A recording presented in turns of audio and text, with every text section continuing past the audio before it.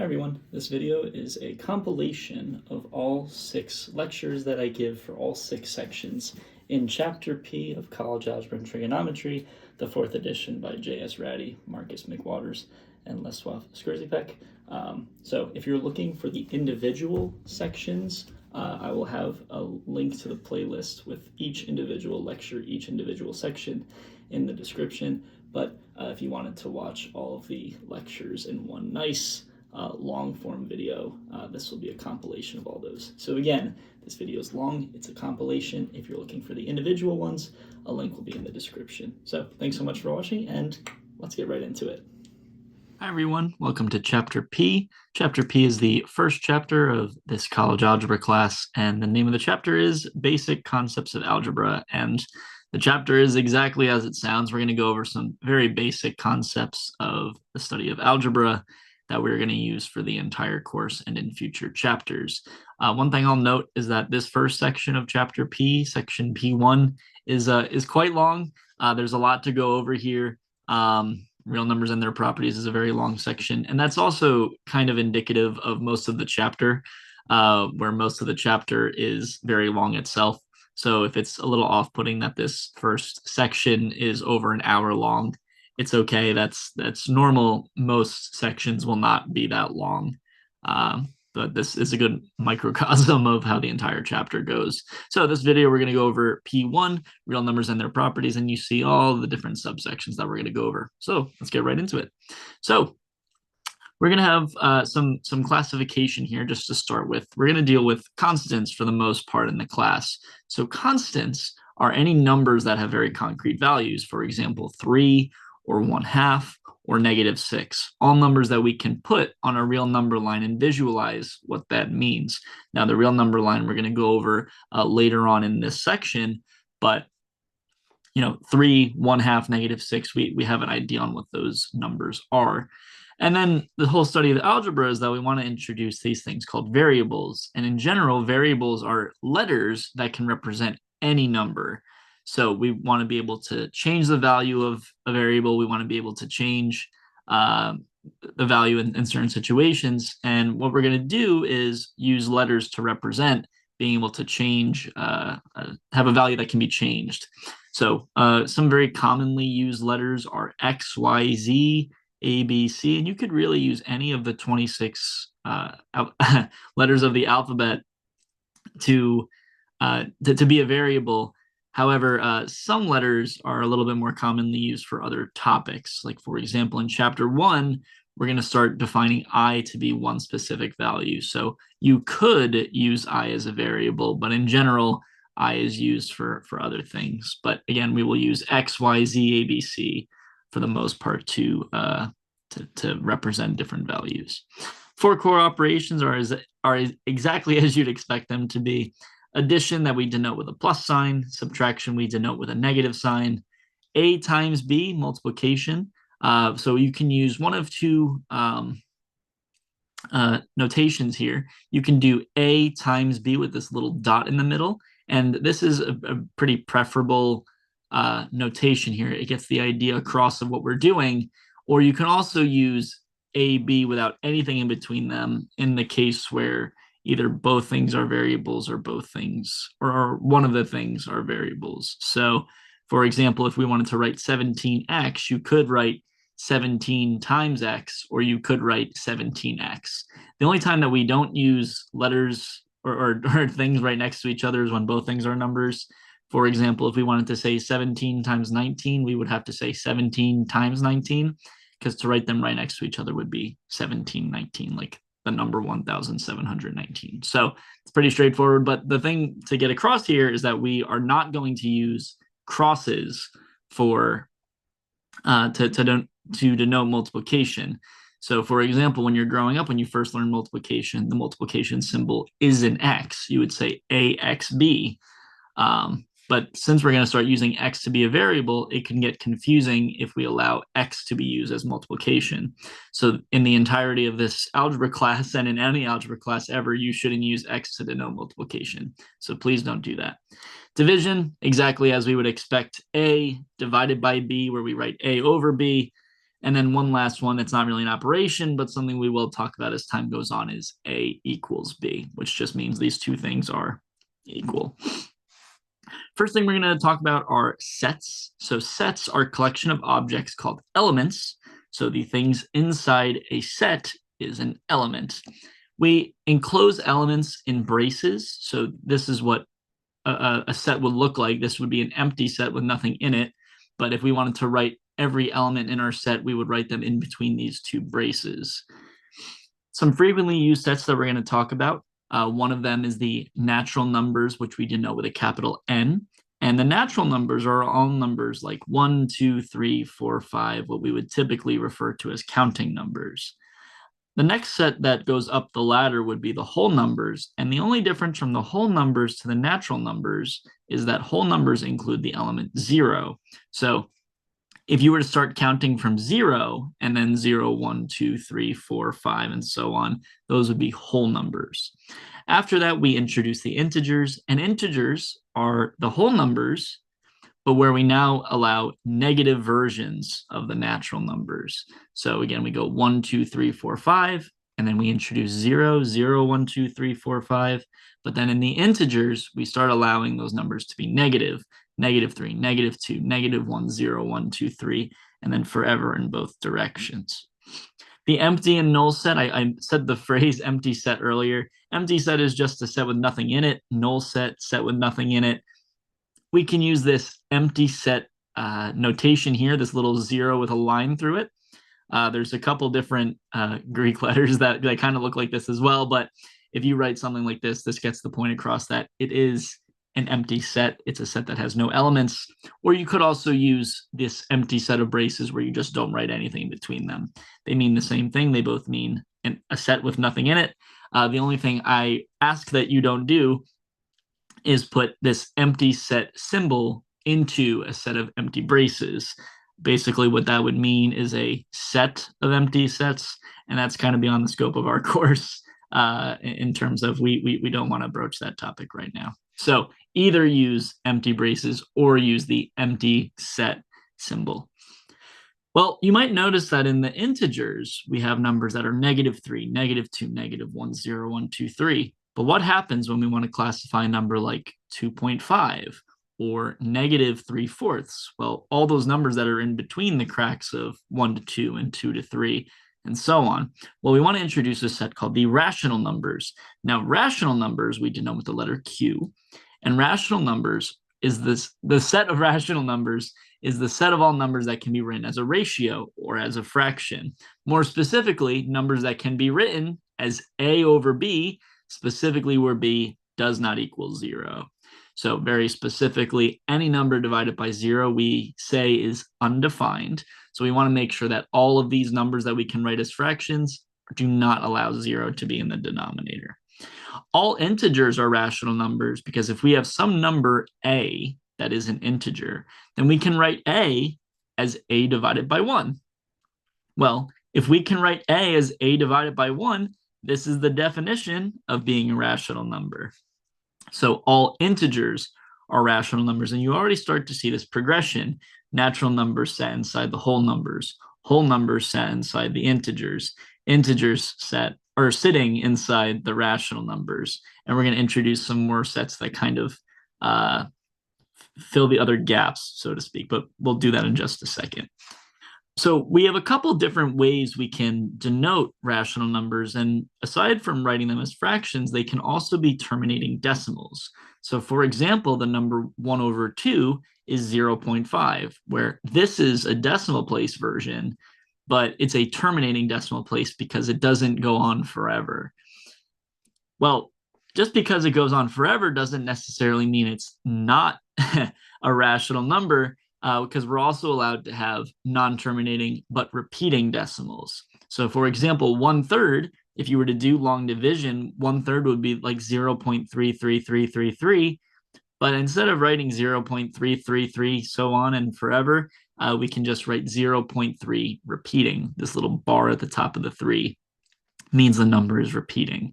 Now, just one thing to note, we like writing 0.3 repeating because 3 is what is repeating. You wouldn't want to write 0.33 repeating because that would be redundant. So this is just supposed to be a nice shorthand way of writing everything you see right here.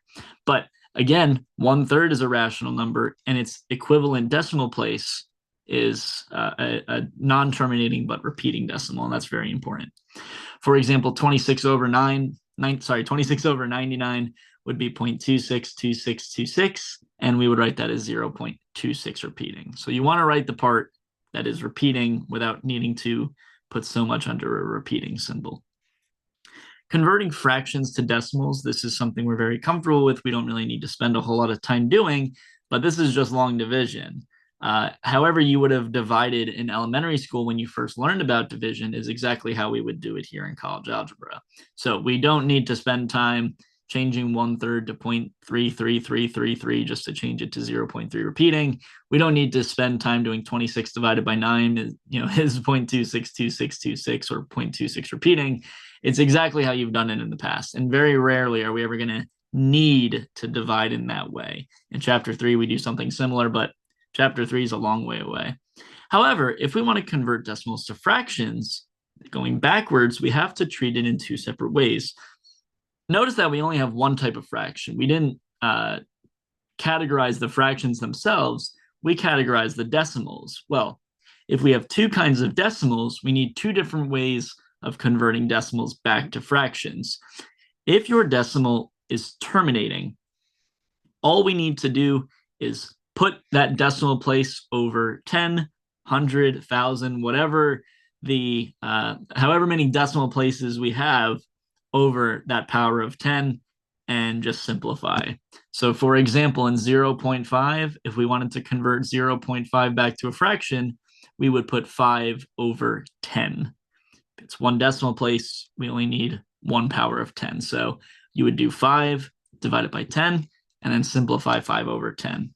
If we had 0.53, well, 0.53 is two decimal places. You would put that over 100, so 53 over 100.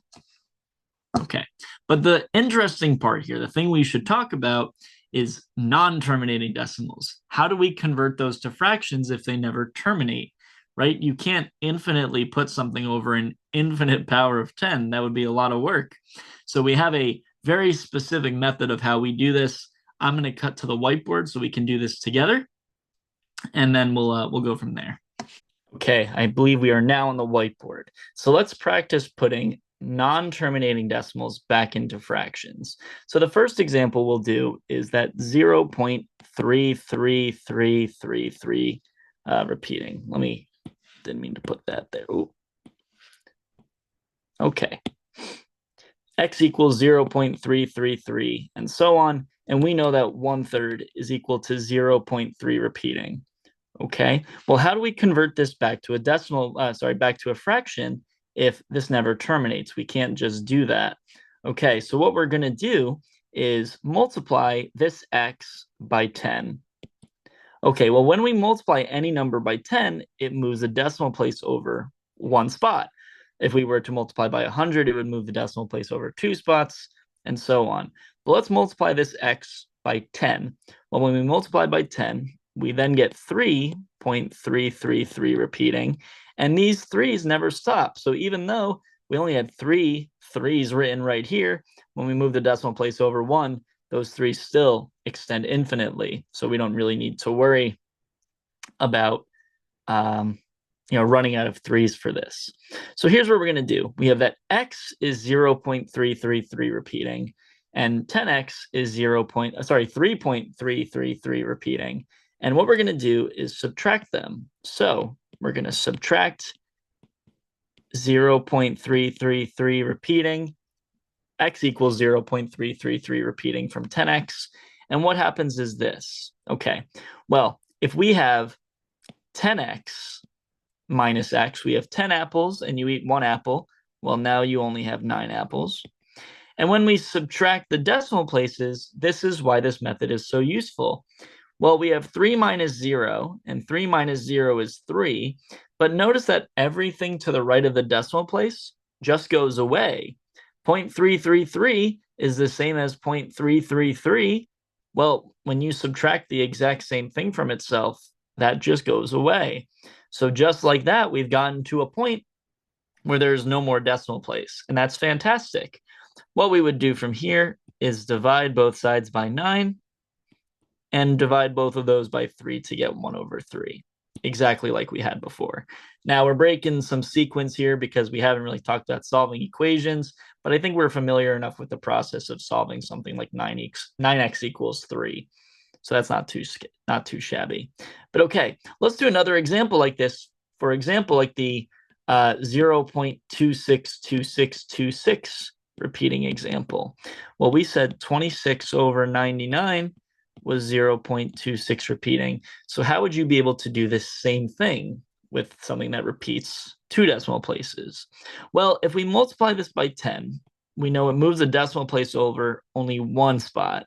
So you would get 2.626262 forever. But notice that when we go to subtract, everything to the right of the decimal place is not the same anymore. When we subtract them, they're not identical. Of course, they share decimal places, and as you go on infinitely, they kind of go away. But as it's written, they don't perfectly go away. So this doesn't really work in this way. So what we're going to have to do is this. Well, instead of multiplying by 10, why don't we instead multiply by 100? So take x and multiply it by 100. Well, if we multiply by 100, we move the decimal place over 2 units. So then we would get 26, right? 1, 2 units. Decimal place is here now. So 26, and then everything to the right of the decimal place, oh, looks very similar. Well, we don't want to do anything else with 10x, right? That was kind of the bad sheep. We don't want to deal with that. But notice that we have 100x equals 26.262626, and we can now subtract 0.262626. All right, well, you see everything to the right of the decimal place is the same again, and that leaves us with 100x minus x, that's 99x, 26 minus 0, that's 26, and we divide both sides by 99, and we finally get back to the original. So that's how we convert non-terminating but patterned decimal places back to fractions. Now I'm going to cut back to the presentation. Okay, and I believe we're back to the presentation. So now we continue. Well, if we have a set of numbers that represents numbers that can be written as fractions, well, what about all the numbers that can't be written as fractions? What if we have a decimal place that is non-terminating but also non-patterned, where you just continuously make up new numbers in every decimal spot? Well, we have a set for that called the irrational numbers. If rational numbers are numbers that can be written as fractions, then irrational numbers are numbers that cannot be written as fractions. For example, two popular ones are pi and square root of 2. So, for example, pi is roughly 3.14, but you can extend pi infinitely, 3.14159, and so on. If you look up, the never-ending digits of pi, you'll find computers that continue to find different decimal places, which is pretty interesting. Square root of 2 is roughly 1.41, I believe, but it doesn't stop at 1.41. So again, irrational numbers would be the set of all non-terminating and non-patterned decimals. And I kind of mentioned it before, rational approximation. We're going to do that quite a bit. So, you could use the pi button on your calculator to be accurate as accurate as possible. But in normal everyday talk, we sometimes just like to say pi is roughly 3.14. So in some cases, we like to just use 3.14 if our ending result wouldn't be off by that much.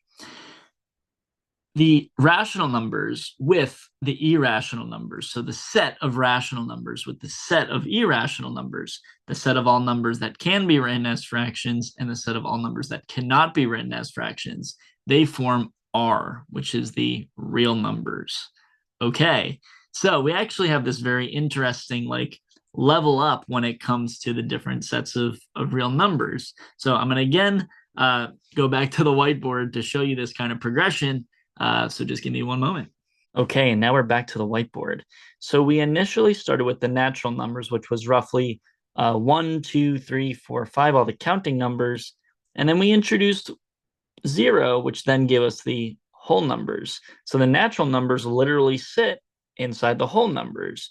If a number is a natural number, then it is also a whole number. They're not exclusive. Okay, well then the next progression was to say that we have the integers and the whole numbers all set in the integers. So if it's a natural number, it's also a whole number.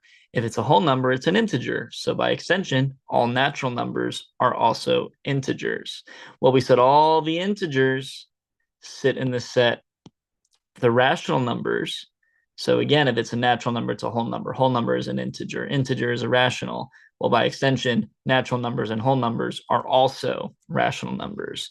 But then that's where that progression stopped. And then we said we have this set on the outside that we'll denote with a capital I just for the purpose of what we're talking about.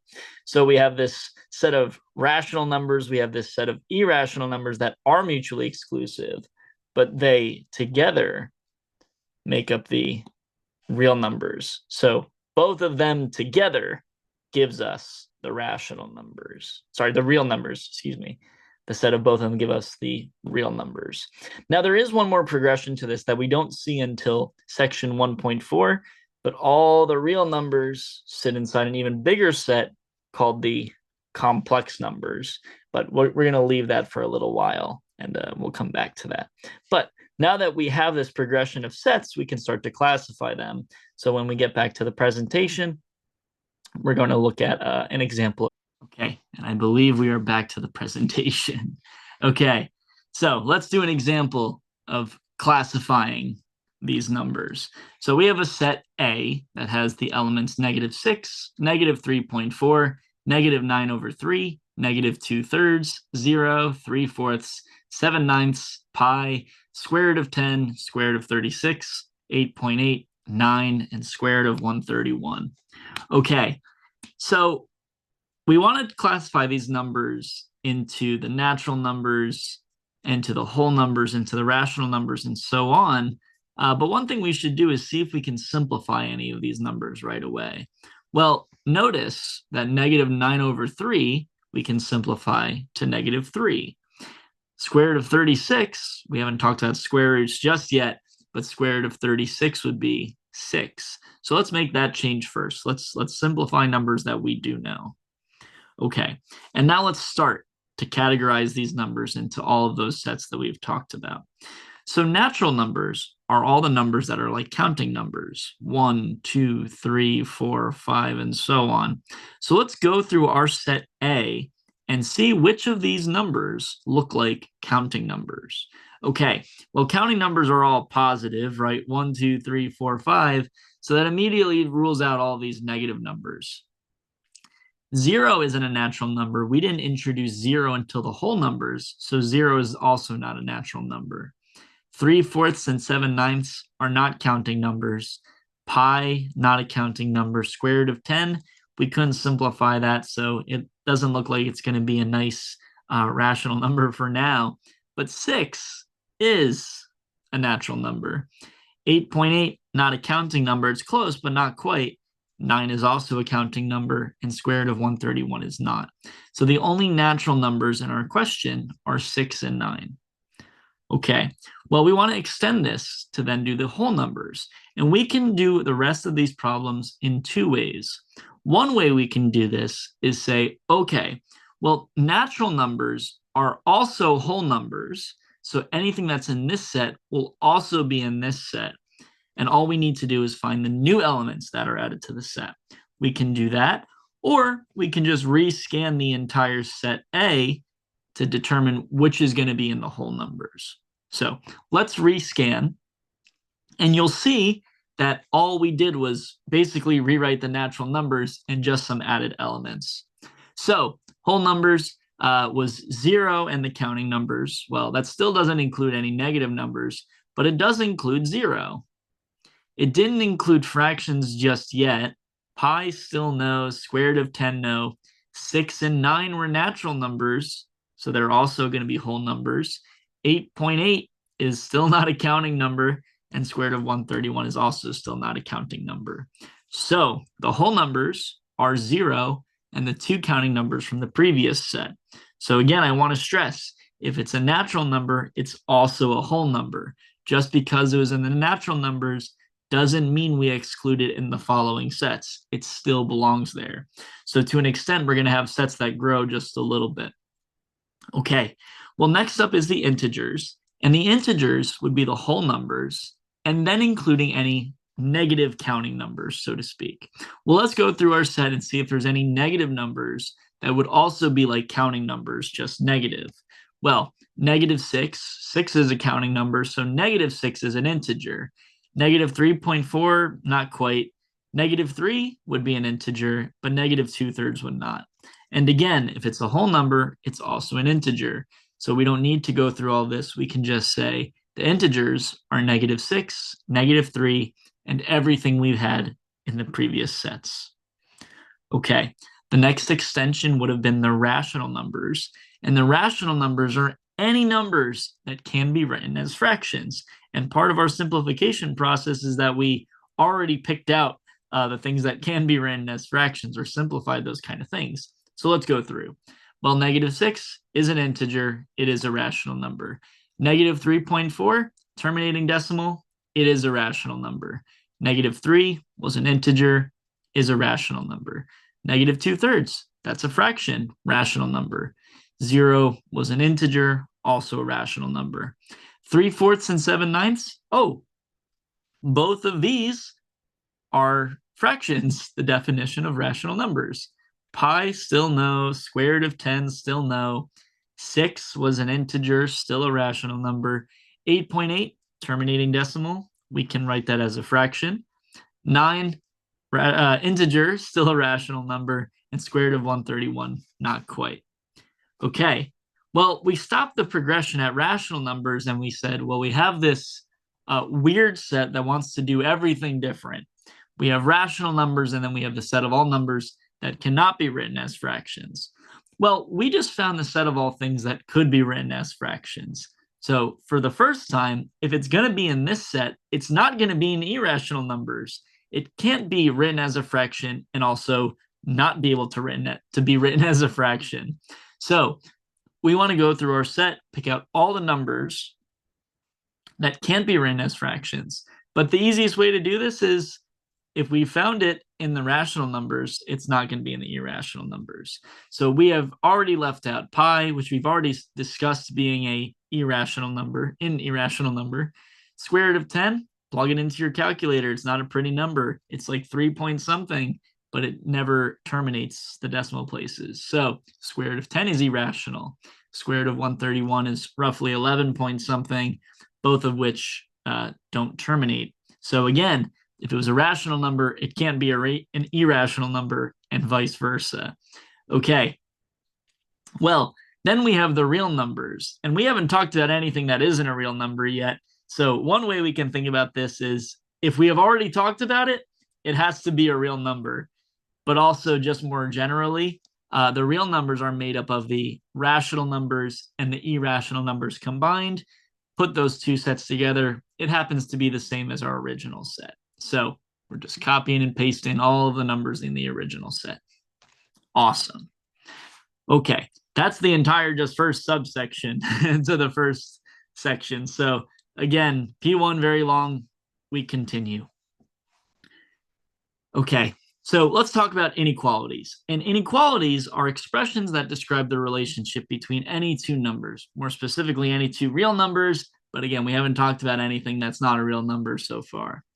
So of our inequalities, we have this notation that says A is less than B, which means that A is literally less than B, right? For example, 2 is less than 3. So we would use this notation to say that this number is smaller than this number, or to the left of this number, right? This inequality points to the left. A is to the left of B. Well, numbers to the left of 0, or numbers that are less than 0, we say are negative.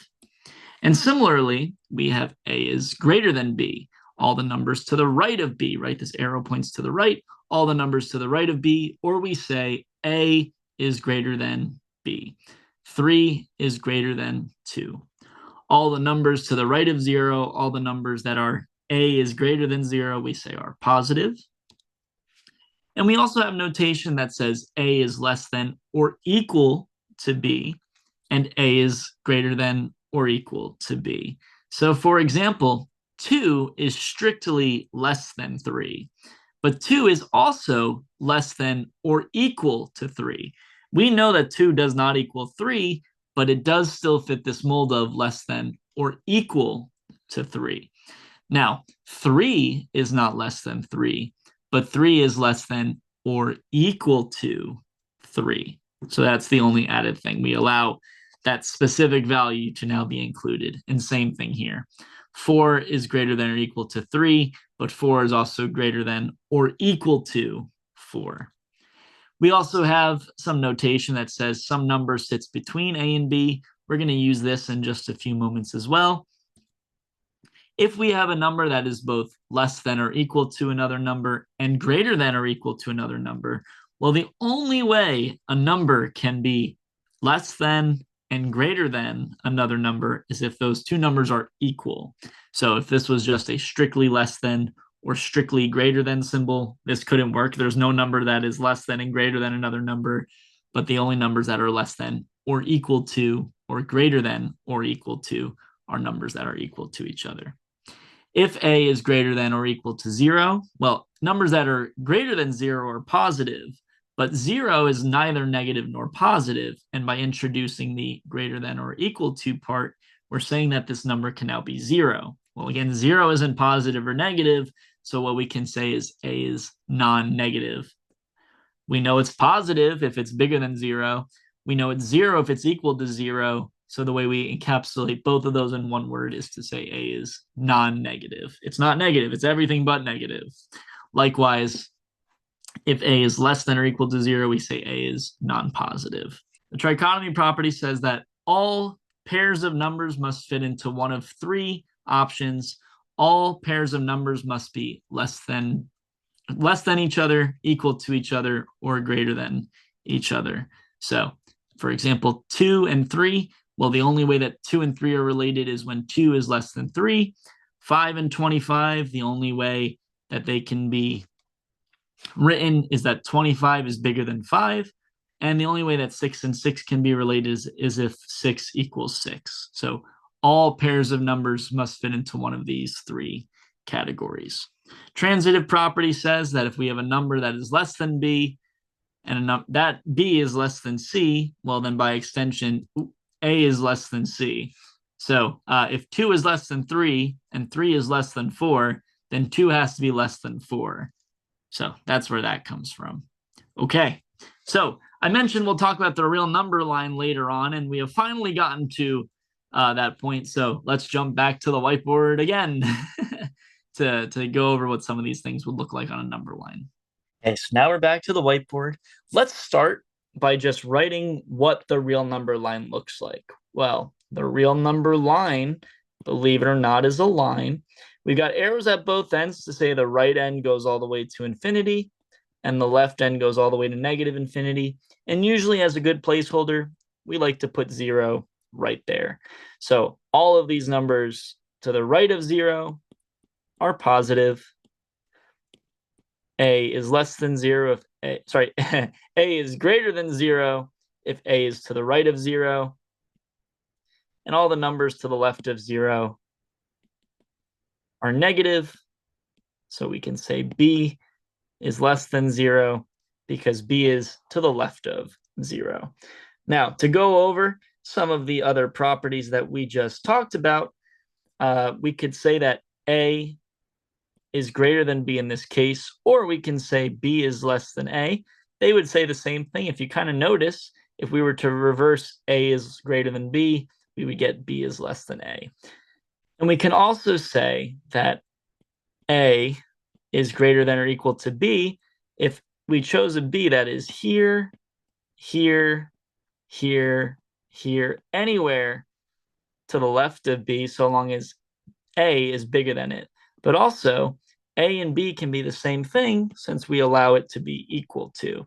And same thing for A is less than or equal to B, just everything to the right. So I'm going to erase this just very quickly just to talk about some of the other ones.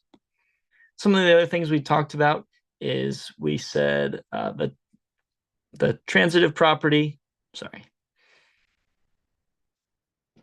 And one more property to talk about, we'll talk about the transitive property. Transitive property said that if A is right here, and B is right here, and C is right here, transitive property said if A is less than B, and B is less than C, if A is to the left of B, which it is, and B is to the left of C, then A has to be less than C. And that makes sense because A is to the left of C. Okay, so those are all the inequality properties, or most of the inequality properties we just talked about, but just gives you an idea how we put these things on a number line. Just to give you another very brief example as to what we might want to do. For example, if we put -3 right here, and we put 4 right here, well, then -3 is less than 4. Or we could put 2 here and say 2 is less than 4. We could put 6 here and say 6 is greater than 4, all stuff like that. Alrighty, so let's cut back to the presentation yet again. Okay, and now we're back to the presentation. I think we only need to go back to the whiteboard one more time in this section. But let's go back to talking about sets now that we've talked about some inequalities. You'll notice that when we were writing sets like we had before, that set A from like -6 to square root of 131, those numbers were quite disjoint. They weren't necessarily rhyme or reason, but what if we wanted to have a set of a lot of numbers? How could we write a lot of numbers in a very shorthanded way? So let's build our way up to that. First way we can write sets is the roster method. So the roster method just says lists everything in the set. So for example, we have the set 1, 2, 3, 4, 5. That makes sense. We wrote all the numbers in the set, but we could also, just looking at another example, imagine if we wrote everybody's name in the class in a set. Well, that's why we call it a roster, right? But also, you can already imagine that it would be very tedious to write everyone in the class's name. For classes that are very large, this could take a lot of time. Well, set builder notation, what we can do is introduce this shorter way of kind of generating everything in the set. So maybe rewriting 1, 2, 3, 4, 5 over and over again isn't so bad. But the second that it's like 1 through 100, well, it would take a lot of time for us to write 1, 2, 3, 4, 5, 6, 7, 8, 9, 10, all the way up to 100, right? I can't even say it. Like it would take a long time for me to even just say it, let alone write it. So set builder notation would be something that looks like this. What this says is the set of x such that x is between 1 and 5, and x is a natural number, and then end set. So all the numbers between 1 and 5 such that all of those numbers are natural numbers. Well, imagine this set was from 1 to 100. What we could say is 1 is less than or equal to x, less than or equal to 100. And that would take significantly less time than writing 1 to 100 over and over and over again. If we were to extend the idea into what this class is, what you could say is a student such that the student is in Max-ematics class. Okay, so let's write the set 2, 3, 4, 5, 6, 7, 8, 9 in set builder notation. Well, let's use this as a guide. What we would write is x such that 2 is less than or equal to x, less than or equal to 9, and that x is a natural number. So yes, there's a lot more numbers that are included between 2 and 9, like for example, 2.5 or 7.33. Those numbers are also in between 2 and 9, but we're adding the restriction that x is a natural number. Okay, let's write the set -3, -1, 1, 3, 5, 7 in set builder notation. Well, we got to be a little careful here because we notice that all of these numbers are in between -3 and 7, but they're not all of the numbers in between -3 and 7. Well, here we had all natural numbers, but now we have negative numbers. So all of these numbers are going to be integers. That's number one. But also notice that all of these numbers are odd numbers. You don't see 2, 4, 6, -2, 0. So what we could write is x such that x is between -3 and 7, and x is odd, and x is an integer. So that's one way of writing. That's another way of writing set builder notation. We just add restrictions as we need. If we wanted to write 17, 18, 19, and so on in set builder notation, we could use another inequality that says x such that x is greater than or equal to 7, and x is a natural number. Sorry, 17. 7, not 7, 17. We can write x such that x is greater than or equal to 17, and x is a natural number. You could also technically say that x is an integer because all of these numbers are also integers, but I think it's easier that we just stick to the sets that we know. Okay. Well, now that we know some sets, we can extend this into what we call unions and intersections. Well, the union of any set is written as A union B with this little cup, this kind of U symbol here, right? U for union, that makes a lot of sense. And what A union B says, it's the set that everything sets A and B have together. So you take A, you take B, and you put them together. Okay, well, then we have intersection. So A intersection B, denoted with this, upside down cup, upside down U. This would be everything that sets A and B have in common. So that's actually kind of interesting. This isn't what they have together. It's strictly what they share. Okay. In general, when we're writing unions, intersections, or even just sets in general, we don't like repeating numbers. If we can avoid repeating numbers that are not distinct from each other, that would be ideal.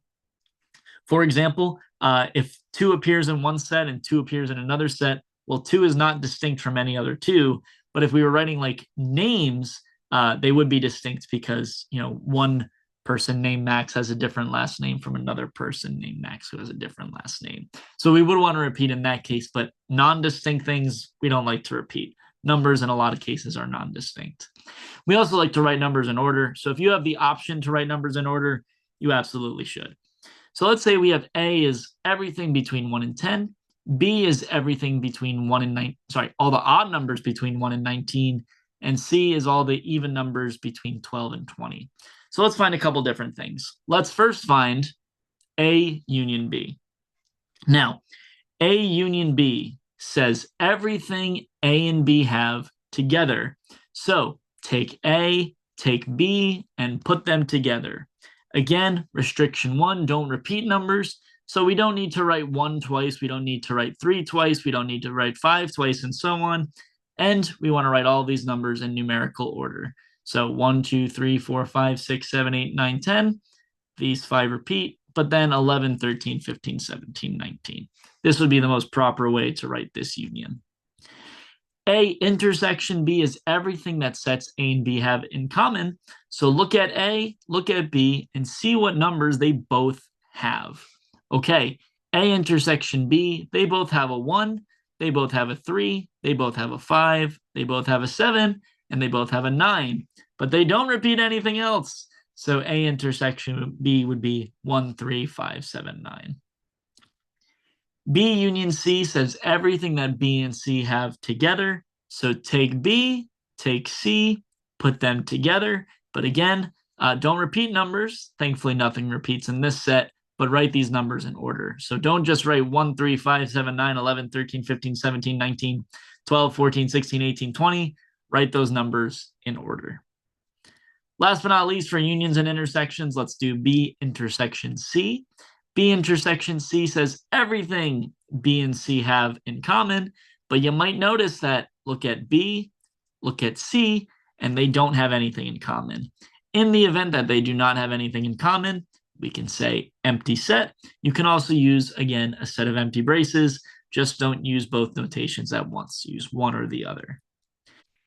And now we want to introduce intervals. So what you might notice that we did in set builder notation is that we had a set like 1, 2, 3, 4, 5, 6, 7, 8, 9, 10, And then we would want to write everything, or our x, such that x is between 1 and 10, and x is a natural number.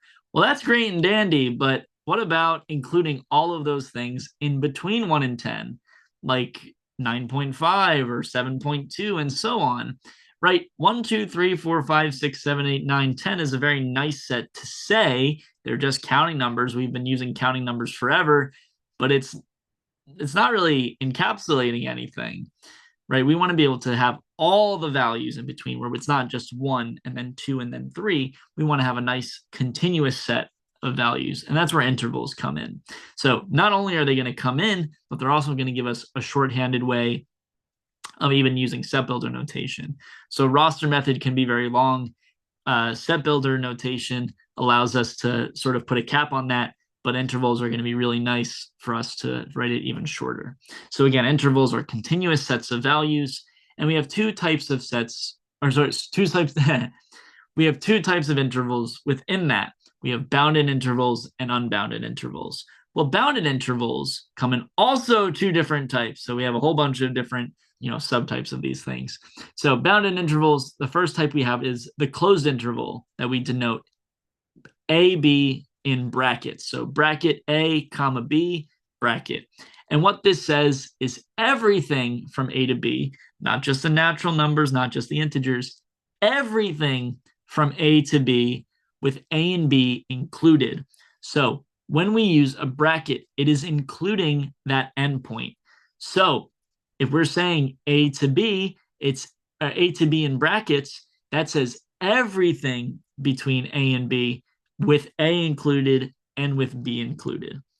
Then we also introduce the open interval, which would be a to b in parentheses. So parentheses a, comma b, parentheses. This says everything from a to b, but not including a and b. So when we use brackets, we do include those endpoints, but when we use parentheses, we don't include those endpoints. So for example, if we had the set 2 to 3 in brackets, that says everything from 2 to 3, including 2 and including 3. But if we have the set 2 to 3 in parentheses, that says everything between 2 and 3 except 2 and 3. So that might include 2.000000001, but not 2. It might include 2.999999999, but not 3. Well, instead of writing 2.000000000 infinitely, 1 in brackets, it's a lot easier to just write 2 in parentheses. Instead of writing 2.999999999 infinitely in brackets, it's easier to just write 3 in parentheses. We also have sets that are neither open nor closed. This happens plenty of times. All it is that one side is open and one side is closed. Nothing wrong with that. It's just that we don't classify it as open or closed. One side's open, one side is closed. In this one side is closed, one side is open. So instead of giving it a name, we just say it's neither, but we're going to be more interested in actually doing things with these intervals instead of naming them. So what this one would say is everything from a to b, a not included, but b included. This would say everything from a to b with a included and b not included. Well, those are all bounded intervals. Then we also have unbounded intervals. Unbounded intervals, as they sound, are any intervals where one bound is infinity or negative infinity. And I'll say bound in quotation marks, because technically we can't bound infinity or negative infinity. So for example, this would be like 2 to infinity or negative infinity to 6. This says everything bigger than 2, 2 not included. This says everything less than 6 with 6 included. The real numbers, for example, would be negative infinity to infinity, everything to the left of 0 and everything to the right of 0 and 0 included. So that's how you would write this interval. And infinity in general, we're going to talk more as your time goes on in math. You'll talk more about it in pre-calc. You'll talk more about it in Calc 1. Calc 1 is where you really, really start to talk about these things. But infinity in general represents a set of increasing values. It's not a value itself. It's representing this value can increase forever. So, for that reason, infinity only uses parentheses. You'll notice that we never put brackets on infinity because we can't include infinity. So if you're using infinity or negative infinity, always use parentheses for that bound, for that endpoint. Okay, well, we can draw intervals on a number line now that we don't have just 1 and 2 and 3. So let's practice writing some of these things on a number line. And I believe this is the last time we need to go to the whiteboard. So let's do it. Okay, so now we're back to the whiteboard, hopefully for the last time. I'm pretty sure it's the last time. But let's say we have our number line, 0 as a placeholder, forever in both directions. And let's start by writing the interval -3 to 4. Well, -3 to 4 would be, let's put -3, let's put 4, and -3 to 4 says everything in between -3 and 4. But we need to add one more restriction, and it's the fact that on the open interval -3 to 4, parentheses mean that we're not allowed to be equal to -3, and we're not allowed to be equal to 4. We can be like 3.9999999, but not 4. Well, how we do that is we represent that with an open circle. So we would say open circle -3, everything in between -3 and 4, and open circle for 4. So technically we shouldn't have, oh, I was afraid it was going to do that. So technically we don't want to, have that little inside, go into the open circle. So this would be a little bit more accurate as to what an open interval would look like. Okay, well, let's continue. Let's do some more examples. Okay, the next example is 2 to 6, the closed interval. So same thing, let's take 2, let's take 6, and we want everything in between positive 2 and 6. But now we need to take into account that we have brackets. And again, the brackets say that we do include those values. So if we have brackets that do include, we like to use closed circles for this. So again, open was using, parentheses was using open circles, and brackets now use closed circles. And this says everything between 2 and 6 with 2 and 6 included. So parentheses use open circles, and brackets use closed circles.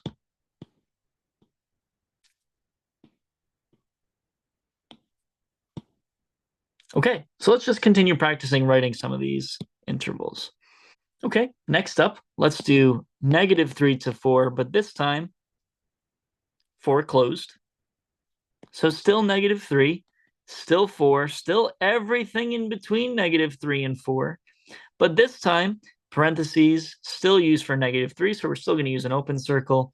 But this time we have a bracket at 4, so we're going to use a closed circle at 4. Okay, not so shabby. I think this makes a lot of sense.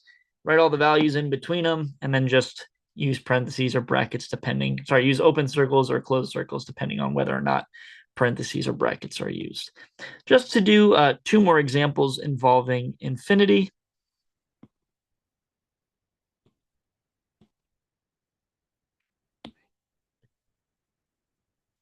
Let's say we want to do 2 to infinity. Well, 2 to infinity would be 2.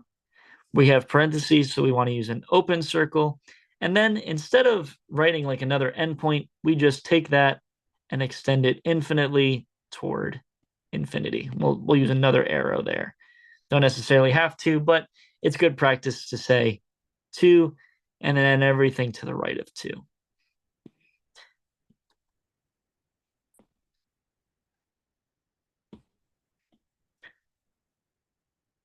Similarly, if we wanted to do negative infinity up to -7, well, let's put -7 here. -7 is using brackets, and then everything in that direction. We'll do one more example, actually. Let's say we have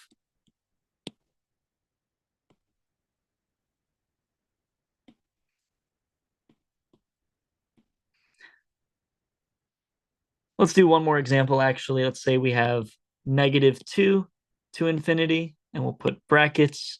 All right, well, -2, close circle, and everything to the right. There we go. Just to give you some ideas on how infinity would work. Alrighty, so let's go back to the presentation, hopefully for the rest of the time.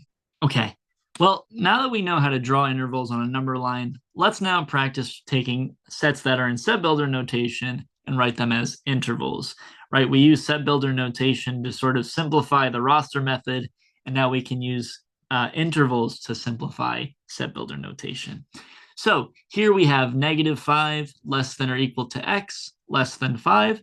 This says everything between -5 and 5, with -5 included by virtue of the less than or equal to. So we are able to be equal to -5, and that's the same as using brackets. So we're going to use brackets for -5, comma, parentheses for 5.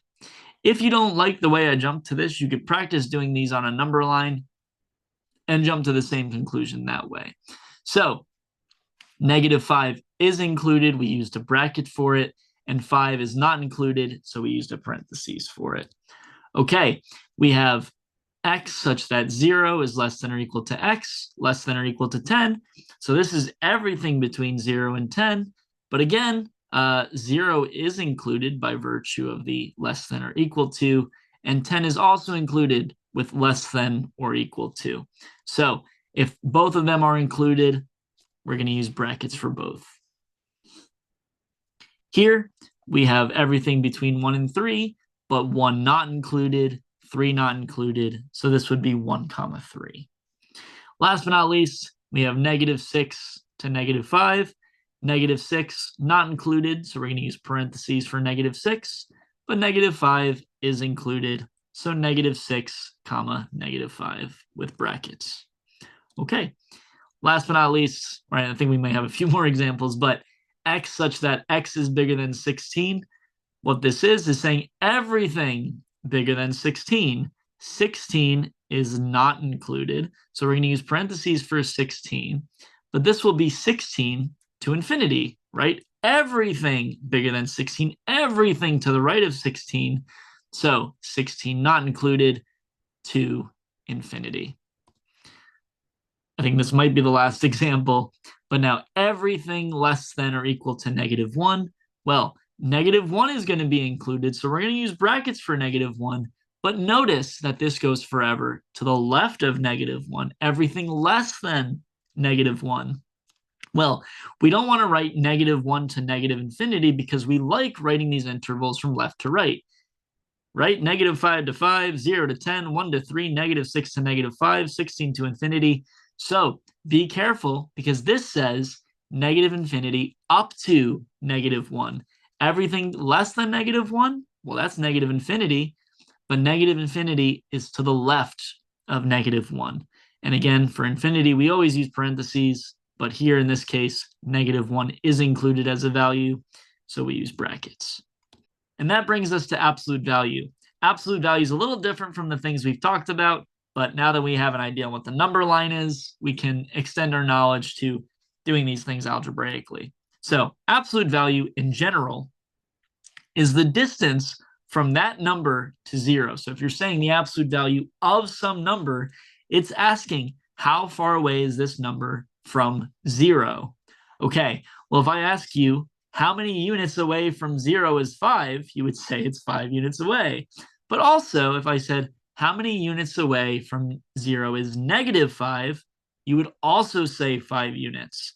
Okay, well, 5 is 5 units away from 0. -5 is 5 units away from 0. So in a sense, absolute value is always going to be positive. Okay, well, the notation we're going to use for absolute value is this A and these like long vertical lines. This says absolute value of A.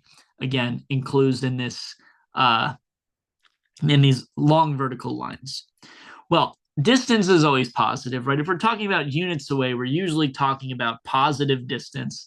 So absolute value of A, kind of like we were just talking about, is always positive. However, don't be fooled because there are ways we can make absolute value negative. If we tack a negative sign on the outside, well, this says take the absolute value of some number and then make it negative.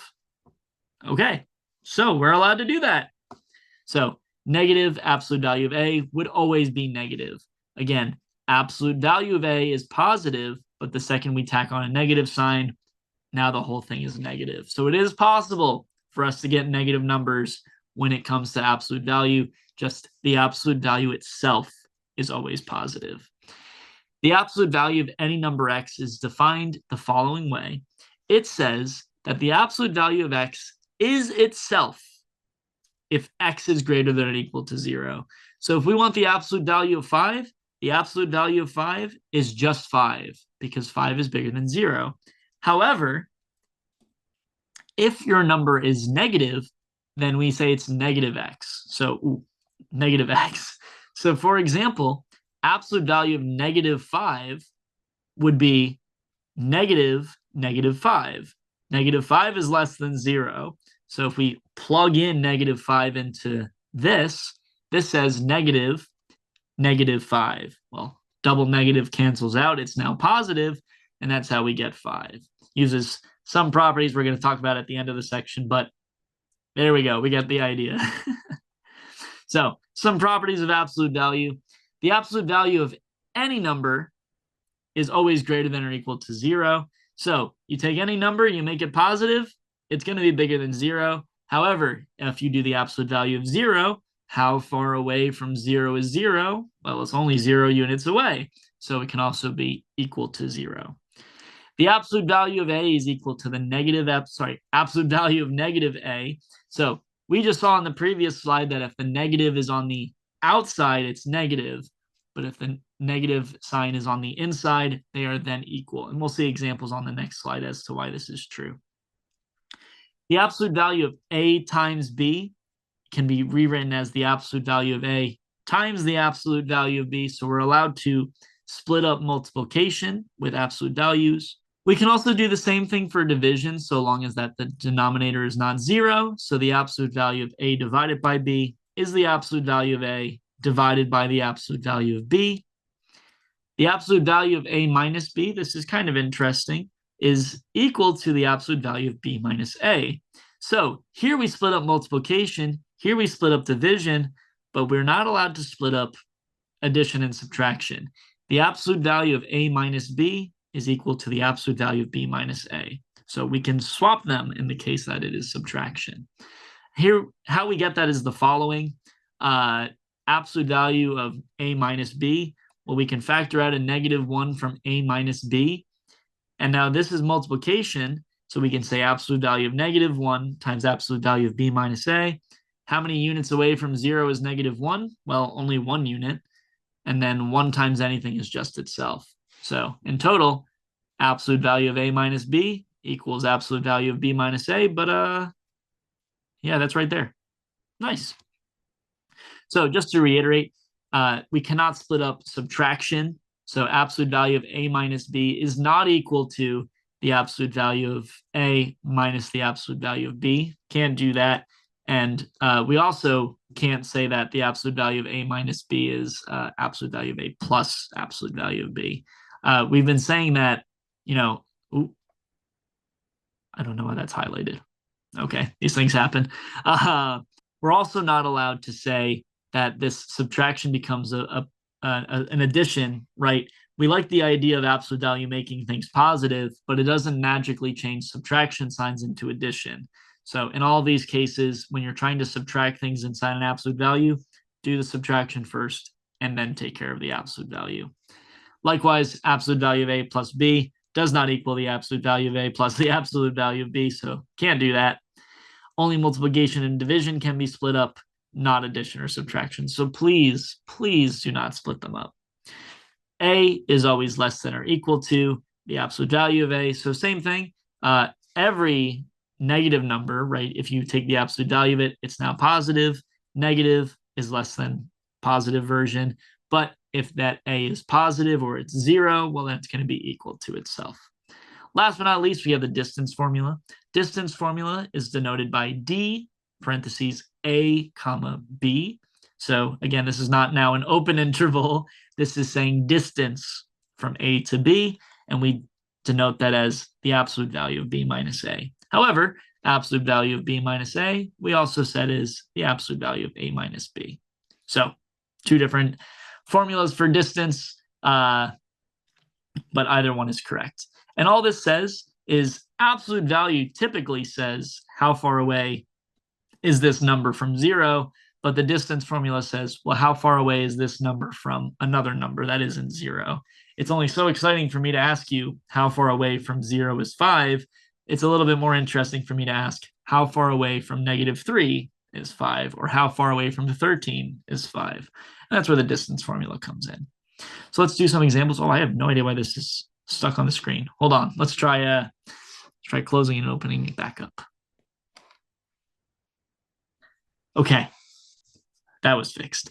Alrighty, so absolute value of 25, just doing some examples. How far away from 0 is 25? Well, 25 units. And how far away from 0 is -25? Well, that's also 25 units. So there's a little bit of proof as to why the absolute value of A is equal to the absolute value of -A. Absolute value of 2 plus 5. Do not split this up. We said on the previous slide we can't split up addition and subtraction. However, what we can do is simplify the inside first. 2 plus 5 is 7, so the absolute value of 7 is 7. Okay? Absolute value of 2 minus 5. Again, do not split up subtraction. We can only split up multiplication and division. So absolute value of 2 minus 5 says take care of 2 minus 5 first. 2 minus 5 is -3. Absolute value of -3 is 3. Reminder, do not split them up. Absolute value of 4 minus 6. Well, 4 minus 6 is -2. Absolute value of -2 is 2. And let's do the same thing, but do absolute value of 6 minus 4 instead, just reversing those two numbers. Well, 6 minus 4 is 2, and the absolute value of 2 is 2. So there's proof. Absolute value of B minus A is the same as the absolute value of A minus B. Absolute value of -7 times 7. Well, -7 times 7 is -49, and the absolute value of -49 is 49.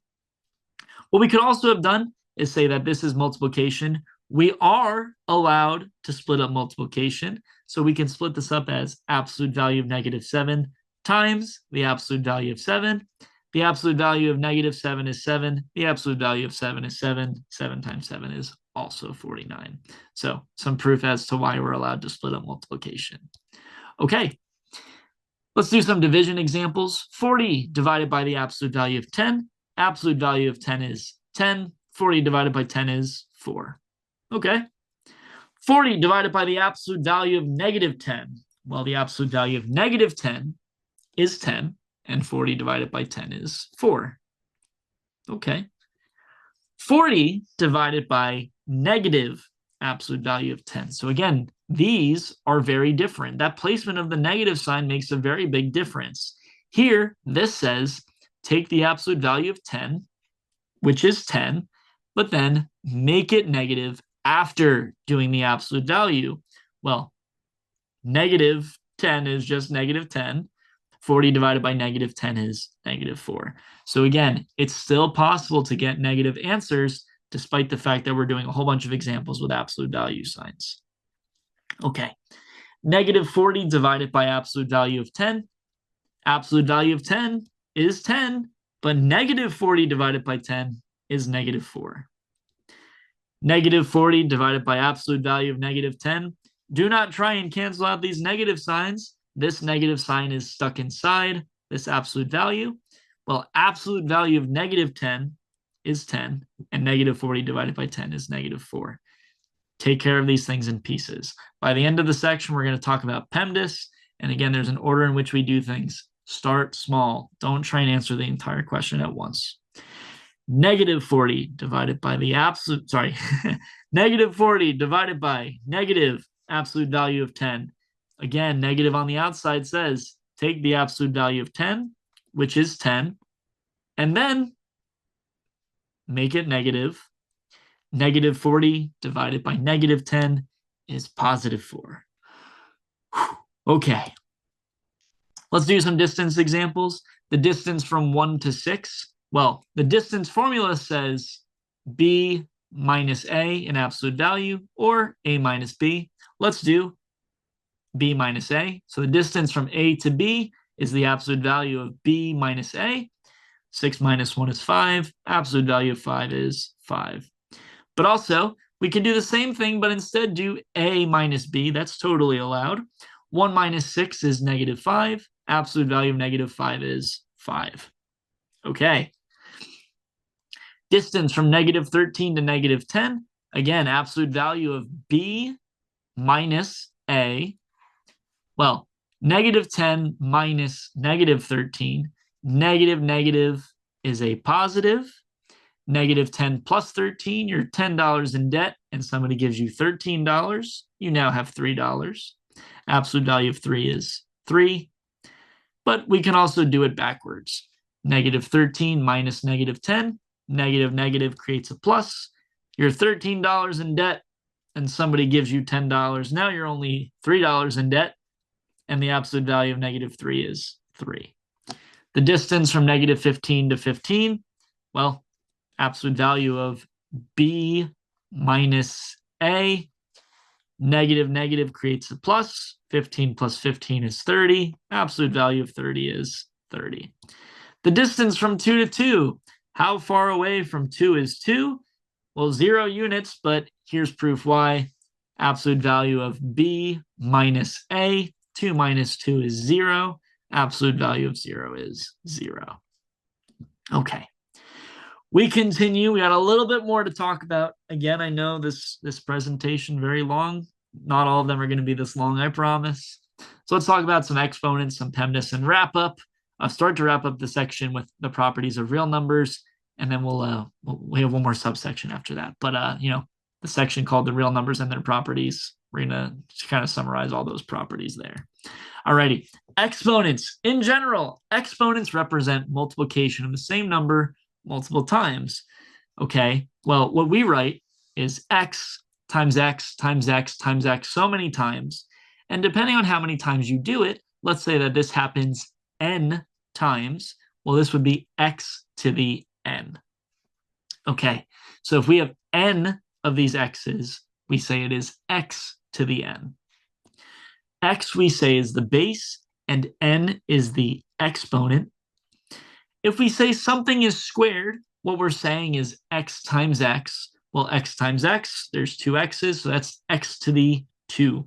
And again, we like to say x squared as opposed to x to the second power. You're not wrong for saying x to the second power, but x squared rolls off a little bit better. Likewise, for cubed, this would be x times x times x, which is x to the third.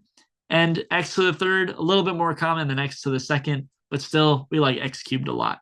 However, after cubed, we just say to the fourth. Well, to the fourth would be x times x times x times x, x to the literal fourth power, and so on. Everything after x cubed is to just whatever power we say it is. X to the 1, any number raised to the 1 power is itself, so x to the 1 is just x. X to the 0, a little complicated. We'll prove it in the next section, but x to the 0 is 1. Unless x equals 0, 0 to the 0 is indeterminate. That's a Calc 1 question for a long time from now. So just for now, we could take it for granted that x to the 0 is 1. Any number raised to the 0 power is 1. Negative x to the n is not the same as negative x to the n. So what you're going to see a lot in this class is that the usage of parentheses is very important. The placement of parentheses is very, very important. So here, when we have negative x in parentheses raised to the n power, this says take negative x and raise it to the n power. But this says take x, raise it to the n power, and then make it negative. So again, placement of parentheses changes entirely what the thing is asking. So negative x to the n, again, is negative x times negative x times negative x so many times. But we can also do this as negative 1 to the n times x to the n. Notice this is like negative 1 to the x times negative 1 to the, negative 1x times negative 1x times negative 1x. So we have n negative 1s multiplied together and n x's together. And we're going to use this property kind of, sort of, but we'll have a nice way of like simplifying how we think about it. Okay, but negative x to the n says take x to the n, do x to the n, and then make it negative. So please, those are very, very different. Do not screw them up. A times b times c divided by x times y times z all raised to the n would be all of these things given an n distributing n, right? We haven't really talked about distribution yet, but we know what that means. So a to the n times b to the n times c to the n divided by x to the n times y to the n times z to the n. However, this is true for multiplication and division. This is not true for addition and subtraction. So if you have things that are added or subtracted inside where we would typically distribute our exponent, we're not allowed to do that. We are allowed to distribute exponents when everything is either multiplied or divided together. We are not allowed to do this when things are added or subtracted. So please be very careful. It's a very common error. You'll probably find yourself making it at least once. So before we actually do some examples, let's just do some very quick setup. Negative 1 to the 1, any number raised to the 1 power, is itself. Negative 1 squared says negative 1 times negative 1, and we know that negative times a negative is a positive. So negative 1 times negative 1 is positive 1. Well, negative 1 cubed would be negative 1 times negative 1 times negative 1. And we know that negative 1 times negative 1, if we group those two together, well, that's just 1, right? Negative 1 times negative 1, we just saw in the previous part that that's equal to 1. So first part is equal to 1, and then 1 times negative 1, any number times 1 is itself. Last but not least, negative 1 to the 4th would be negative 1 times negative 1 times negative 1 times negative 1. Let's group pairs together, and we know each of those pairs, this equals 1 from negative 1 squared. This equals 1 from 1 squared. 1 times 1 is 1. So what you actually start to see is that numbers raised to odd powers, right? This is to the power of 1. This is to the power of 3. And our final answer in each of these lines was negative 1 and negative 1. So negative numbers raised to odd powers are negative. But negative numbers raised to even powers, right? Negative 1 squared gave us positive 1. Negative 1 to the 4th gave us positive 1. So negative numbers raised to odd powers are negative. Negative numbers raised to even powers are positive. Okay, very important. So let's do a whole bunch of examples. 2 to the 7th. 2 to the 7th says 2 times 2 times 2 times 2 times 2 times 2 times 2, 7 times. So 2 times 2 times 2 times 2. I'm already going to forget how many times I said 2. But this, we can plug it into our calculator. 2 times 2 is 4. 4 times 2 is 8. 8 times 2 is 16. 16 times 2 is 32. 32 times 2 is 64. 64 times 2 is 128. But negative 2 to the 7th is negative 2 times negative 2 times negative 2 times negative 2. And you can put all this into your calculator, but let's think about this. This is a negative number raised to an odd power. And we just said on the previous slide that negative numbers raised to odd powers are, in the end, negative. Well, we know what 2 times 2 times 2 times 2 times 2 times 2 times 2 is. I think I said that enough times. That's 128, but since we're taking a negative number, raising it to an odd power, it'll be negative 128. You can also look at it as negative 2 to the 7th is negative 1 to the 7th times 2 to the 7th. So negative 1 to the 7th would be like negative 1. 2 to the 7th is 128, negative 128. But negative 2 to the 7th, no parentheses. This says only raise 2 to the 7th power. This says raise negative 2 to the 7th power. This says just do 2 to the 7th power first. Well, 2 to the 7th power is 128, and the negative sign on the outside, make it negative. Again, placement of negative signs, usage of parentheses is very, very, very important. 2 to the 8th says 2 times 2 times 2 times 2 times 2 times 2 times 2 times 2. Well, 2 to the 7th was 128, so 128 times 2 is 256. Negative 2 to the 8 says negative 2 multiplied by itself 8 times. Well, negative number raised to an even power is positive, right? Negative number raised to an odd power is negative.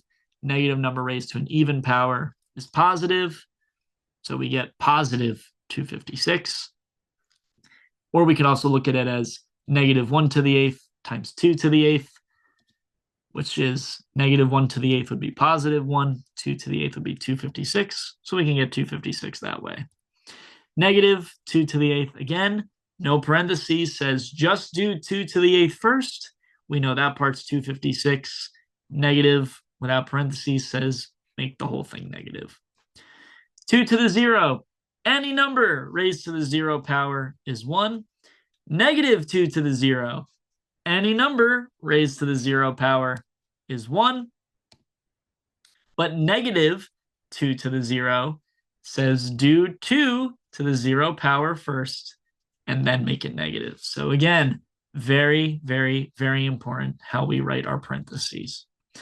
Just to do some more examples, 2 over 7 to the 5th.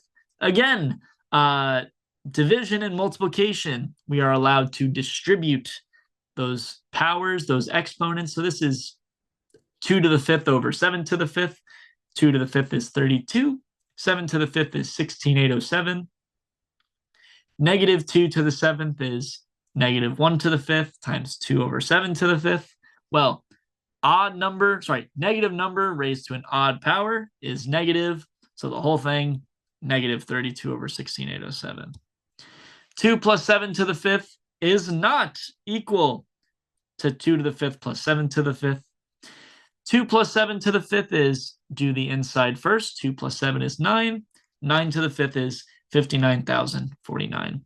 So please, I am begging you, do not distribute exponents across addition or subtraction, only across multiplication and division. Order of operation, PEMDAS, you've talked about this in the past. Please excuse my dear Aunt Sally. I learned it as purple elephants march down Apple Street, and I didn't realize until college that nobody actually said that, but these things happen. PEMDAS just tells us the order in which we evaluate expressions.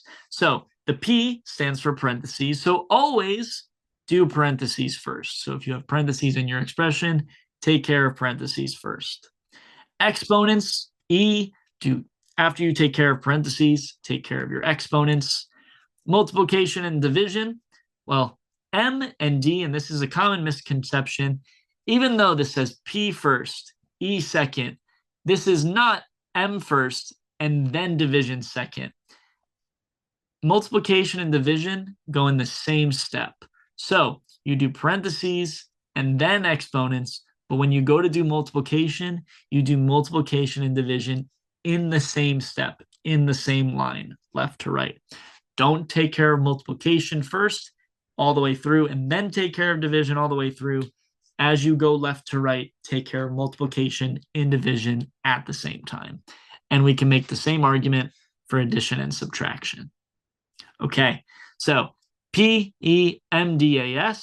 One more thing that I'll throw in there is that if you have a fraction, treat the parts of a fraction separately. You'll find a way to accidentally mix it up if you are not careful. So do the numerator first, do the denominator first, and go from there. We're very comfortable with PEMDAS, but let's do a really ugly looking example together. So we have a bunch of parentheses. We got a bunch of division. Let's do this together. So PEMDAS says do parentheses first. So we're going to take care of our expressions in parentheses.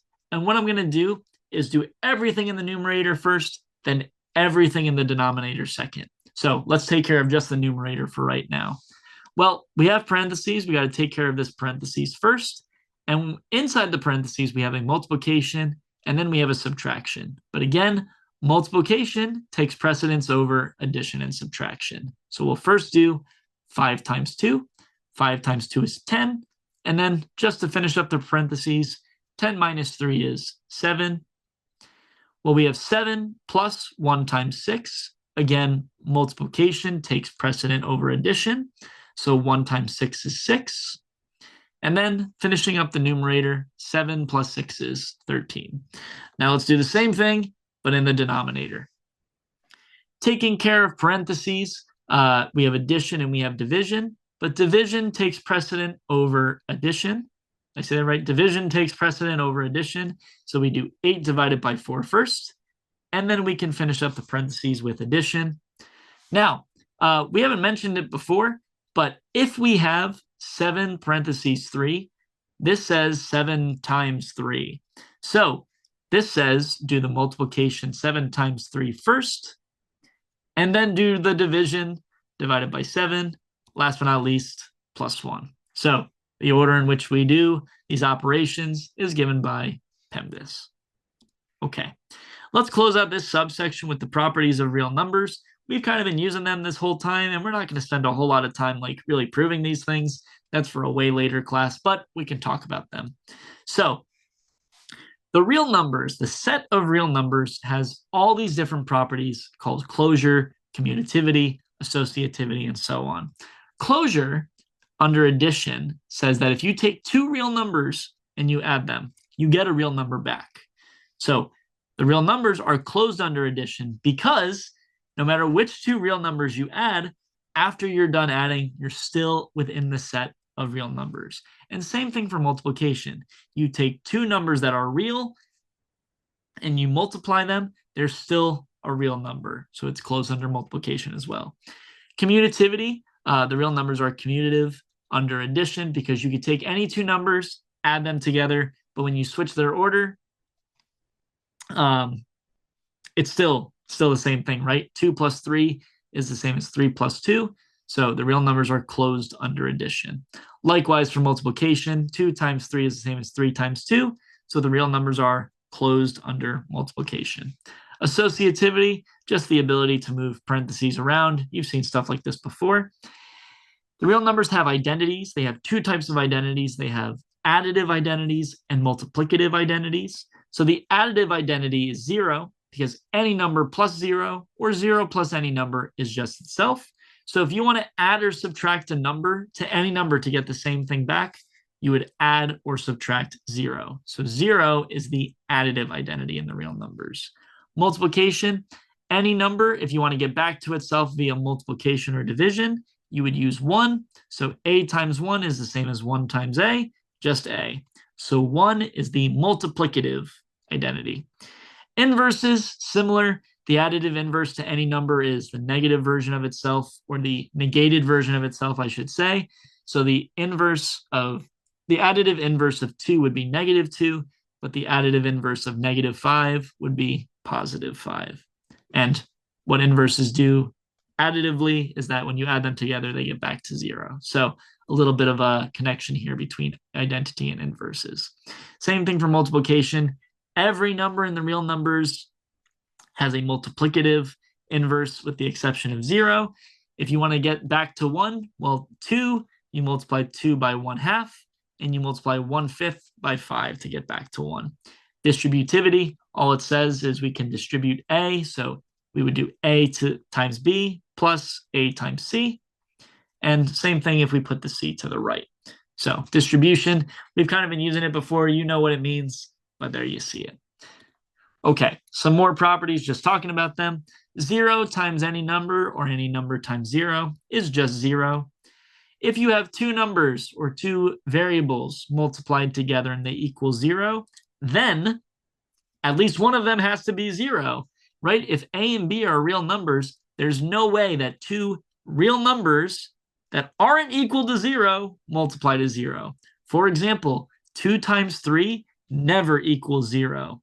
Negative 5 times 6 never equals 0. The only way that 2 numbers or 2 or more numbers can multiply to 0 is if at least one of them is 0, because either A is 0, 0 times B is 0, or B is 0, A times 0 is 0. A minus B, subtraction is technically just addition of negative numbers.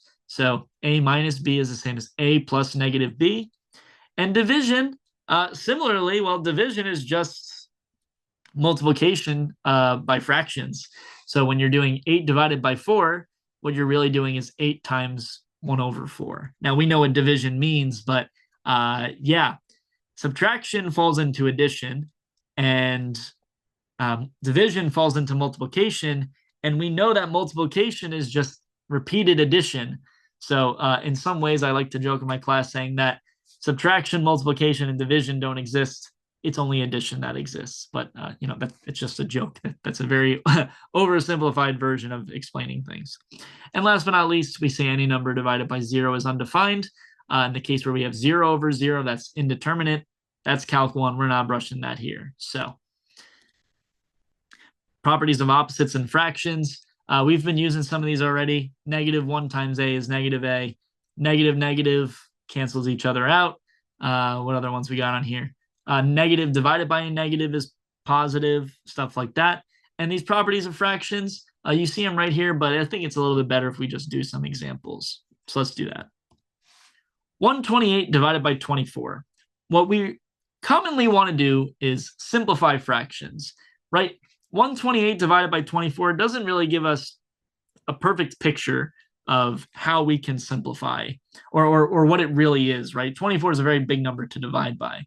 However, what we can do is multiply or divide both numbers by something so that it's a simpler version, right? Not as many numbers, not as big.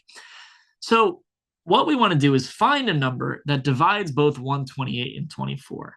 Well, if you don't right away see a number that divides both, just go for small numbers. For example, 128 and 24, they're both even numbers. So let's divide both by 2. Well, 128 is 2 times 64. 24 is 2 times 12. So what we're saying we can do is that since we were able to rewrite both as a multiple of 2, we can now cancel out those 2's. Okay, so maybe you don't see what 64 and 12 are both divisible by. Well, we can divide both of them by 2 again. And 32 divided by 6, same thing, we can do it one more time. So we just get 16 over 3. But doing it by 2 isn't necessarily the only way to go about doing this. If you see right away that both of them are divisible by 8, go for it. The bigger you can divide by, the better, the less steps it's going to take. So if all else fails, go for 2's, 3's, and so on.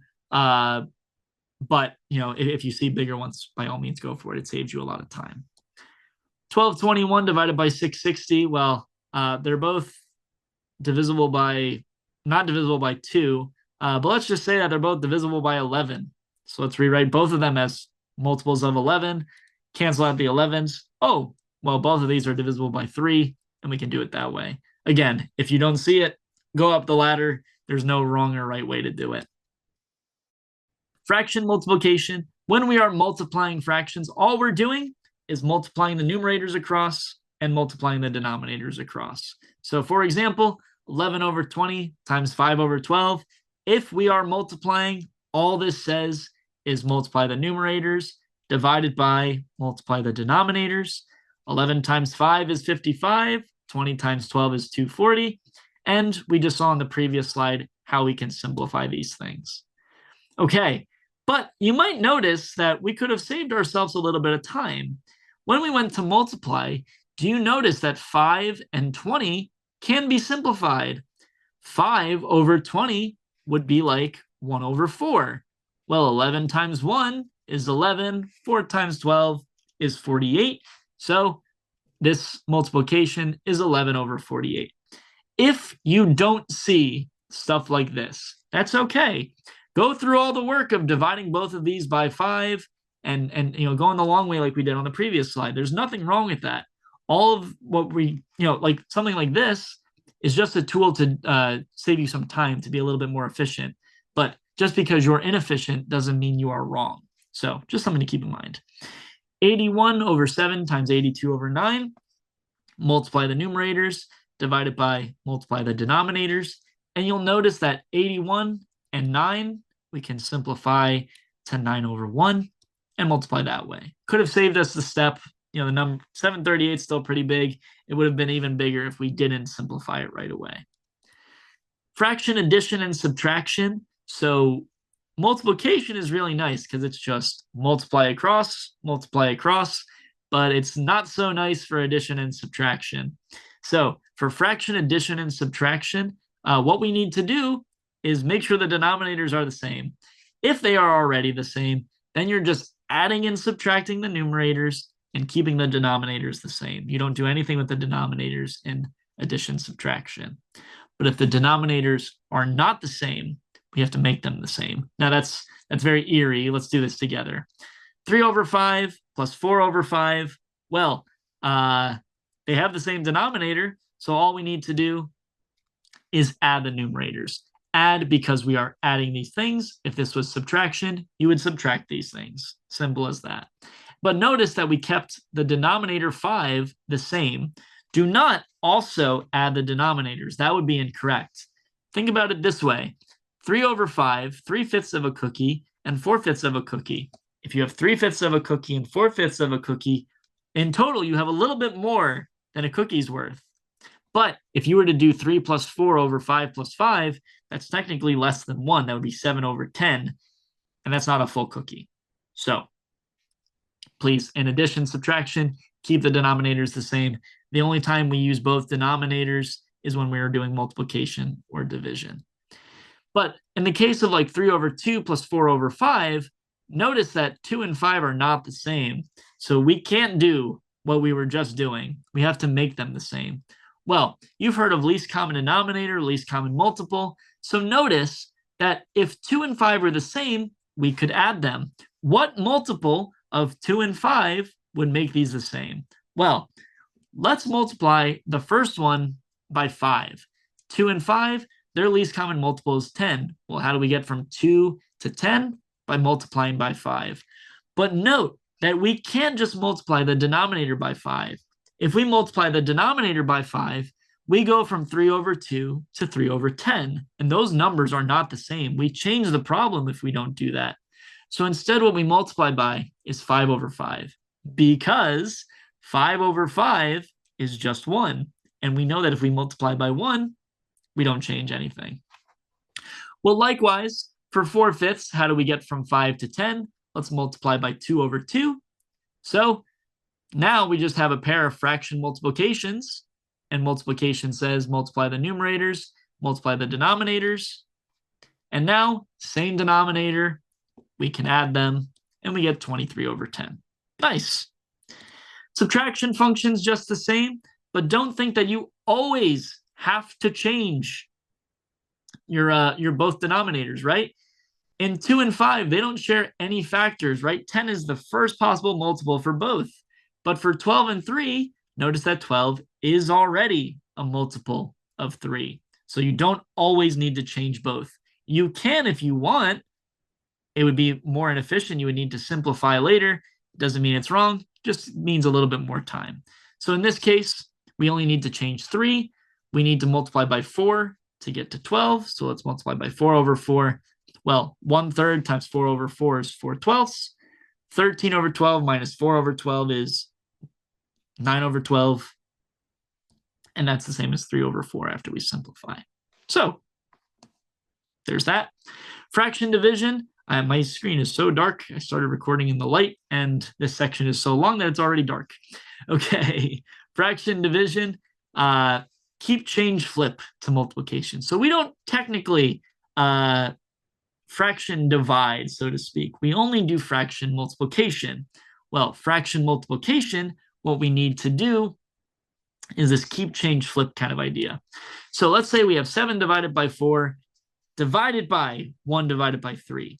Keep, change, flip says this. Keep, change, flip says keep the first fraction, change the sign to multiplication, and flip the second one. Keep, change, flip, and now it's just multiplication. So how do we do division? Keep, change, flip gets it to multiplication. 6 over 19 divided by 2 over 57. Keep, change, flip. Notice that 6 over 2 is 3 over 1. 57 over 19, 3 over 1. 3 over 1 times 3 over 1 is 9. 20 over 9 divided by 27 over 25. Well, notice 9 and 27, they have a relationship. 20 and 25, they have a relationship. But all of that canceling out, all that simplification that we do is only when we multiply. So don't try and simplify 27 over 9 and 20 over 25 until we are in multiplication. And now you'll notice 20 and 27 don't work nicely. 25 and 9 don't work nicely. So we just get a nice non-pretty number, and that happens. And last but not least, if we want to evaluate an expression for a given x value, all we need to do is take that x value and plug it in parentheses. And let's see exactly why. So let's say we want to evaluate 2x squared plus 6x minus 1 at x equals 3, and separately at x equals negative 4. When x equals 3, what we do is wherever we see x, write 3 in parentheses. And here's why we need to use parentheses, because if we don't, what you might be encouraged to do would be do 2 times 3 and then square it. But that would be incorrect. Remember that this x, the only thing being raised to the second power is x. So we need to make sure that we do 3 squared first. Even with parentheses, you might be encouraged to do 2 times 3 first. But again, hopefully you see 3 in parentheses squared and you go for doing PEMDAS, right? So 3 squared, take care of that first, and then do 2 times that. If you don't use parentheses here, you're going to think you just wrote 63. That would also be incorrect. So you could write 6 times 3 in this case without parentheses, but let's stay consistent. Let's do the same thing over and over again. Okay, well, 3 squared is 9. 6 times 3 is 18. 2 times 9 is 18. 18 plus 18 minus 1, 35. So again, parentheses, very, very, very helpful. When x is negative 4, even more important that we use parentheses, because if you didn't use parentheses here, you might be encouraged to do 2 minus 4, and that's completely incorrect, right? We have 2 times x in the very beginning. This needs to be 2 times x here. So not 2 minus 4, 2 times negative 4. And again, we want to make sure that that exponent is going to negative 4 entirely in parentheses. If you don't use parentheses, you might be encouraged to do 4 squared and then make it negative, and that would again be incorrect. Here, you don't use parentheses, you're probably just going to subtract. So parentheses, very helpful. They're free, use them. Negative 4 squared is positive 16. 6 times negative 4 is negative 24. 2 times 16 is 32. 32 minus 24 minus 1 is 7. So parentheses, very helpful. And we're going to do a lot more of this plugging in values as the class goes on. So that's finally the end of P1. It's very long. I understand it's a lot of information, but it's the longest section in the entire class. So if stuff didn't stick this time, don't worry about it. Okay, now that I am completely shrouded in darkness, thanks so much for watching, and I will see you in P2. Hi, everyone. Welcome back to P2. We're a little more well-lit than we were at the end of P1, but that's okay. Here in P2, we continue Chapter P and the basic rules of real numbers. And what we're going to do is talk more about exponents in this section. So we talked a little bit about exponents in P1 and how they would pertain to just, evaluating certain expressions, but we're going to look at some more rules for if we are dealing with multiple exponents across multiple expressions at the same time. So what we're going to do is introduce some rules, prove those rules with some very basic examples, do a whole bunch of simplification, and then apply it to the real world using scientific notation. All right, so let's go into some rules. So from P1, we have this nice slide of rules in P1, all rules that we remember, right? If we're doing x times x times x so many times, that would be x to the n. X squared would be x to the 2. X cubed would be x to the 3rd. And everything after x cubed would be to the 4th, 5th, and so on. Any number raised to the 1 power is itself. Any number raised to the 0 power is 1, unless x equals 0, but we're not going to deal with that here. Negative things raised to exponents, we have to be careful. Don't forget that if it's a negative number raised to the nth power, we're doing that negative number n times. But if the negative's on the outside, the only thing being raised to the n power is the x. So you do x to the n first, and then you make it negative at the end. And of course, we can only distribute exponents in the case where everything is multiplied or divided on the inside, like a times b times c over x times y times z.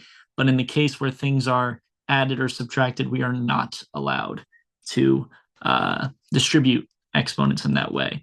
We're going to introduce one more new rule here, and that's going to be that so long as x doesn't equal 0, x to the negative n, so if we have an integer exponent, right, a negative exponent, not just a natural number, if we have x to the negative n, what we're allowed to do is say this is 1 over x to the n. So in a way, negative exponents drop down. If you have x to the negative n, then the equivalent would be 1 over x to the n. X to the negative 3 would be 1 over x cubed. And likewise, if we have a negative exponent in the denominator, we can also bring it back up. So there's this element of like negative exponents, they can flip between the numerator and denominator, and then they become positive. Okay, so introducing some more rules, we have the product rule. So if we have two exponential terms being multiplied together, x to the a times x to the b, we can simplify this as x to the a plus b. So two things with the same base multiplied together, we can add their exponents. And here's a little proof why. X to the fifth times x cubed, well, x to the fifth would be x times x times x times x times x. X cubed would be x times x times x. So if we drop those parentheses, we have 1, 2, 3, 4, 5, 6, 7, 8 x's.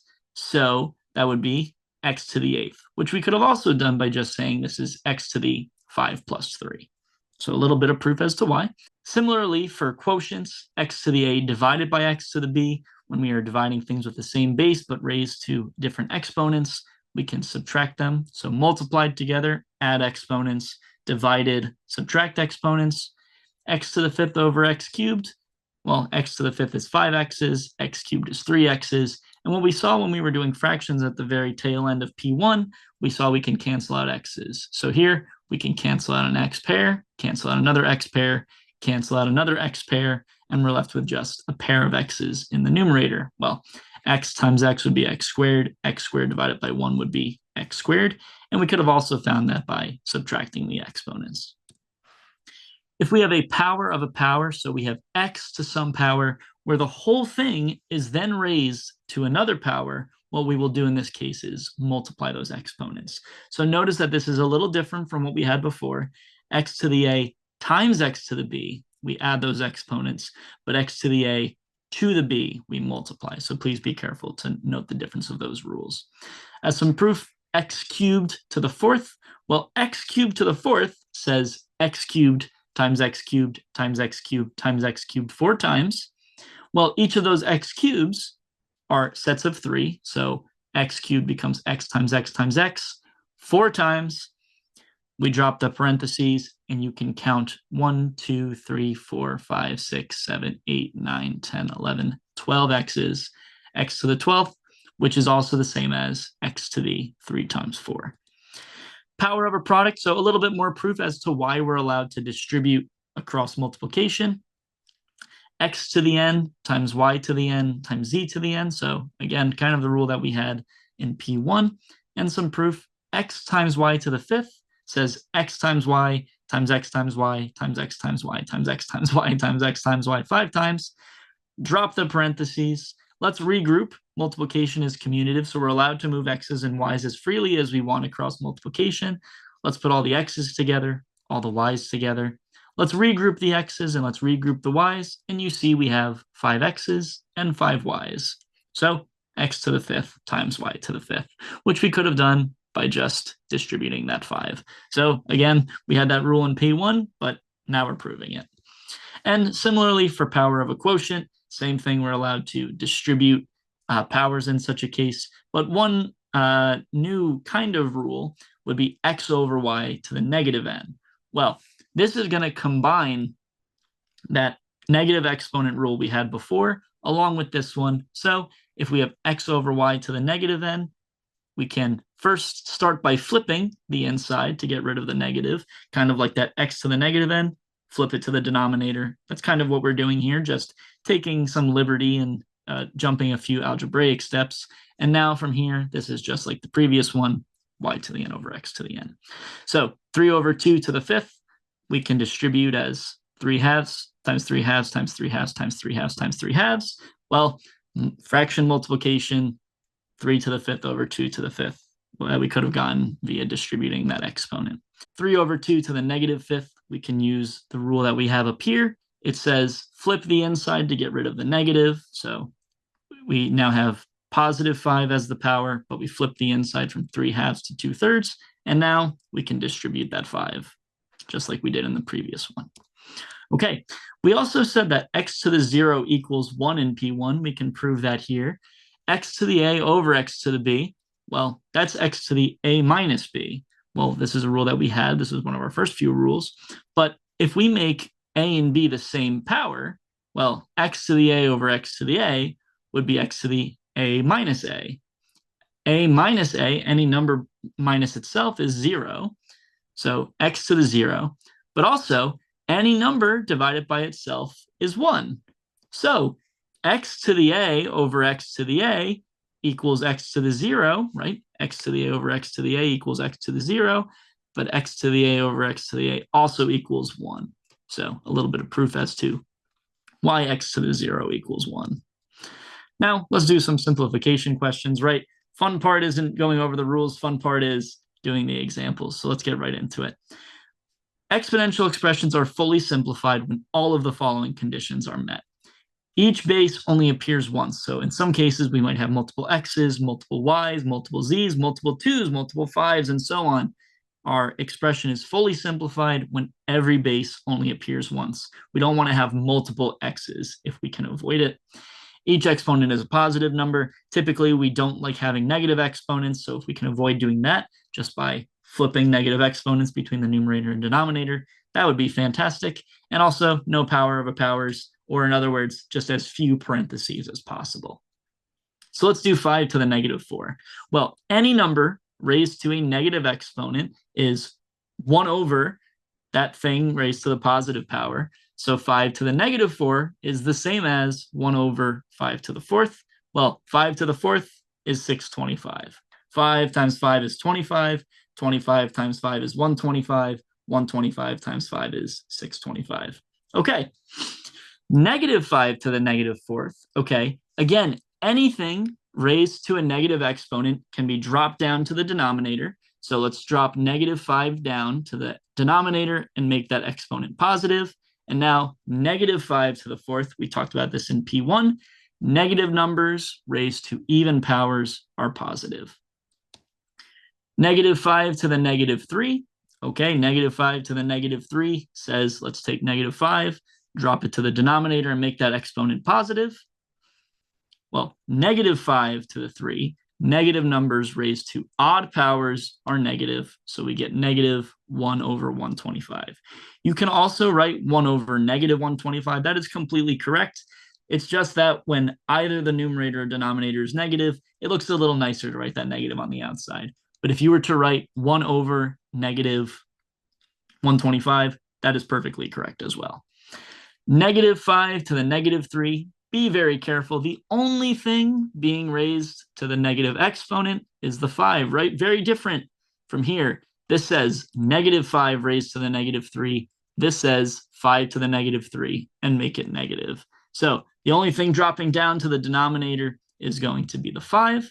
So this becomes negative 1 over 5 to the positive 3.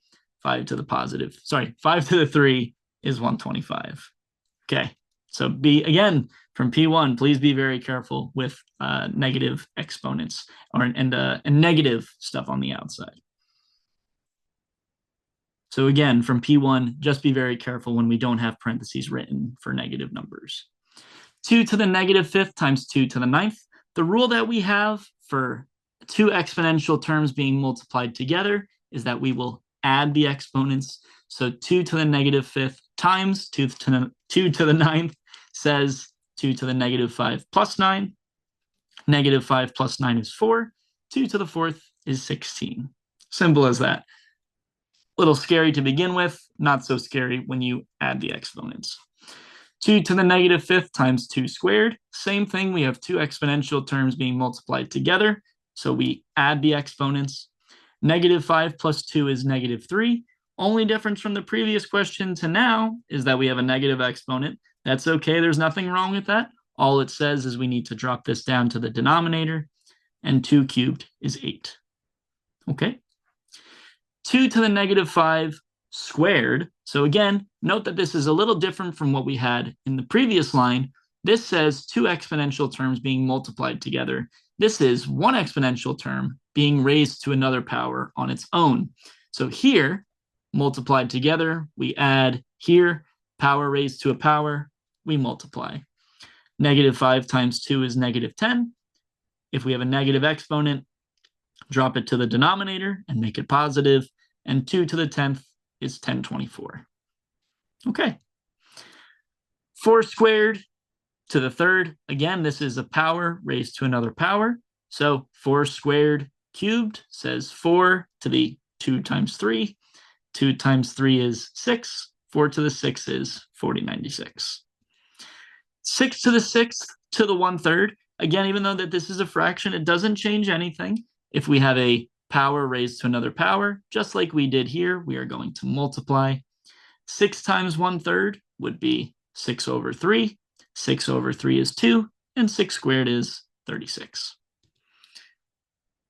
7 times 6 cubed. Again, be very careful. The placement of our parentheses tells us exactly what is being raised to the third power. If we had no parentheses written, it would be the exact same.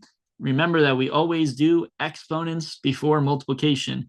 PEMDAS, P-E-M-D-A-S, exponents before multiplication division. So this says only raise 6 to the third power, which is 216. And now we can multiply 1512. 3/4 to the negative 3. The rule that we have for fractions with negative exponents, technically what we can do is take the whole thing and do 1 over 3/4 to the third. But to save us some work, what we can do is to get rid of the negative exponent, flip the inside first. Okay? Once we have flipped the inside, everything on the inside is multiplied or divided. So we are allowed to distribute our exponent. 4 cubed is 64. 3 cubed is 27. Again, key part here, negative exponent for fractions, flip it to begin with. It's a little bit easier to work with.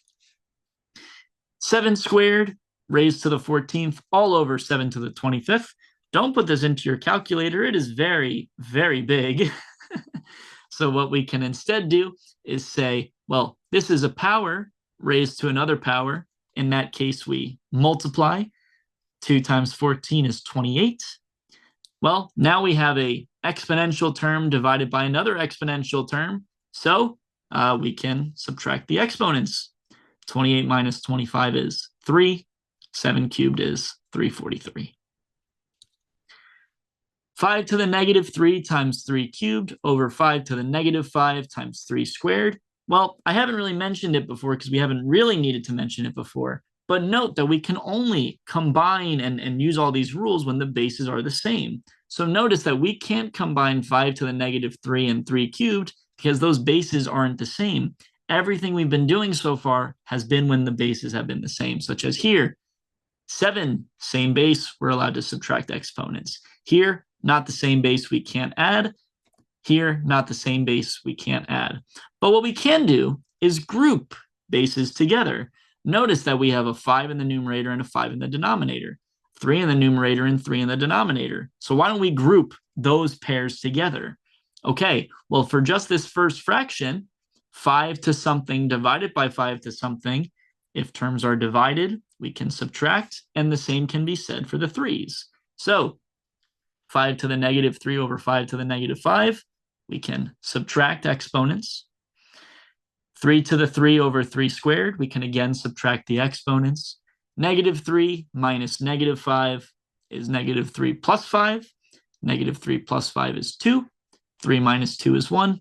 5 squared is 25. 3 to the 1 is 3. 75. So just be very careful. doing these problems. You might also be wondering, why didn't we flip negative exponents? Why didn't we change this to bring 5 to the negative 5 back up and 5 to the negative 3 back down? And you are very welcome to do that.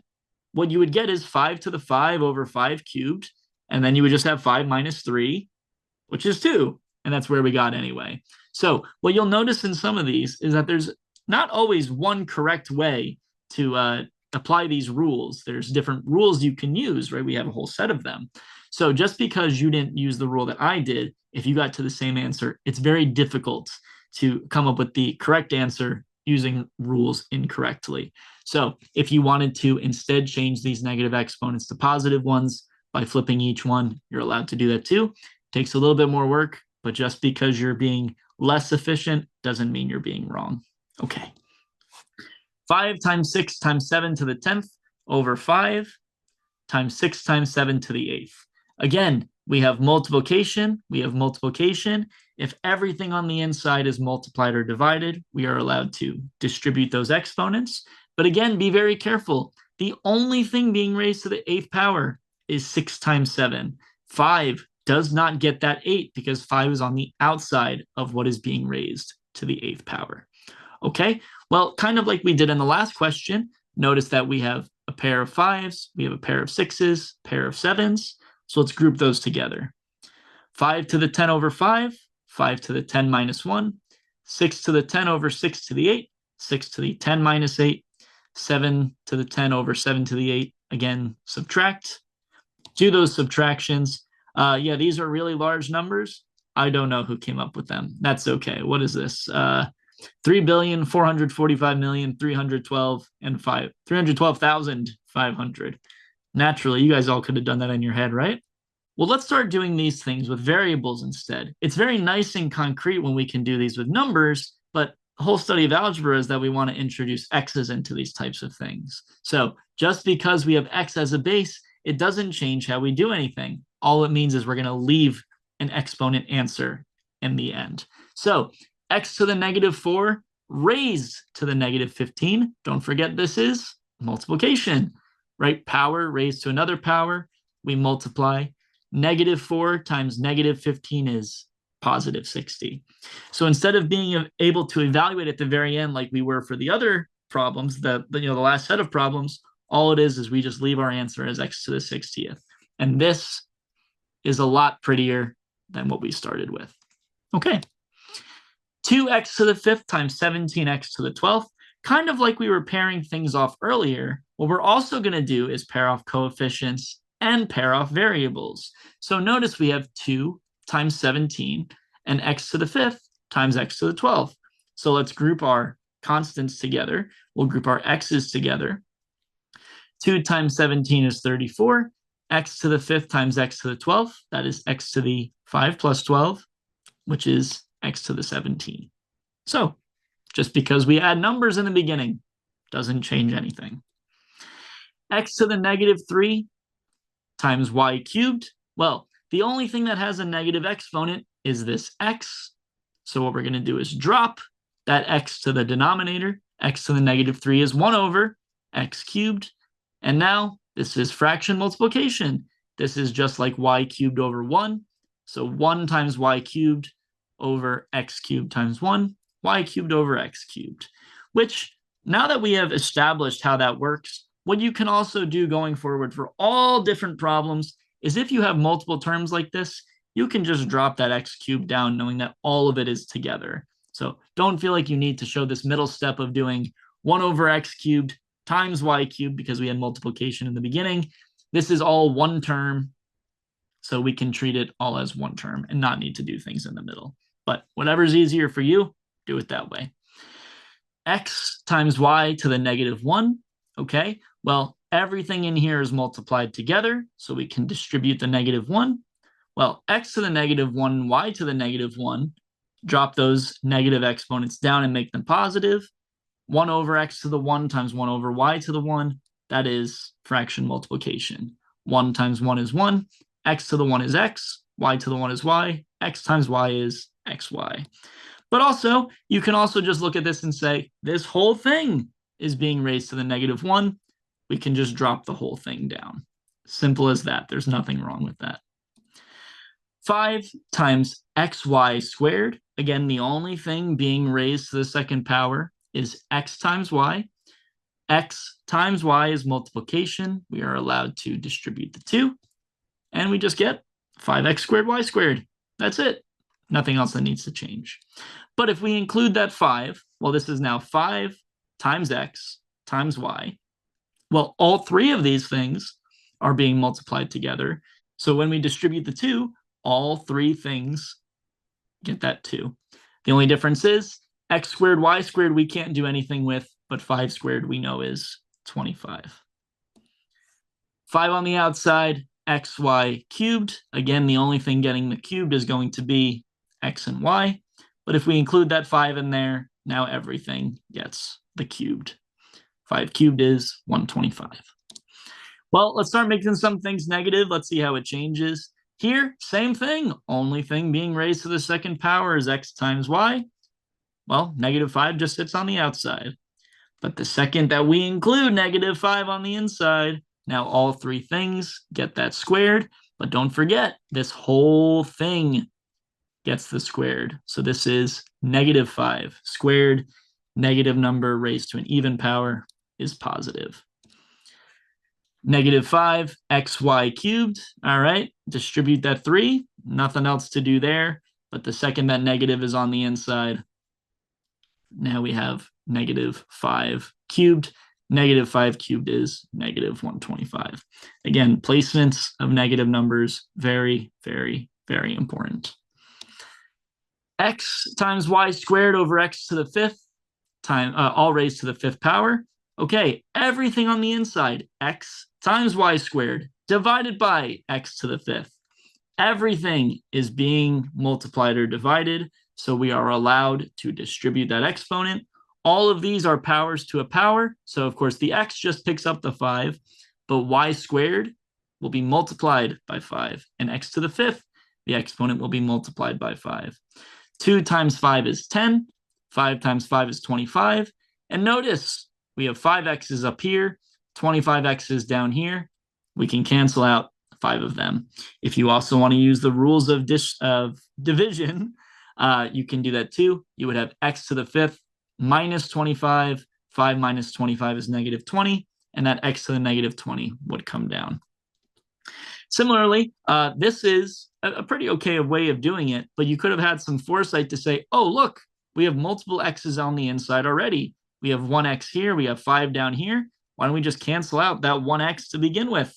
Cancel out one of the x's, we're left with 4 of them. Now we can distribute the 5 via exponential multiplication, and we can get the same answer that way. So what you're going to see is a lot in this class, a lot of different paths to get the same answer. -2 times x to the -2, y to the -2 to the -6. The only thing being raised to the -6 power is x to the -2, y to the -2. So what you might want to do is say negative exponent, drop it down. And then you'll have a -6, and then you have to flip it again. There's no right way of doing it for every problem. Some problems you might want to do, flipping these negative exponents and then flipping it again with this -1. But a pretty good way of going about these problems is to just distribute that -6 via multiplication and then flip stuff later. But if you're comfortable flipping first and then multiplying exponents, you can do that too. Like I said, not one way of going about this. Alrighty, well, x to the -2 times -6, that's 12. So -2x to the 12, y to the 12. So notice we had so many negatives in the beginning, but just because we had so many negatives in the beginning doesn't mean that we will necessarily all have negatives at the end. -2x over 5, all raised to the -4. We have a fraction with a negative exponent. Negative exponent we can get rid of by flipping the inside. 5 divided by -2 times x. Everything is multiplied or divided. Everything can get a 4. So we can simplify that way. So lots of rules of exponents being used. Okay, and we're going to finish up P2 with scientific notation. This is not a really long part, but many of you that are watching this might be STEM majors, you might be bio majors, chem majors, and you'll notice that you use very big numbers sometimes, or sometimes very, very small numbers. For example, this is, let's see, million, billion, trillion, quadrillion, quintillion. This is 37 sextillion, 600 quintillion. That's a lot of atoms. But is it efficient to write 37 sextillion, 600 quintillion over and over again? Or is there an easier way? And that's where scientific notation comes in. Scientific notation are numbers that are written in the form a constant times 10 to some power. So with so many decimal places, instead of writing all of those zeros over and over again, what we can do is simplify all those decimal places, or all those like hundreds, tens, hundreds, thousands, and so on. We can simplify that with 10 to the n. So c is going to be some constant, n is going to be some integer. It could be a positive integer, it could be a negative integer, it could be 0. So one restriction that we have is that this c must be between 1 and 10. So we need a way to like say, okay, when do we stop moving decimal places over? When do we stop having zeros as places? Well, what we're going to do is make sure that this constant is always between 1 and 10. It'll make a little bit more sense when we do an example. If our number is very big, for example, 37 sextillion, 600 quintillion, that number is very large. In the case where your number is very large, this n, this power, should be positive. And if the number is very small, right, this should also mean that n is negative. Okay, well, think about this. If we have 10 raised to some positive power, let's say 10 to the 10th power, well, 10 to the 10th power is really, really big, right? 10, 100, 1,000, 10,000, 100,000, million, 10 million, 100 million, billion, 10 billion. I think I got that right. Well, if we're multiplying by something times 10 to the 10th power, that's a really big number. So if n is positive, the number is large. If the number's negative, it's very small. Think about it this way. If we multiply by times 10 to the negative 10, 10 to the negative 10 is 1 over 10 to the 10. So we're, in a sense, dividing by, 10 billion. So if we're dividing by 10 billion, our number should be very small. So what we're going to do is take whatever our number is and move decimal places to the left or to the right to determine the magnitude of n. So last slide, let's convert some to scientific notation. So let's convert 37 sextillion, 600 quintillion into scientific notation. So what we're going to do is we know that we have an imaginary decimal place right here, and we're going to move it over so many units until we get a number that is between 1 and 10.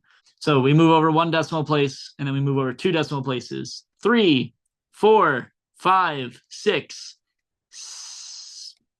7, 8, 9, 10, 11, 12, 13, 14, 15. And again, don't forget that we want to get to a point where the number is between 1 and 10. If the decimal place is sitting right here, well, everything to the left of the decimal place is 37,600,000. That's definitely not between 1 and 10. So we want to stop when, if we dropped our decimal place right there, it's between 1 and 10. So let's keep going. 16, 17, 18, 19, 20. If we stop the decimal place right here, everything to the left is 376. That is not between 1 and 10. Okay, let's go 21 decimal places. Well, if we drop the decimal place right here, we'd have 37.6, not between 1 and 10. But if we go one more decimal place, 22 decimal places in total, if we drop the decimal place right here, notice this would be 3.76. And 3.76 is between 1 and 10. Now we want to write some power of 10 here. We moved over 22 decimal places, and this number is very big. If the number is big and we moved over 22 decimal places, this should be positive 22. All right, let's do a slightly smaller example. Let's do 5,001. So there's an imaginary decimal place right here, and let's move over until we get a number between 1 and 10. We move over 1, that's 500.1, not between 1 and 10. Move over here, 50.01, not between 1 and 10. Move over here, 5.001, and that's between 1 and 10. Well, so we're going to be 5.001. How many decimal places did we move? 1, 2, 3. 3 decimal places. Okay, so since the number is big, 5001 is big, that 3 should be positive. One more example like this. Let's stop when we get a number between 1 and 10. So let's move over 1, 2, 3, 4, 5, 6. If we drop the decimal place right here, we'd have 4.123. That's between 1 and 10. So 4.123 times 10 to the positive 6. We moved over 6 decimal places. This number is big. 4.123 times 10 to the 6. Okay, well, let's deal with a small number now. Let's see how this changes. Well, instead of moving decimal places to the left, let's now move decimal places to the right. Well, we don't need to worry about where that decimal place is anymore because it's sitting right there. Okay, so let's move it over until we get a number between 1 and 10. Let's move it over 1. This would be 0.996, not quite, but move over one more spot. This would be 9.96. Okay, we've moved over 2 decimal places, so we know it's either going to be to the power of 2 or to the power of negative 2. 0.0996 is small, so if it's small, this will be negative 2. All right, let's do the same thing. 1, 2, 3, 4, 5. We'll stop right here, so that would be 2.6501, and we moved over 5 decimal places. Well, this number is small. If the number is small, it is going to be negative 5. Okay, we can also convert to standard notation. So if we are given scientific notation, we can go backwards. All we're going to do is move the decimal place in the correct direction. So we know we need to move 6 decimal places, but how do we know which direction we need to move? Well, this is 10 to the positive 6. So we know our number should get bigger. If we move to the left, our number is going to keep getting smaller. So we definitely don't want to move to the left. For positive, let's move to the right, which is kind of a nice way of thinking, right? Real number line, positive is to the right, negative is to the left. So in this case, positive exponent, let's move it to the right. So let's move 1, 2, 3. And you'll notice that we don't have any more places to move. So instead of trying to keep moving, if we moved 3 decimal places over, we have nowhere else to go. Well, we need to move 6. We moved 3. We need to move 6. Let's add 3 zeros at the end. And now it might be a little clearer to see. If the decimal place was originally here and we move it over 6, 1, 2, 3, 4, 5, 6. So go until you can't go anymore, and then fill up the extra spots you were supposed to move with zeros. 9.872 times 10 to the negative 8. Well, negative left. Let's move the decimal place over to the left. Well, we move it over 1, and we don't have anywhere else to go. So we need to move over 7 more decimal places. Well, instead of actually moving 7 more, why don't we just tack on 7 zeros? 1, 2, 3, 4, 5, 6, 7.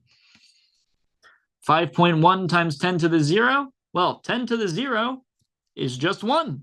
Any number raised to the 0 power is 1. 5.1 times 1 is just 5.1. Let's convert 3.99 to scientific notation. All right, well, we don't need to move the decimal place over at all. It's already between 1 and 10. So 3.99 is 3.99 times 1. And 1 is 10 to the 0. So if the number doesn't need to be changed at all, it would be times 10 to the 0 in scientific notation, but we don't typically do this. So, but still, good practice. Okay, that's the end of P2. In P3, we start to look at some polynomials. So I will see you in P3. Bye. Hi, everyone. Welcome back for P3. In P1, we talked about some real numbers and their properties and some very basic algebraic concepts. And then in P2, we extended what we talked about for exponents in P1 to an entire section in P2. And now that we have a better grasp of what exponents are and how we can add, subtract, multiply, divide those things, we can now talk about polynomials. Well, before we talk about polynomials, we should talk about monomials. So monomials are single terms with a constant and a whole number power of x. So the general monomial would be a times x to the k. So we say a is the coefficient, x would be the variable, and k is the degree. K is also an exponent, but if we're talking about the monomial itself, k is the degree of the monomial. If k is not a whole number, it's not a monomial, period. So we're only going to talk about monomials or terms that have whole number powers. So if it's like 4/3 as a power or square root of 2 as a power, we don't classify it as a monomial. If the coefficient a equals 0, well, then we have 0 times x to the k, and 0 times anything is just 0. The monomial and the eventual polynomial that is equal to 0, we say has no degree. So it's not degree 0. You're going to see on the next slide that there's a difference between degree 0 and no degree. But for when a monomial equals 0, that specifically is the only monomial that has no degree. Otherwise, we would have degree 0 in some cases. So let's do some classification. Let's say we have 2x to the 5th. Well, the coefficient would be 2, and the degree would be 5. Okay, kind of straightforward. Negative 3x squared, the coefficient would be negative 3, and the degree would be 2. 8x, well, the coefficient's easy to tell that it's 8, but the degree is 1 because x to the 1 is x. So there's an imaginary power of 1 up here. No power written. We assume it's power 1 like we've done in the past couple sections. Negative 7, well, kind of easy to tell that the coefficient is negative 7, but a little less obvious what the degree is. Well, the degree in this case is going to be 0 because x to the 0 is 1. So imagine that there's an imaginary x to the 0 here that we just don't write because we never write x to the 0. Normally, we would say x to the 0 is 1. So there's an imaginary x to the 0 here. So you could take it that single constants are degree 0. And again, I want to note from the previous slide, this is different from no degree. No degree is the monomial. 0, degree 0 is any constants. So negative 7, 3, 5/2, and so on. X to the 12th, well, the coefficient is what's missing this time. There's an imaginary 1 out in front, right? 1 times anything is itself, so coefficient would just be 1. And the degree, 12. Negative x to the 4th, well, the coefficient would be negative 1, right? There's an imaginary 1 sitting between the negative sign and x to the 4th, and the degree would be 4. Okay? And again, just notice that all of these powers are whole numbers. We don't do anything that has a weird exponent, for example, like 4/3 or square root of 2, right? We only want whole number powers. So we can combine monomials in a couple different ways. So 2 or more monomials can be combined if they have the same degree, only when they have the same degree. For example, 2x to the 5th and 3x squared cannot be combined, but we can still write 2x to the 5th plus 3x squared, or 2x to the 5th minus 3x squared. So these are things that are okay to write, and we'll talk about these things in the next slide. But in terms of combining them, we can't do that. However, negative 3x to the 5th and 9x to the 5th can be combined in the following ways that we call combining like terms. So we're going to use this term a lot. Anything that is a like term is anything that has the same degree. So negative 3x to the 5th, 9x to the 5th, they have the same degree. We can combine them. Okay, so if we wanted to add these things, well, what we're doing is just adding the coefficients. So if I have negative 3x to the 5ths and 9x to the 5ths, and I add them, I now have 6x to the 5ths. Okay, right? Negative 3 apples plus 9 apples, you now have 6 apples, except now those apples are just the degree term x to the 5th. Subtraction functions the same way. Negative 3 minus 9 this time. Negative 3 minus 9 is negative 12. Okay? So now those things that we couldn't combine before, 2x to the 5th plus 3x squared, or 2x to the 5th minus 3x squared, they are called polynomials. Okay. So a polynomial is a sum of monomials. Now, the general polynomial that we'll look at again when we get to chapter 3, but for now, just the general polynomial expression looks like this. Now, this is kind of daunting. It's okay. this says some coefficient x to some power, some coefficient times x to 1 power less, some coefficient times x to some power 2 less, and so on, all the way until we get to x squared, x to the 1, and the constant x to the 0 term. Okay, well, all of these separate things being added or subtracted together, we call them terms. The leading term is the term with the highest degree, and if you notice, well, this is n minus 1, which is going to be less than n minus 2 is less than n, so we write terms in descending power order, which means the highest power is going to be a sub n, x to the n. The highest power, n, is the degree of the polynomial. So whatever is the highest power that you see across the entire polynomial expression, that is the degree of the polynomial. And again, all of our terms must have whole number powers. And likewise, if something didn't have a whole number power, we would just say it's not a polynomial. A sub n minus 1, all the way down to a sub 0, those are all real number coefficients. So the coefficients can be anything, but again, the powers have to be whole numbers. The leading coefficient is the coefficient of the leading term. Well, leading term's right here. Coefficient of the leading term, a sub n. And we want to make sure a sub n does not equal 0. Well, if this coefficient equals 0, then 0 times this is just 0, which would make this the new leading term. So instead of this constant, well, let's make the leading term 0, so the leading term is just the next term. That doesn't make any sense. So leading term should make sure that that coefficient does not equal 0. Standard form, I mentioned it before, it's terms being written in descending power order, right? If this is the highest power, this is 1 power less, all the way down to our constant term.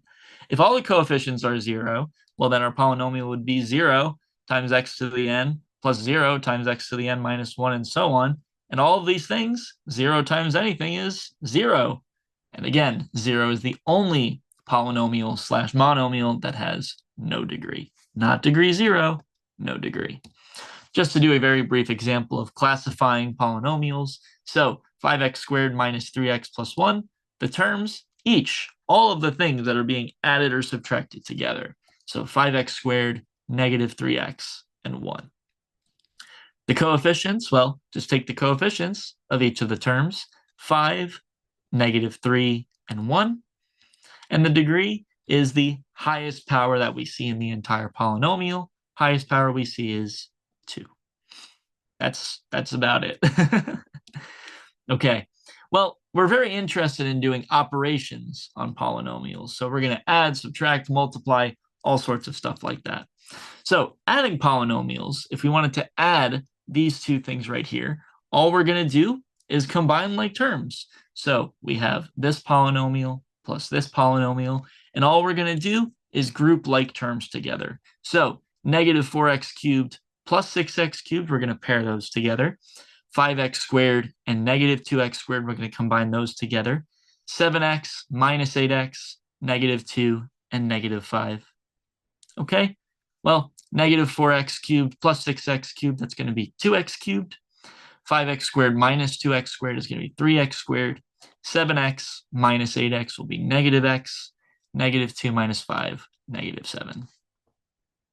Okay, if you can jump from this line down to this line by just combining, in your head, that's totally fine. I'm just showing you what's happening, in that intermediate step. So don't feel like you have to do this. If it helps you, you should to combine and regroup, but this is the step I'm looking for.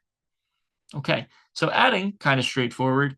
Now, when we are subtracting, subtracting is very similar, except what we're going to do is to get this back to addition and to make it look exactly like we just had on the previous slide, we're going to distribute this negative sign to each term here, right? We're doing 9x to the fourth minus 2x to the fourth minus 6x cubed minus negative 11x cubed. And you can already kind of hear that it's a little weird going on, right? So let's distribute a negative 1 to all 4 of these terms. 2x to the fourth will become negative 2x to the fourth. Negative 11x cubed will be positive 11x cubed minus 5x minus 3. And now let's group terms again. So 9x to the fourth, negative 2x to the fourth, negative 6x cubed, 11x cubed. Well, here, notice that we have a 4x squared, but we don't have an x squared term here. And that's okay. It just means there's nothing to combine with it. It's just going to stay itself. And likewise, we have a negative 5x here with no x term over here. And that's still okay. It just means negative 5x isn't going to change. Negative 1 minus 3. All right. 7x to the fourth. Negative, this will be 5x cubed. 4x squared is itself. Negative 5x is itself. And negative 4. Not too shabby. If we wanted to multiply polynomials, well, let's start with multiplying a monomial with a polynomial. And this is just like distribution. So we want to remember that x to the a times x to the b is adding the exponents. So let's multiply this monomial by polynomial right here. And what we're going to do is distribute 4x cubed to each term. Okay, we'll start there. Well, 4x cubed times 3x squared, this is something that we did in the previous section. 4 times 3 is 12, x to the third times x squared, x to the 3 plus 2, x to the fifth. 4 times negative 5, negative 20, x to the third times x, x to the fourth. 4 times 7, 28x cubed. That's multiplying, just using the product rule from last section. If we want to multiply a binomial with a binomial, so a binomial is a subgroup or subtype of polynomial where a binomial is just two terms. So a polynomial is any number of terms, a monomial is one term, binomial is two terms. Okay, well, what we're going to do is introduce this acronym FOIL. And what foiling says is take the first terms in each binomial and multiply them, F. Then take the outer terms in each binomial and multiply them. Then take the inner terms and multiply them. Then take the last term in each binomial and multiply them. So you've heard this acronym before. You probably know what FOIL means, but anyway, let's do examples of this. So here we have x plus 2 times x minus 7, and foiling says multiply the first terms, f, x times x is x squared. Then multiply the outer terms, O, x times negative 7. Notice it's like the outer terms. Okay, x times negative 7 is just negative 7x. Then multiply the inner terms, I, 2 times x, right? They're the inner. Well, if these are the outer, then 2 and x are the inner. So multiply those together, we get 2x. And then multiply the last terms in each binomial. 2 is last, 7 is last, so 2 times negative 7, negative 14. And then we just need to combine like terms, negative 5x. There we go. And what you're going to see in the next section is how we can go back from x squared minus 5x minus 14 back to x plus 2x minus 7. But that's the next video. Another one, 2x plus 3 times x minus 1. First terms, 2x times x, 2x squared. 2x times negative 1, negative 2x. Inner, 3 times x, 3x. Last, 3 times negative 1, negative 3. And then just combine those inner terms. Negative 2x plus 3x is x. 3x minus 5 times 4x minus 6. 3x times 4x, 12x squared. 3x times negative 6, negative 18x. Negative 5 times 4x, negative 20x. Negative 5 times negative 6, positive 30. You are $18 in debt. You spend another 20. You are now $38 in debt. Okay, some special products that you will see over time that you could jump to if you so wanted to, but not so common. They're going to be a little bit more helpful when it comes to the next section, but still we can introduce them here. If we have a plus b squared, so a sum being squared, well, a plus b squared is a plus b times a plus b, right? Something squared is itself multiplied by itself. Well, this is foiling. So a squared plus ab plus ba plus b squared, but ab and ba are the same thing. So a times b is the same as b times a. 2 times 3 is the same as 3 times 2.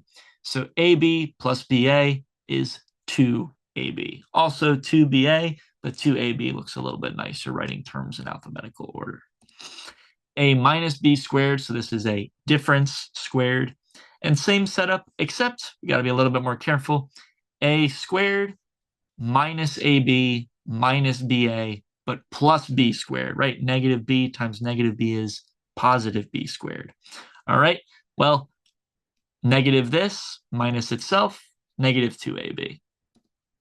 Difference of squares, a plus ba minus b. So difference of squares is what the final answer is going to be. Again, helpful in the next section.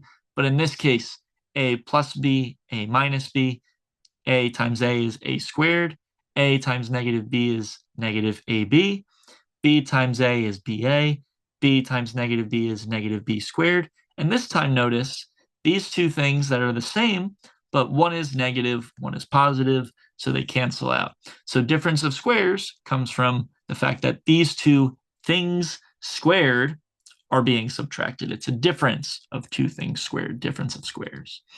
Some more special products, a plus b cubed, a sum cubed, looks like this bad guy. You can practice that on your own. A minus b cubed is this bad guy right here. Sum of cubes, so this is not nearly as common. You're probably not going to remember how to do this one. But yeah, this would be a cubed plus b cubed if you were to expand it. A minus b times a squared plus ab plus b squared would be a cubed minus b cubed. So again, this is a sum of cubes. This is a difference of cubes. If you want to see where these come from, these are really good polynomial practice for you guys to work on.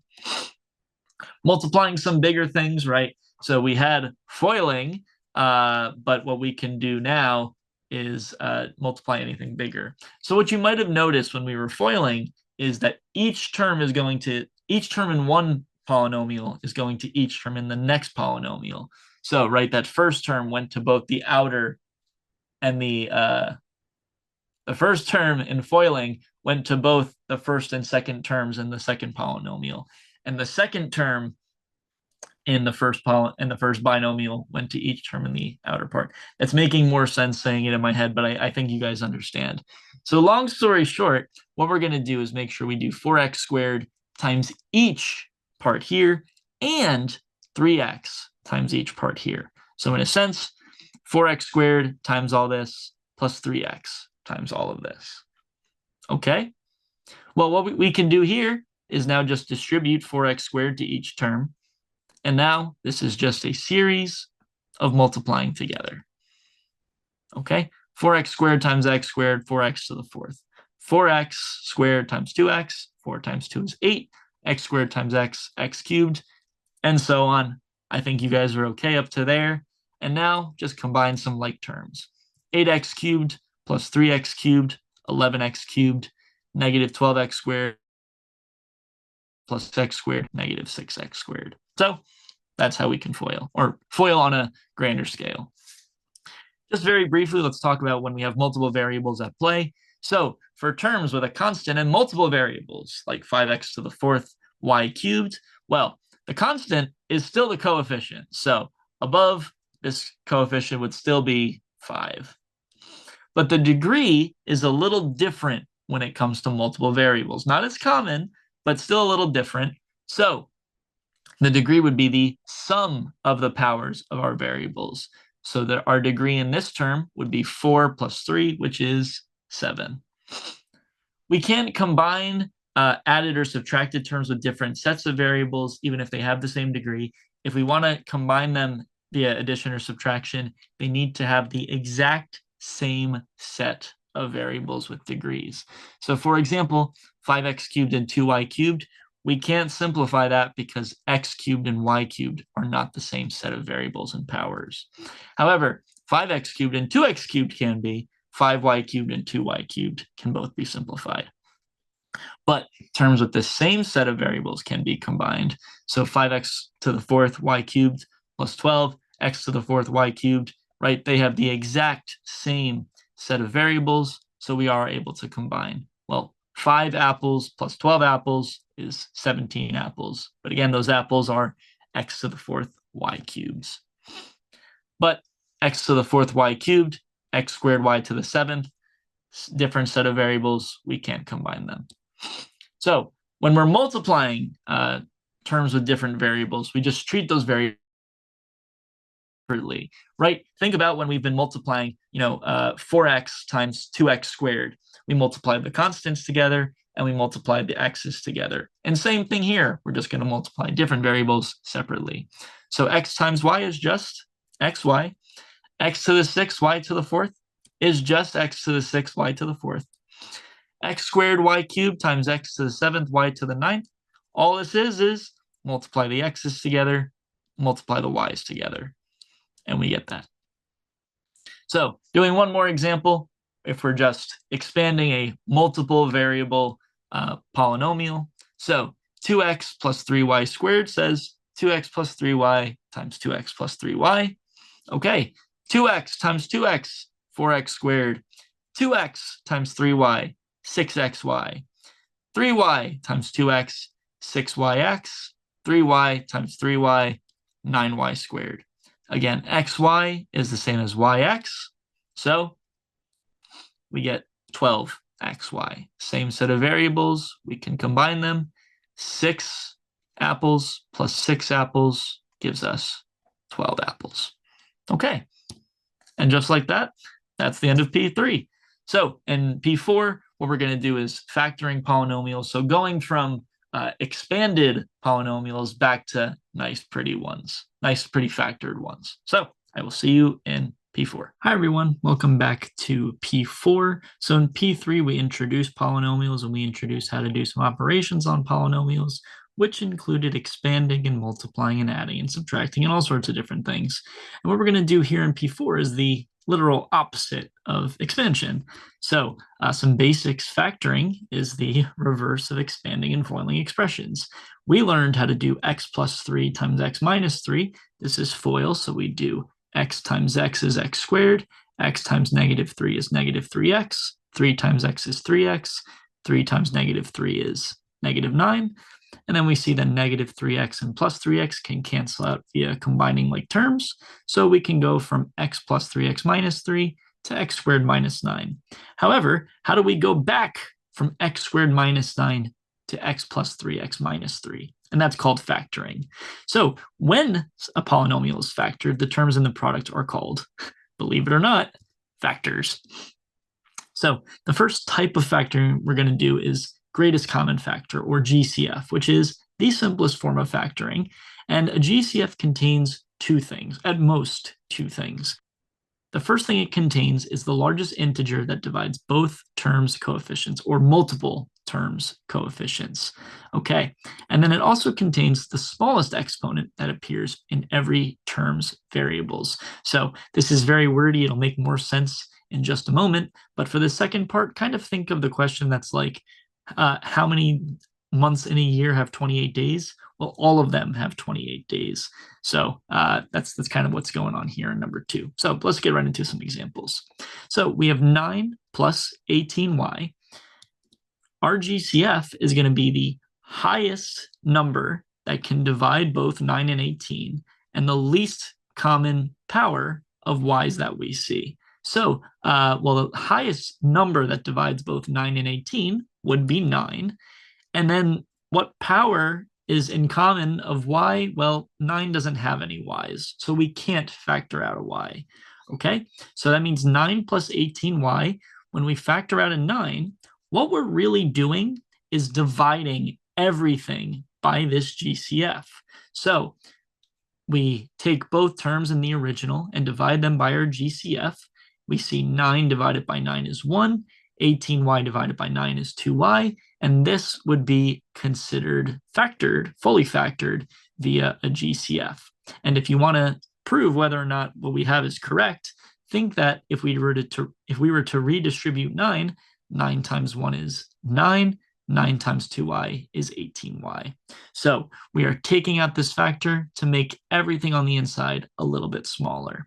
Now, you don't necessarily have to show this middle step right here. I'm showing it here so that you understand what's actually happening in this step. But if you can jump right from 9 plus 18y to 9 times 1 plus 2y, that's totally fine as well. 2x squared plus 6x.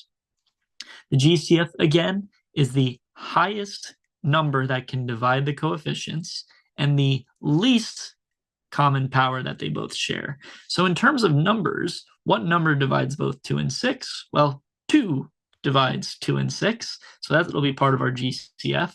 And then what power do both x squared and x have in common? Well, again, kind of thinking like the months question, there are 28 days in every month. There is 1x in every term. So what do they have? What do they share? What do they have in common? Just a single x, no higher power. This one has 1x, this one has x squared. We can't take away more x's than what we have in this term, so our GCF is going to be 2x. So we take out 2x, and again, what we're doing is dividing all the original terms by 2x.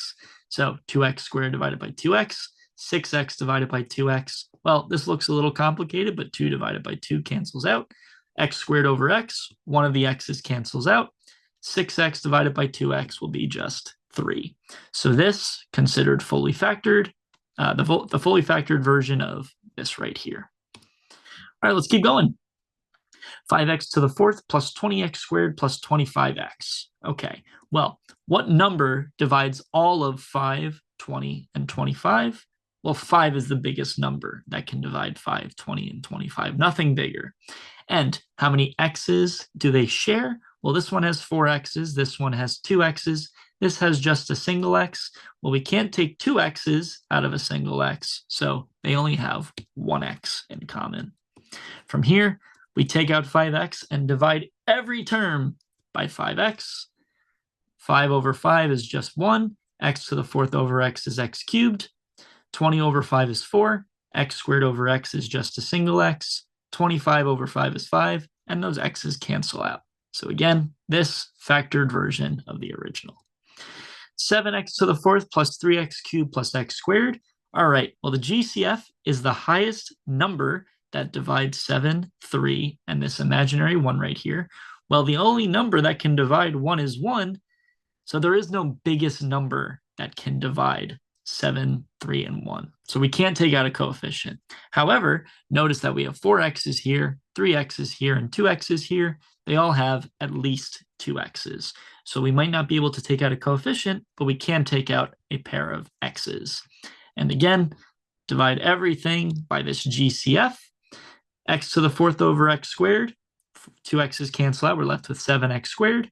X cubed over x squared. 2 x's cancel out, so we're left with just a single x. X squared over x squared, just 1. Okay, some more examples. 16x cubed plus 24x squared. What's the highest number that divides both 16 and 24? That would be 8. And how many x's do they share? 2 of them. So we take out 8x squared. 16 over 8 is 2. X cubed over x squared is just a single x. 24x squared over 8x squared, x squareds cancel out, and 24 divided by 8 is 3. 5x plus 3, well, 5x plus 3 is going to be just 5x plus 3. The GCF is just 1.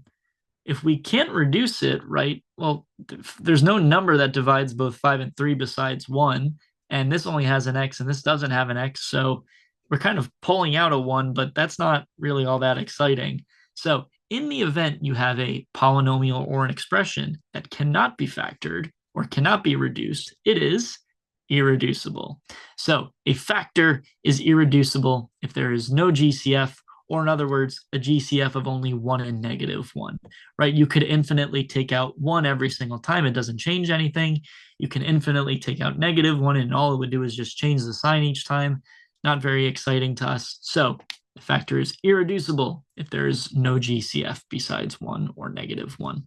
5x plus 3 is irreducible since 5x and 3 don't have anything in common. However, 6x plus 3 is reducible because 3 divides both terms, right? We could still take out a 3, and even though we can't take out an x, we can still take out a 3, and 3 isn't 1 or -1. We say an expression is factored completely if the original expression is written as a product of irreducible factors. So if we can write our thing as a bunch of irreducible factors, then we know our job is done. So for example, looking at some of the original examples, there's nothing else we can factor out of here. So 8x squared is irreducible, 2x plus 3 is irreducible, we would have considered that factored completely. So, for example, 3 times x plus 2 is factored completely, but 2x plus 4 times x plus 3 is not, because we can still pull a 2 out of 2x plus 4. Well, after GCF, the next simplest form of factoring is factoring by grouping. And we're going to do a lot of factoring by grouping in the next example or next type of example. So we're only going to do one example here, but let me explain what's happening. So if all of the terms in our polynomial have a collective GCF of 1, what we can do is split the terms in half and factor each pair separately, or each half of our polynomial separately. Well, if a polynomial can be factored by grouping, then what we're going to get is that the terms remaining inside our parentheses after taking out a GCF will be the same. If they're different, then that means either your polynomial can't be factored by grouping, which happens plenty of times, or that you made some kind of error. So let's see what we got. So 6x cubed minus 3x squared minus 4x plus 2. Notice they don't all have an x, so we can't take out an x. 6, 3, 4, and 2. Find me a number that divides all 4. Well, the only one is 1, so that's not going to work. Okay, so what we're going to do is split these terms in two. Let's split up 6x cubed minus 3x squared and negative 4x plus 2 into each separate half. And now what we're going to do is factor each separate part using a GCF. So 6x cubed minus 3x squared, we can take out 3x squared. Negative 4x plus 2, we can take out a 2, and we're left with 3x squared times 2x minus 1 plus 2 times negative 2x plus 1. Well, I just want to stress this. We want the inside of our parentheses to be the same. In this case, they are not quite the same. So what we can do is factor out a negative 1 from negative 2x plus 1, or originally just factor out negative 2. And now the insides of our parentheses are the same. Now, how we continue from here is technically this.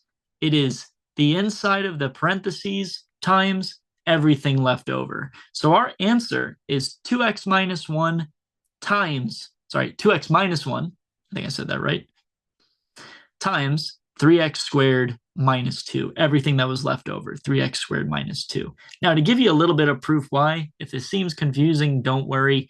Odds are you're never going to do this middle step, but let me just show you what's happening here. Let's just say that we have some letter C representing 2x minus 1. Well, this would be 3x squared times C plus negative 2 times C, or just negative 2C, right?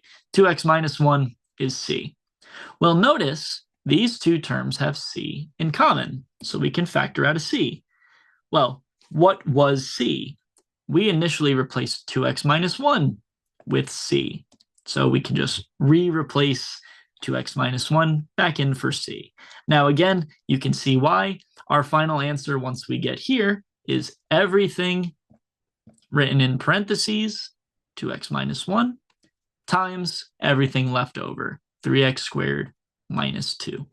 Okay, and I know that seems a little confusing because 2x minus 1 appears twice, and then it only appears once. Well, that's because we can factor out the entire term, 2x minus 1, from both of these separate added terms.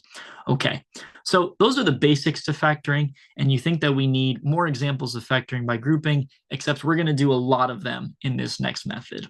So AC method is a way for us to factor quadratics, things that are ax squared plus bx plus c. Notice that I said ax squared plus bx plus c, and this method is AC. So this is how I learned to factor, and I find this way very concrete because it's going to work almost every time when it's supposed to work. However, I know I have met plenty of people that do not like this way. So if you have a different way of factoring that gives you the exact same answer, your way is completely correct. So let's do it this way. So again, like I said, it's the best way to factor in my opinion. And if a polynomial can be factored, this will always work. So for polynomials of the form ax squared plus bx plus c, these are technically quadratics, things that are to the second power. We haven't really used that term yet, but that's okay. We'll come back to it. So in the case where we have ax squared plus bx plus c, we're going to take a and we're going to take c. So not the x's, take the coefficient a, take the constant c, and multiply them together, which would literally be AC, right? A times C, AC. Okay, there are factors of A times C that when you add them, they add to B. So they multiply to AC, right? We want them to multiply to this number AC. But when you add those factors, they add to B. So we're using all of A, B, and C here. Okay, so we find this set of factors and we rewrite B as this sum. So it's going to sound a little complicated to start. When we do examples, it's going to make a lot of sense. So let's factor x squared plus 8x plus 15 using the AC method. Okay, so don't forget, this is ax squared plus bx plus c. What is A? What is C? A, as we see up here, A is the coefficient attached to the x squared term, and C is the constant term. So the coefficient attached to A would be just 1. This is like 1x squared. And C is our constant at the end, 15. So then A times C is 1 times 15, which is just 15. Now, we're going to find factors of 15 that, again, they multiply to 15. That's the point. But when we add them, they add to B, in this case, 8. So multiply to AC, but add to B, which is 8. Now you could take a second, figure out the factors of 15 that add to 8, and you would get 3 and 5. So 3 plus 5 is 8. Okay. So what we're saying that we're going to do with 3 and 5 is this. 8 is the same as 3 plus 5. And from here, we know that we can distribute x. So we can distribute x to get 3x and x to 5x. So what we really did, I'm showing these middle steps right here. They're not my favorite steps, but what we really did was rewrite 8x as 3x plus 5x. But what we used is the thing that 8 is 3 plus 5. Well, if 8 is 3 plus 5, then 8x is 3x plus 5x. Okay, so what we can now do is factor by grouping. AC method relies on factoring by grouping. So let's group x squared plus 3x, and let's group 5x plus 15. Take out the GCF from these two. GCF from x squared plus 3x is just x. GCF from 5x plus 15 is 5. Okay, and now if we did this right, the insides of our parentheses should be the same, and they sure are. We saw in that first factoring by grouping example, our answer is whatever's in parentheses, write it once, times everything left over. So x plus 3, write it once, and then x plus 5. So again, everything in parentheses, write it once, times everything left over, x plus 5. Okay, we're going to do a lot of examples of this. Let's factor x squared minus 6x minus 16 using the AC method. All right, what is A? What is A? What is C? Well, A is the term attached to x squared. In this case, it'll be 1. And C is the constant term, negative 16, right? Be very careful. This is supposed to be negative 16, not just 16. Okay, so then A times C, 1 times negative 16 is negative 16. We want to find factors of negative 16 that, again, they're factors, so they multiply to negative 16, but when they add them, they add to B. In this case, negative 6. Okay, take a second, find the factors of negative 16 that add to negative 6, and you would get 2 and negative 8, or negative 8 and 2. Okay, so that means that negative 6x, or negative 6, is 2 minus 8. Let's distribute x, and we specifically chose the combination 2x and negative 8x, because when we factor by grouping, we can take out an x. When we factor by grouping, we can take out a negative 8. And now we chose this group because the insides of the parentheses are now the same. So our answer is x plus 2 times everything left over, x minus 8. Okay. One thing I'll also note is that I did 2 and negative 8, but you could very well do negative 8 and 2, even though we are reversing the orders, even though we're saying negative 6x is 2x minus 8x. Negative 6x is also negative 8x plus 2x. So if you wanted to try doing this problem with x squared minus 8x plus 2x minus 16, you would get the exact same answer. Your terms would just be written in a different order. Let's keep going. 6x squared plus 17x plus 7. Oh boy. Okay. What is A? What is C? A is the term attached to the x squared term. Or is like, sorry, A is the coefficient attached to the x squared term. So A would be 6, and C is the constant 7. So A times C, 6 times 7 is 42. And now we're looking for factors of 42 that add to B, that add to 17. Okay, well, those two factors would be 3 and 14. So that means 17x is 3x plus 14x, or likewise 14x plus 3x. Let's factor by grouping. We can take out a 3x from these two. We can take out a 7 from these two. And again, if we did this correctly, the insides of our parentheses are the same, which they are, which means our final answer is everything in parentheses times everything left over. And that's how AC method works. I think we got one more example, so let's do one more. 20x squared minus 7x minus 6. Okay. What is A? What is C? A, again, attached to the x squared term. I think my camera might be covering it. That's okay. A is 20 and C is negative 6.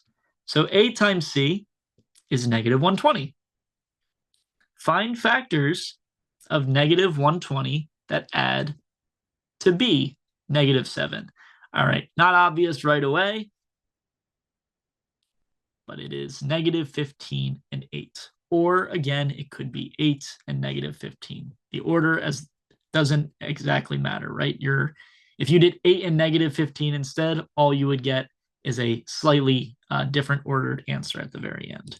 So that means negative 7 is negative 15 plus 8, or 8 minus 15, same thing. Well, negative 15 plus 8 times x, negative 15x plus 8x. Factor by grouping. Here we could take out a 5x. Here we could take out a 2. Ooh. Here we could take out a 2.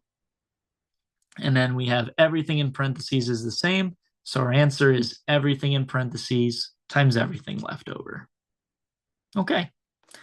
Well, let's wrap up P4 with just some formulas. We saw toward the end of P3, toward the end of polynomial operations, is that there are some very special types of polynomials. For example, we had a rule for a plus b times a minus b. After we expanded that, we got a squared minus b squared, what we call the difference of squares. Well, if we're factoring, we can use that same rule just in reverse. So a squared minus b squared is a plus ba minus b. And let me begin to tell you, a squared minus b squared is a plus ba minus b is a infinitely important way of factoring. You're going to use a squared minus b squared equals a plus b times a minus b so often. So please, if you're going to commit any type of factoring to memory, difference of squares without fail is wildly important. Okay. We call that difference of squares. Difference of cubes, not as obvious. It's going to be this formula right here. I'll show you how to use this in just a moment. We call this difference of cubes. A cubed plus b cubed, almost identical, except instead of a minus b, it's a plus b. Instead of plus ab, it is minus ab, and we call that sum of cubes. So we have difference of squares, we have difference of cubes, we have sum of cubes. We do not have a sum of squares. We technically do. It requires some imaginary number stuff, not where we are in the course.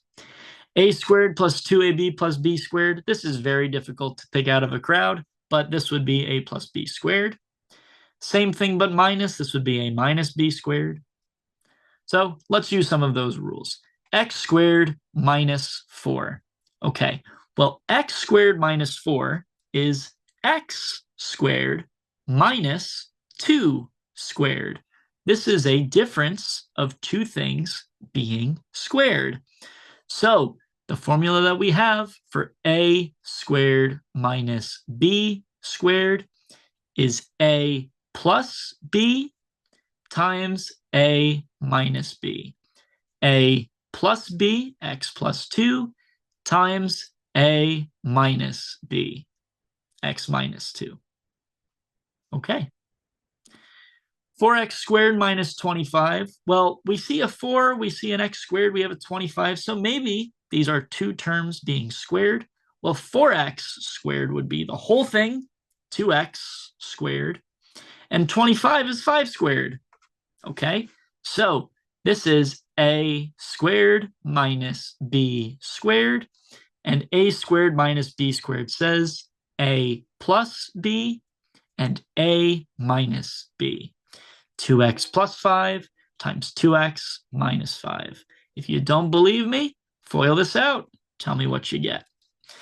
X to the fourth minus 16. All right, well, this is kind of weird looking, but x to the fourth is like x squared squared. Ooh, using rules of exponents. And 16 is 4 squared. Okay, well, this is, again, a squared minus b squared. So a plus ba minus b. But we're not done because x squared minus 4, oh, we had that all the way up here. So notice nothing we can do to factor x squared plus 4. You might want to do x plus 2 times x plus 2. That's not going to work. So feel free to tinker around with something like x squared plus 4. You will see you can never get it to factor. So fully factored version of x to the fourth minus 16, right there. 8x cubed plus 125. Well, 8's like a number cubed, and 125 is a number cubed, and maybe this cubed is a giveaway. Well, 8x cubed is 2x cubed, and 125 is 5 cubed. So this would be sum of cubes. Something cubed plus something cubed. Now, the formula for sum of cubes is not nearly as nice as the difference of squares formula. Sum of cubes, we can look at the previous slide, but it is a plus b times a squared minus ab plus b squared. A plus b times a squared, 2x squared, so 2x times 2x is 4x squared, minus ab, 2x times 5 is 10x, so a squared minus ab, plus b squared, 5 squared. So if it helps you to label these things out as a's and b's, you should absolutely do that. Okay, so with that said, I believe that's everything in P4, and I will see you in P5. We're going to change gears a little bit. Bye. Hi, everyone. Welcome back to P5. In P5, we're going to change gears a little bit and start talking about rational expressions. In the past, we've talked about rational numbers, so rational expressions aren't going to be super different, but different enough that we have to dedicate its own section. Okay, so if rational numbers are numbers of the form a over b where b can't equal 0, then rational expressions are, believe it or not, expressions of the form a over b where b does not equal 0. So in general, when we're talking about rational numbers, right, the numerator and denominator are just numbers. But in rational expressions, the numerator and denominator can technically be anything. They can have absolute values, they can have square roots, they can have all sorts of weird things. But for the purpose of what we're trying to do in this section, the numerators and denominators are going to be just polynomials for this section. But again, they can be anything. The domain for a rational expression is the set of all values where the denominator does not equal 0, right? If we want an expression to be defined, we need to make sure that the denominator does not equal 0. So for example, the domain of 2 over x minus 1 would be everywhere that x does not equal 1, because if we plug in 1, 1 minus 1 is 0, 2 over 0 is undefined. So the set that it is defined, the domain is everywhere except 1. And we're going to spend a lot more time doing this when we get to chapter 2, but at least we're setting the stage right now. Similarly, x plus 6 over x minus 3 times x plus 4, the set of all x values for which this expression is defined, would be everywhere except 3, right? If we plug in 3, 3 minus 3 is 0, 0 times anything is 0, and also when x does not equal negative 4. Negative 4 plus 4 is 0, 0 times anything would be 0. So they are defined everywhere except those two places. But again, we'll come back to that in chapter 2. To simplify rational expressions, first what we're going to do is separately factor the numerator and denominator. Don't try and do too much at once. Factor the numerator, factor the denominator, and then divide out anything that the numerator and denominator have in common. So this is just like canceling out common factors, just like we did for numbers back in P1. So let's get right to it. X to the fourth plus 2x cubed over x plus 2. I'm going to have some of these disclaimers here, like if x doesn't equal 2, right? Because we don't want x to equal negative 2 here. But, at some point I'm going to drop them. And we can just assume that we want this to be defined everywhere. So x to the fourth plus 2x cubed over x plus 2. What we're going to do is factor as much as we can and see if anything cancels out. Well, you might notice that in the numerator, they have an x cubed in common, so let's factor out x cubed. And right away, you see the numerator has an x plus 2, and the denominator has an x plus 2. So we can cancel out x plus 2. And one thing I want to note is that we can only cancel out factors. Factors are things that are being multiplied together.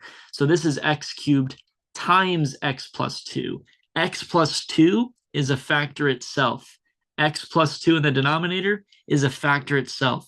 So we're canceling the entire factor, right? If these were just numbers, we can't cancel things out that are being added or subtracted, but we can cancel out these multiplied and divided terms. That's very important.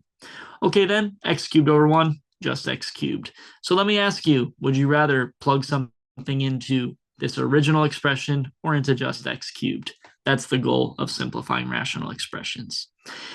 X squared minus x minus 6 over x cubed minus 3x squared. Well, we see the numerator can be factored using AC method. What two numbers multiply to negative 6 but add to negative 3?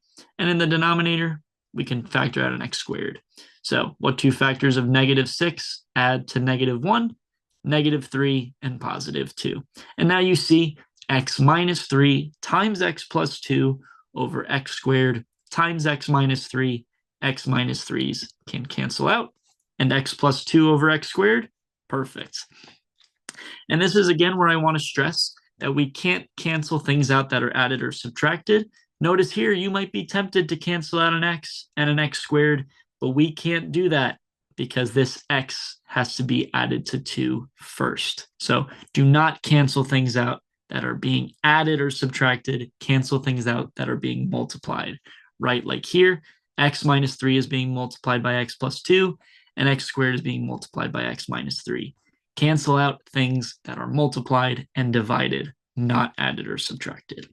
Okay, x to the fourth minus 9x squared over x to the fifth plus 6x to the fourth plus 9x cubed. Great practice from P4, but in the numerator, we can factor out an x squared. In the denominator, all of them have an x cubed, so let's factor out x squared and x cubed. Well, x squared minus 9 is a difference of squares. X squared minus 9 would be x plus 3, x minus 3, right? A squared minus b squared is a plus b, a minus b. And x squared plus 6x plus 9, what two factors of 9 add to 6? Well, 3 and 3. So again, x squared minus 9, difference of squares, a plus b, a minus b.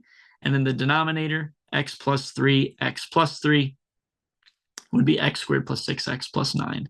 And now let's see some of the things that we can cancel out. Well, right away, you see an x plus 3 can cancel out. There's 1 in the numerator and 2 in the denominator. We can only cancel out one of them. And then we have x squared over x cubed. We have 2 x's up here, 3 x's down here. We can cancel out 2 of them. So we're left with just a single x from that x squared over x cubed. X minus 3 stays. The other x plus 3 stays. This, very beautiful. X minus 3 over x times x plus 3. Okay, so basic simplification isn't very exciting, but just like we were able to do for polynomials and for fractions, what we want to be able to do is add, subtract, multiply, divide. But at least the benefit here is that multiplication, division, addition, subtraction, all exactly like how we did it for fractions, except the only difference now is that we're introducing x's. So multiplication and division is just like fraction multiplication and division. Multiply the numerators across and multiply the denominators across. However, I want to stress this. Oh, and before that, division is keep, change, flip, just like it was for numbers. However, before you do any operations, including addition and subtraction, right? This subsection is for multiplication and division, but for doing any operations, please factor your numerators and denominators first. We want to be able to cancel things out. But if you multiply and expand all these crazy things, what's going to happen is you're going to get some really, really crazy things that you're not going to be able to factor afterwards. So please factor before you do anything else. So x squared plus 3x plus 2 over x cubed plus 3x times 2x cubed plus 6x over x squared plus x minus 2. All right, 4 different things we need to factor. Let's get right into it. X squared plus 3x plus 2. What 2 factors of 2 add to 3? 2 and 1. So this will be x plus 2, x plus 1. X cubed plus 3x. They both have an x in common. Factor out an x. 2x cubed plus 6x. They both have a 2 in common, and they have a single x in common, so factor out 2x. And the denominator here, what 2 factors of negative 2 add to positive 1? Positive 2 and negative 1. So I'm skipping a lot of the factoring stuff. If you need to practice factoring, go back to P4. But here we go. Everything all nice and factored. Now, multiplication for rational expressions just says exactly like it did for regular fractions. Multiply the numerators across, multiply the denominators across. Okay, so x plus 2 times x plus 1 times 2x times x squared plus 3, x times x squared plus 3 times x plus 2 times x minus 1. And this is where our job is nice and pretty. If you had tried to multiply these numerators, you would be getting an x to the 5th term, a lot of different terms that you wouldn't know how to factor in the end. But since we factored to begin with, you might notice x plus 2 can cancel out, x squared plus 3 can cancel out, and a single x can cancel out. So x plus 2 went away, x went away, and x squared plus 3 went away. All we were left with is x plus 1 times 2, and this x minus 1 down here. And just to finish up, these single factors, we like to put them in front, just so it looks a little bit prettier. Do not go back and redistribute this 2. If you redistribute the 2, you went backwards, it's not fully factored, right? Our job is done when we are fully factored. Okay. 3x squared minus 24x plus 36 divided by 7x squared minus 28 divided by 9x minus 54 over 7x squared plus 63x plus 98. Oh my goodness. All right. Again, factor first. Don't do anything else besides factoring first. Okay. Up here, all of these are divisible by 3. Let's factor out a 3. Both of these are divisible by 7. Let's factor out 7. Both of these divisible by 9. Factor out 9. All of these divisible by 7. Factor out 7. Here, AC method, what 2 numbers of positive 12 add to negative 8, negative 6, and negative 2? X squared minus 4, difference of squares, x plus 2, x minus 2, x squared plus 9x plus 14, x plus 2, x plus 7, right? What 2 factors of 14 add to 9, x plus 7, and x plus 2. Okay, fully factored. Now let's go for the operation. And just like division for regular fractions, division for rational expressions is the same. Keep, change, flip. Keep the first, change the sign, flip the second. And now let's multiply across. Just combine all the numerators and denominators, and let's see what can cancel out. Well, x minus 6 can cancel out. x minus 2 can cancel out, a 7 can cancel out, and an x plus 2 can also cancel out. So that's a lot that canceled out. We're left with just a 3 and an x plus 7 in the numerator. And then we're left with just a 9 in the denominator. And then 3 over 9 is 1/3. And we can drop the 1. We don't need to say 1 times. Okay. So I know we're skipping a lot of work for factoring, right? We assume previous section is good. So let's continue. Well, that was multiplication and division. Let's now do addition and subtraction. Well, just to very briefly reiterate the quirks and the quirks to fraction addition and subtraction, let's do some of these. So 1/5 plus 6/5, same denominator, just add the numerators. Same denominators, subtract the numerators. -4, 7 minus 11 is -4. -4 over 12, -1/3. 1/4 plus 1/8, when they don't have the same denominator, make them the same denominator. Well, we can get 4 to look like 8 by multiplying by 2 over 2. Again, we want to multiply by 2 over 2 because 2 over 2 is just 1. If we multiply by 1, we don't change anything. And then if we multiply 4 times 2, we get 8, and we don't need to change the other one. So we get 2/8 plus 1/8, 3/8. 7 over 6 minus 5 over 18. We can change this 6 to look like an 18 by multiplying it by 3 over 3. And then subtracting 5 over 18. 21 over 18 minus 5 over 18, 16 over 18. And we can simplify that, 8 over 9. So these should be kind of familiar. We did these toward the end of P1. 1/4 plus 1/6. Well, they're kind of similar, right? Here, this is a multiple of 2, and this is a multiple of 2. So their least common denominator is not just 4 times 6. We can get both of them to look like 12. All right, 3/12 plus 2/12, 5/12. 1/3 and 1/8. Well, we can't say the same about 1/3 and 1/8 like we did for 1/4 and 1/6. 3 and 8 don't have any, early multiples in common like 4 and 6 do. So here, let's do 3 times 8 to get to 24. That's the first multiple that they share. 8 over 24 minus 3 over 24, 5 over 24.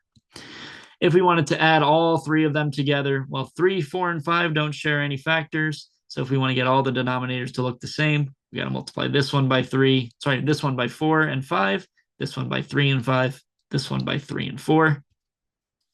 And we just get all sorts of ugly numbers. But the idea is here, right? If they have some similar factors, the least common denominator is not just all of the denominators together. It might be in some cases like 1/3 and 1/8, but it doesn't always have to be. So addition and subtraction, if the denominators are the same, simply add or subtract the numerators and keep the denominators the same. Okay, well, x minus 6 over x plus 1 squared minus x plus 8 over x plus 1 squared. Okay, well, we are subtracting across, but be very careful. This isn't like numbers. When this is like numbers, we just subtract those numbers. But when we're subtracting expressions, make sure you're subtracting this entire expression. Please use parentheses. They are free. Okay, so x minus 6 minus the whole of x plus 8. Let's distribute a negative sign to each term. X minus x goes away. -6 minus 8, -14. Not the biggest leap that we have seen so far. Well, what we're more interested in doing is when the denominators are not the same. So we're going to make them the same. Think about when we had 1/3 and 1/8. Those factors had nothing in common. So we needed to multiply 3 by 8, and we needed to multiply 8 by 3. And that's going to be more likely of what's going to happen in a lot of these cases. Look at x plus 1 and look at x plus 3. Well, they look very similar as factors, but they're not quite the same thing, right? They both have an x, so you want to say that x is a least common denominator, but it's not. Remember that x plus 1 is a factor itself, and x plus 3 is a different factor itself. So x plus 1 and x plus 3, more likely than not, don't share anything in common. For example, if x were to equal 2, this would be 2 plus 1, which is 3. This would be 2 plus 3, which is 5. And 3 and 5 as denominators don't have anything in common. So what we're going to do is say the least common denominator between these two things is just this thing times this thing. So if we want to get our denominators to be the same, this x plus 1 denominator needs an x plus 3. And just like when we multiply numbers by 2 over 2 or 8 over 8, we need to multiply by x plus 3 over x plus 3, right? X plus 3 over x plus 3. So long as x doesn't equal -3, this is just 1. Algebra is a lot of adding 0 and multiplying by 1. Okay, likewise, so we have x plus 1 times x plus 3. That's great. That means that x plus 3 is going to need an x plus 1. Okay, so let's multiply everything across. X times, sorry, not everything across. Let's multiply these sets across, right? These are being added, so multiply those, not those highlighted, hold on. Oop. Multiply those across and multiply the first two across. Okay, x times x plus 3 is just x times x plus 3. X plus 1 times x plus 3 is just x plus 1 times x plus 3. Don't expand any of these things necessarily, right? If you were to expand the denominator, it's going to change to something expanded that you could refactor. 2x minus 1 times x plus 1 over x plus 3 times x plus 1. And now these denominators are the same. They look a little different, but don't forget, a times b is the same as b times a. Okay, same denominator, we can add across. X times x plus 3 plus 2x minus 1 times x plus 1. From here, all we're going to do is expand, distribute x to each term, FOIL out these two, and from here, combine like terms. So we've been combining like terms since P3. Not going to spend too much time going over that here, but now you get the idea. Okay, we keep going. X plus 1 over x squared minus x minus 6 plus 2x minus 13 over x squared minus 9. Now, based on the previous example, what you are tempted to do is say, oh, these two things, nothing alike. Least common denominator is x squared minus x minus 6, and this one, x squared minus 9. Well, not quite, because don't forget the very first rule to doing all rational expression operations, and that is to factor. What two factors of -6 add to -1? There we go. -3 and 2. X squared minus 9, difference of squares. Okay. Well, now let's take a deeper dive into what the least common denominator would be. Well, they both have an x minus 3. So we don't need to multiply one or both by x minus 3 because they both already have it. However, this denominator has an x plus 3, and this one doesn't have an x plus 3. So if we want to get the denominators to be the same, we need to multiply this first one by x plus 3 over x plus 3. Likewise, this first term has an x plus 2 in the denominator, and this doesn't have any x plus 2. So we need to multiply the second one by x plus 2 over x plus 2. From here, we'll multiply across in each specific term. Well, even though the denominators look very different, right? These three things, multiplication is commutative, even though they're out of order. Multiplication, order doesn't matter. So the denominators are the same.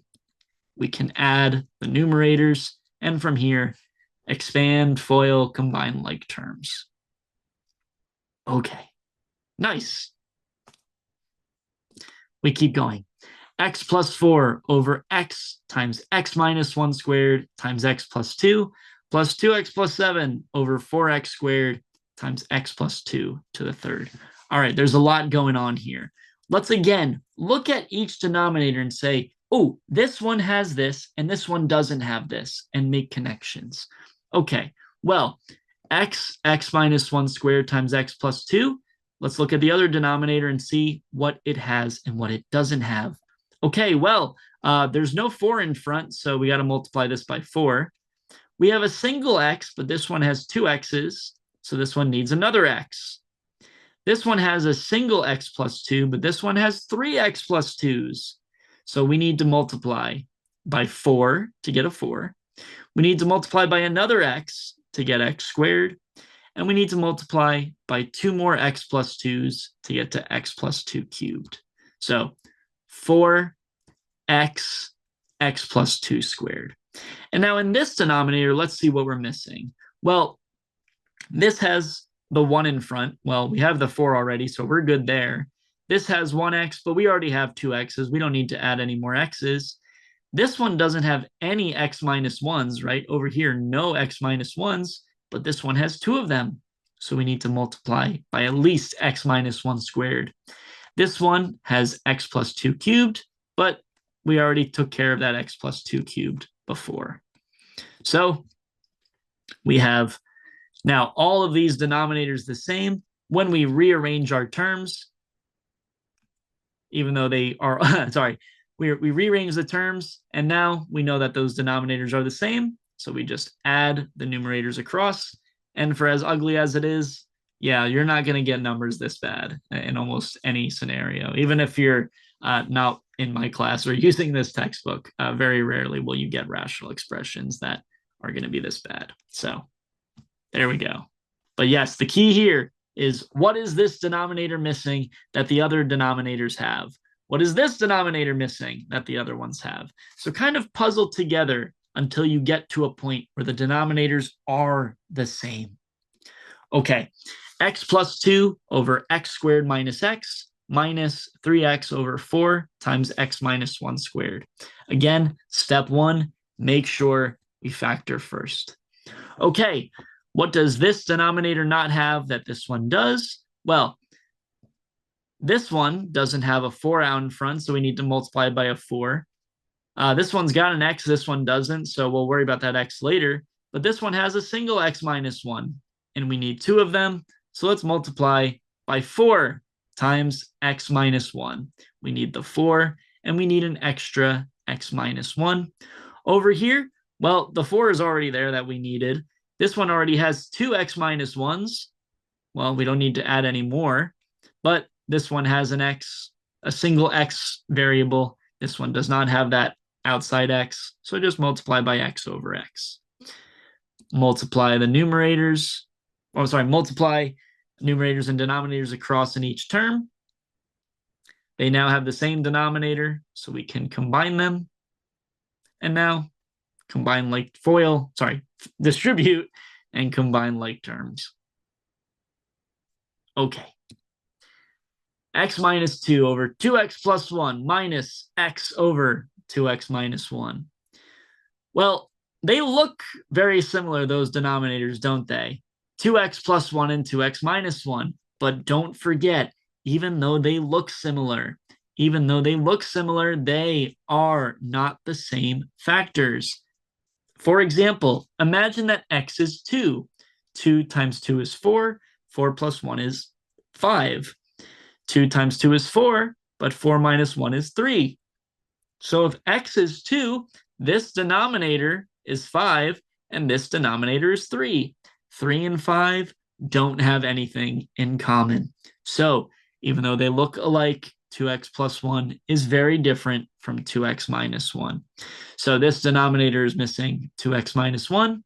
This denominator is missing 2x plus 1. Combine. They have the same denominator, so we can subtract, FOIL, and distribute, and just combine like terms. If you combine like terms and you get down to this is pretty good, but we can take one more step in factoring. We're very comfortable doing that. They both have a 2 in common. We can factor out a 2. So you already see that these get kind of messy. It's just the nature of the game. Alrighty. 14x over 3x minus 1 squared minus 2x plus 7 over 9x squared minus 1. Again, let's factor fully.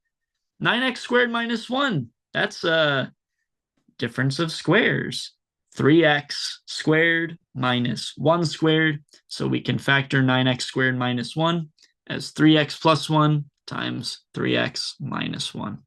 Okay, this denominator has no 3x plus 1s, so the first denominator needs a 3x plus 1. However, this one already has two 3x minus 1s, and this one only has one of them, so this denominator will need another 3x minus 1.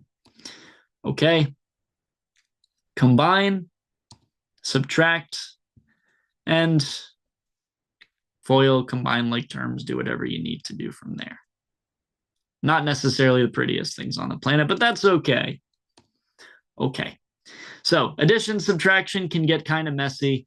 For the questions I'm going to ask you, they're not going to be nearly as messy. And I don't think almost any instructor will ask questions so messy. So yeah, but still, so long as you see like, oh, this one's missing this denominator, this one's missing this denominator, what it ends up boiling down to is just, foiling and distributing and combining like terms.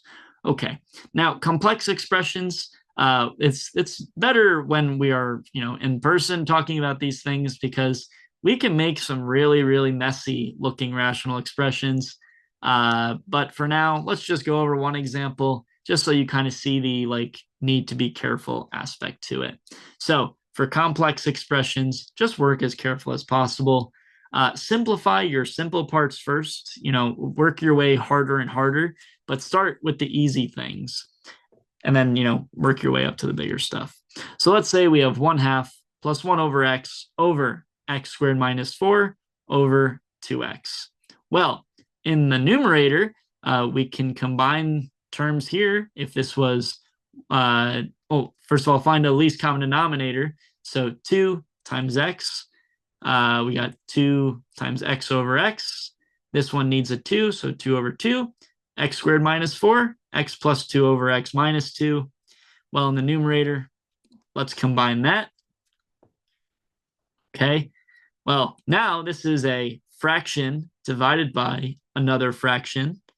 Well, that's just keep, change, flip. Let's multiply across. And now you see, 2x can cancel out and x plus 2 can cancel out. So being very careful, taking care of the numerator separately from the denominator, putting it all back, small stuff like that. But the bulk of this section is the multiplication, division, addition, subtraction, more especially the addition, subtraction. So something to keep an eye on. Okay, that's all I got for P5. So practice the addition and subtraction. But we got one more section in chapter P. So I will see you in P6. Bye-bye. Hi, everyone. Welcome back to the last section in chapter P, section P6. We're going to continue talking about rational things, but switch up a little bit about where we talk about them. Last section was all rational expressions, where the entire expression is rational, the entire expression is a fraction. But what we're going to do in this section is where the exponents are fractions. We haven't really looked at that a whole lot so far in this chapter, but we're going to really set the stage here and see the kind of things we can do with that. So for us to get to rational exponents, it's a little bit easier if we talk about radicals first, like square roots, cube roots, and so on. So we're going to start right there with square roots. So when we are squaring something, that's like taking 5 and squaring it to get to 25, right? 5 squared is 25. Now, we would then say that the square root is going from 25 back to 5. So squaring 5 to 25, square root 25 back to 5. Now, if we're saying that the square root of some number a is b, that means that b times b equals a. So using the example we have up here, 5 times 5 is 25. So we would say the square root of 25 is 5 because 5 times 5 is 25. Now, there's a couple restrictions here so that we don't get outside of the real numbers, right? We could very quickly find ourselves in a location we're not super familiar with. So we first restrict b to be positive, which in other words, we're just saying that square roots can't produce negative numbers.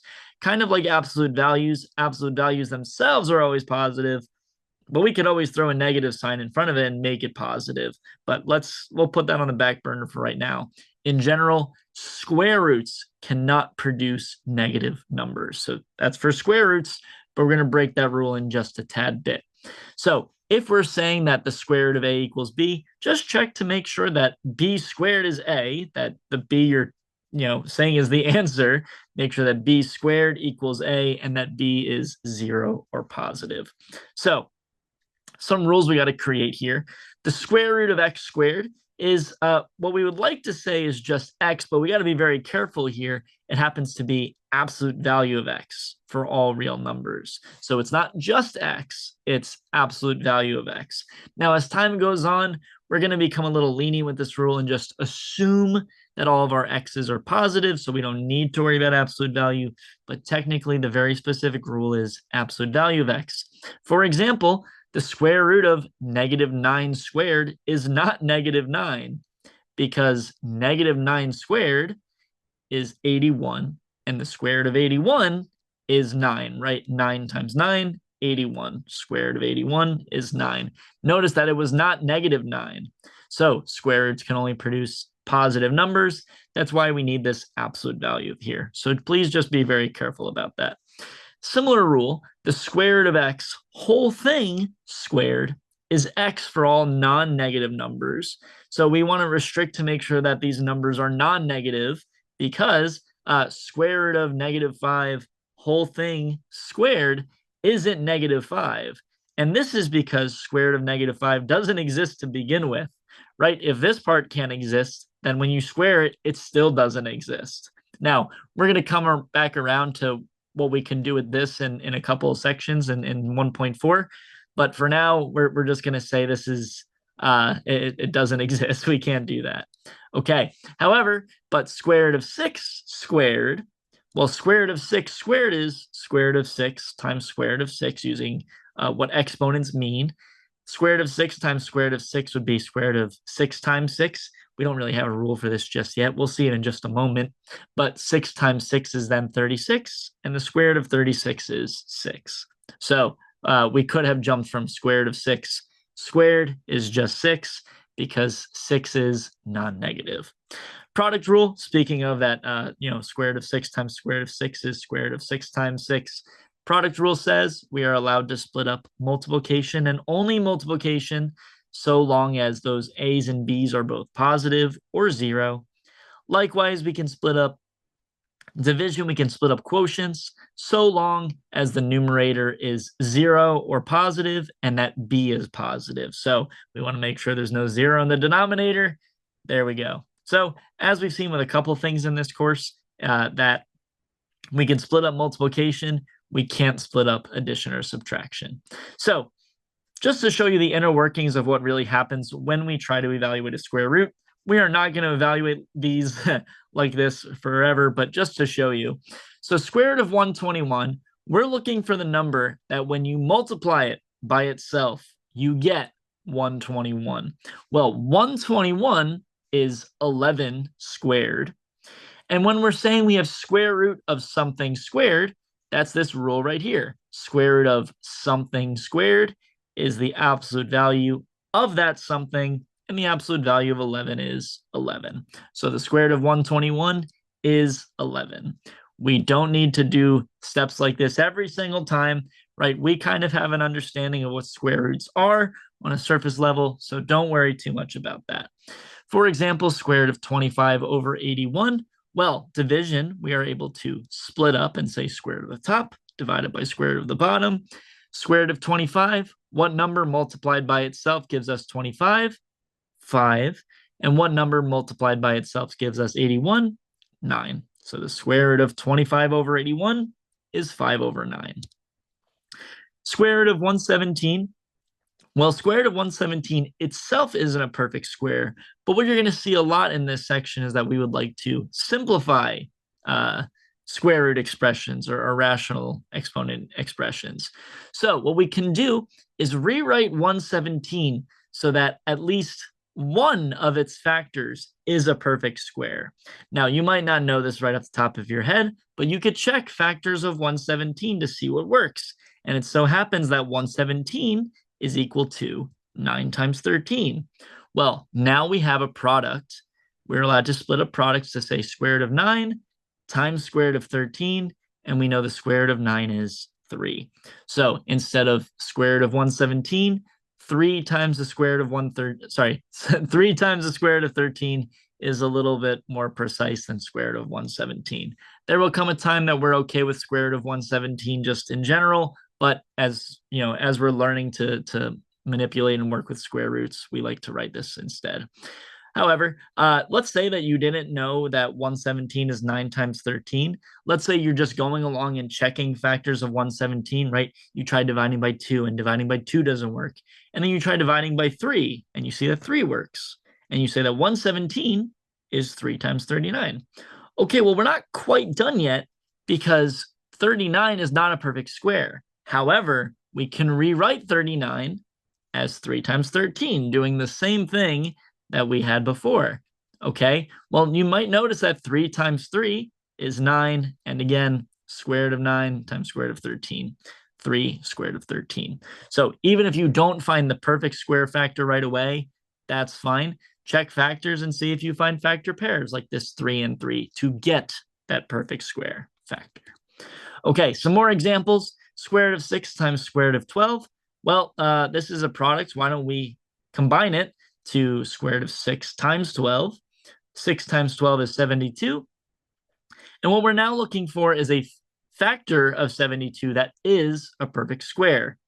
Well, you can think about it a little bit. What I'm thinking is that 72 is 36 times 2. Square root of 36 times 2 is the square root of 36 times the square root of 2. And we can say the square root of 36 is 6. What number multiplied by itself gives us 36? 6. Or what you could have also done is say that square root of 12, well, 12 is 6 times 12. Well, now we have square root of 6 times square root of 6 times square root of 2. Square root of 6 times square root of 6, square root of 36. And we get 6 square root of 2 that way. So a couple different options you have when it comes to simplifying. Another example, another division, square root of 36 divided by square root of 3. Well, division, we can recombine back into one square root. Square root of 36 over 3 would be square root of 12. Find a factor of 12 that is a perfect square. Well, 12 happens to be 4 times 3. Square root of 4 times square root of 3 would be 2 square root of 3, right? Square root of 4 is 2. Square root of 3 just stays square root of 3. Okay. But we're going to come back to this one. Maybe there's a different way of evaluating this one, maybe in 2 subsections. Another example, square root of 48x squared. So even though we have numbers and we have x's, that's okay. Fear not. Let's take care of the number and the variable separately. Find me a perfect square factor of 48. You can think about it. The answer would be 16 and 3.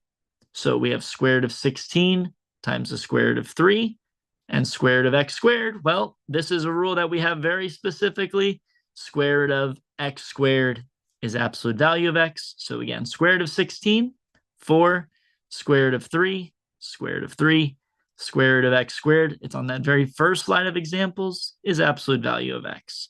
And just as a nice way of simplifying this or rewriting this more nicely, let's put that absolute value x in front. So in general, try not to write things to the right of the square root if it is not inside a square root. So notice here, square root of x squared became absolute value of x, not underneath a square root. If it doesn't have a square root, write it to the left so that you're not accidentally putting it over a square root. Okay. Well, we did 16 and 3, but 16 and 3 might not be your only option. What if we instead use 4 and 12? Well, if we split up 48 as 4 times 12, well, we could say that square root of 4 is 2, but square root of 12 is 4 times 3 again. Okay, so we have square root of 4 times square root of 4 times square root of 3 times square root of x squared. Well, square root of 4 is 2, square root of 4 is 2, square root of 3 does not change, square root of x squared, absolute value of x. Everything that is outside of the square root, combine them. Everything that is inside a square root, combine them. 2 times 2 is 4. 4 times absolute value of x is 4 absolute value of x. And what you could have also done is tried 6 and 8. So I will let you try that on your own. If you did not see 16 and 3, if you did not see 4 and 12, point is you can get to the same answer. It might just take you more steps.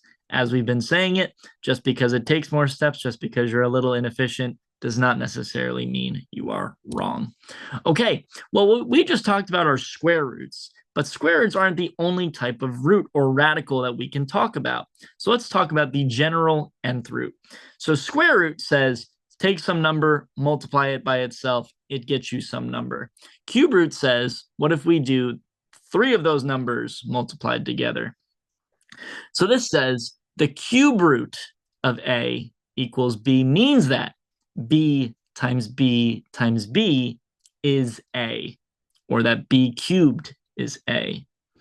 Fourth root would be fourth root of a equals b means that b times b times b times b, total of 4 times, equals a, or b to the 4th equals a. Fifth root we write as fifth root of a equals b, and this would be b multiplied by itself 4 times, so b times b times b times b times b, a total of 5 times, equals a, or b to the 5th equals a. And we can go so on. So we've talked about square roots where it's just that number times itself, a total of 2 times, and now we can just do it as many times as we want. So this can continue infinitely. In general, if we write square root of x, there's an imaginary 2 here, right? It would kind of match and follow this pattern of b cubed equals a, b to the 4th equals a. But just in general, when it's a 2, we don't necessarily need to write the 2. So there's some nth root rules at play here. Because square roots, we know the inside has to be positive because we can't take square root of a negative number. But maybe that kind of bends when we allow our roots to be a little different and not just 2. Okay. If the inside is positive, if the inside to your root is positive, so if a is positive, then no matter what the root is, square root, cube root, 4th root, 5th root, so on, as long as the inside's positive, the answer, the expression will also be positive. Okay, so inside's positive, whole thing's positive, nothing weird going on. But the second we allow the inside to be negative, weird things can happen. So let's say the inside is negative and the root is odd. So we're talking cube root or we're talking 5th root. Well, if the inside is negative, but the root is odd, then the nth root of a will also be negative. So for example, what we're allowed to have is the cube root of negative 125, not the square root of negative 125. Square root would be an even root. We're talking odd roots like 3 or 5. So we can evaluate cube root of negative 125. That answer is negative 5, since negative 5 times negative 5 times negative 5 is negative 125. So that satisfies the rule that the cube root of some number means this number cubed should equal the inside. So that's kind of weird, a little uncomfortable that we're allowed to have negatives sometimes and not other times, but the key here is whether or not the root is even or odd. So likewise, if the inside's negative but the root is even, then that whole expression is not a real number, right? So for example, square root of negative 4. Find me a number multiplied by itself that gives you negative 4. Well, you might be really inclined to say 2, but 2 times 2 is positive 4. You might be inclined to say negative 2, but negative 2 times negative 2 is positive 4. So we don't have a square root of negative 4 just yet. Like I said, we're going to come back to it in a couple sections, but for now, square root, 4th root, 6th root, if it's an even root and a negative number, they do not exist. So please be very careful of that. It is very important to note that if the inside's negative, it doesn't necessarily mean that it does not exist. It entirely depends on the root. Okay, if your inside equals 0, then the nth root of 0 is, you guessed it, 0. If n is odd, then the nth root of n is just that answer, a. Okay, well, think back to when we had square root of x squared. I told you that's the absolute value of x. But now we're saying if we have nth root of a to the n for any power, it's just a. However, the stipulation here is that this root needs to be odd. Well, if that root was then even, for example, square root of x squared, then we get absolute value of that inside. So please, this is really, really important here. The difference between having an even root and an odd root are completely different questions. They share some similarities, they share a same general property, but on the whole, some things are okay in odd roots and some things are not okay in even roots. So please just be very careful when you're evaluating these things. Okay, another weird example we might have is the mth root of the nth root of a. In this very weird scenario, we just say mth root, and nth root is the m times nth root. This doesn't happen a lot, but it is still an interesting enough property. Okay, so let's do some examples. Again, if the root is odd, then nth root of a to the n is just itself. But if the root is even, then the nth root of a to the n is the absolute value of a. Okay, so cube root of 27 would be 27 is 3 cubed. So cube root of 3 cubed, this root is odd, so the answer is just itself 3. Odd root, all we do is take whatever it is, no absolute values. Likewise, cube root of negative 64. Well, negative 64 is negative 4 cubed. So odd root, odd power, or matching odd power, I should say, the answer is just negative 4, because negative 4 times negative 4 times negative 4 is negative 64. Odd roots are okay to have negative numbers, and it's okay that they produce negative numbers. Okay, but likewise, fourth root of negative 3 to the fourth, well, this is now an even root with a matching even root. That would be this rule right here. So this would be absolute value of negative 3. Well, the absolute value of negative 3, going back to P1, is positive 3. Or similarly, if you don't really like or understand why this is, don't forget that negative 3 to the fourth, negative 3 times negative 3 times negative 3 times negative 3 is positive 81. And now you see how we have to get a positive number when it comes to even roots. So what number multiplied by itself 3 times, total of 4 times, is 81? 3. So 2 ways you can do it. Even roots, you need to be careful. Odd roots, you don't need to be as careful because we are allowed to have negatives inside an odd root. Okay, some other weird examples. Cube root of 135. Well, 135 is not a perfect cube root like 64 or 8 or 27. However, we can split up 135 to have one factor that is a perfect cube root. Think about when we were doing square root of 72 earlier. We changed 72 to 36 times 2 because 36 is a perfect square root. Well, instead of perfect square root, we're just looking for a perfect cube root now. So it so happens that 135 is 27 times 5.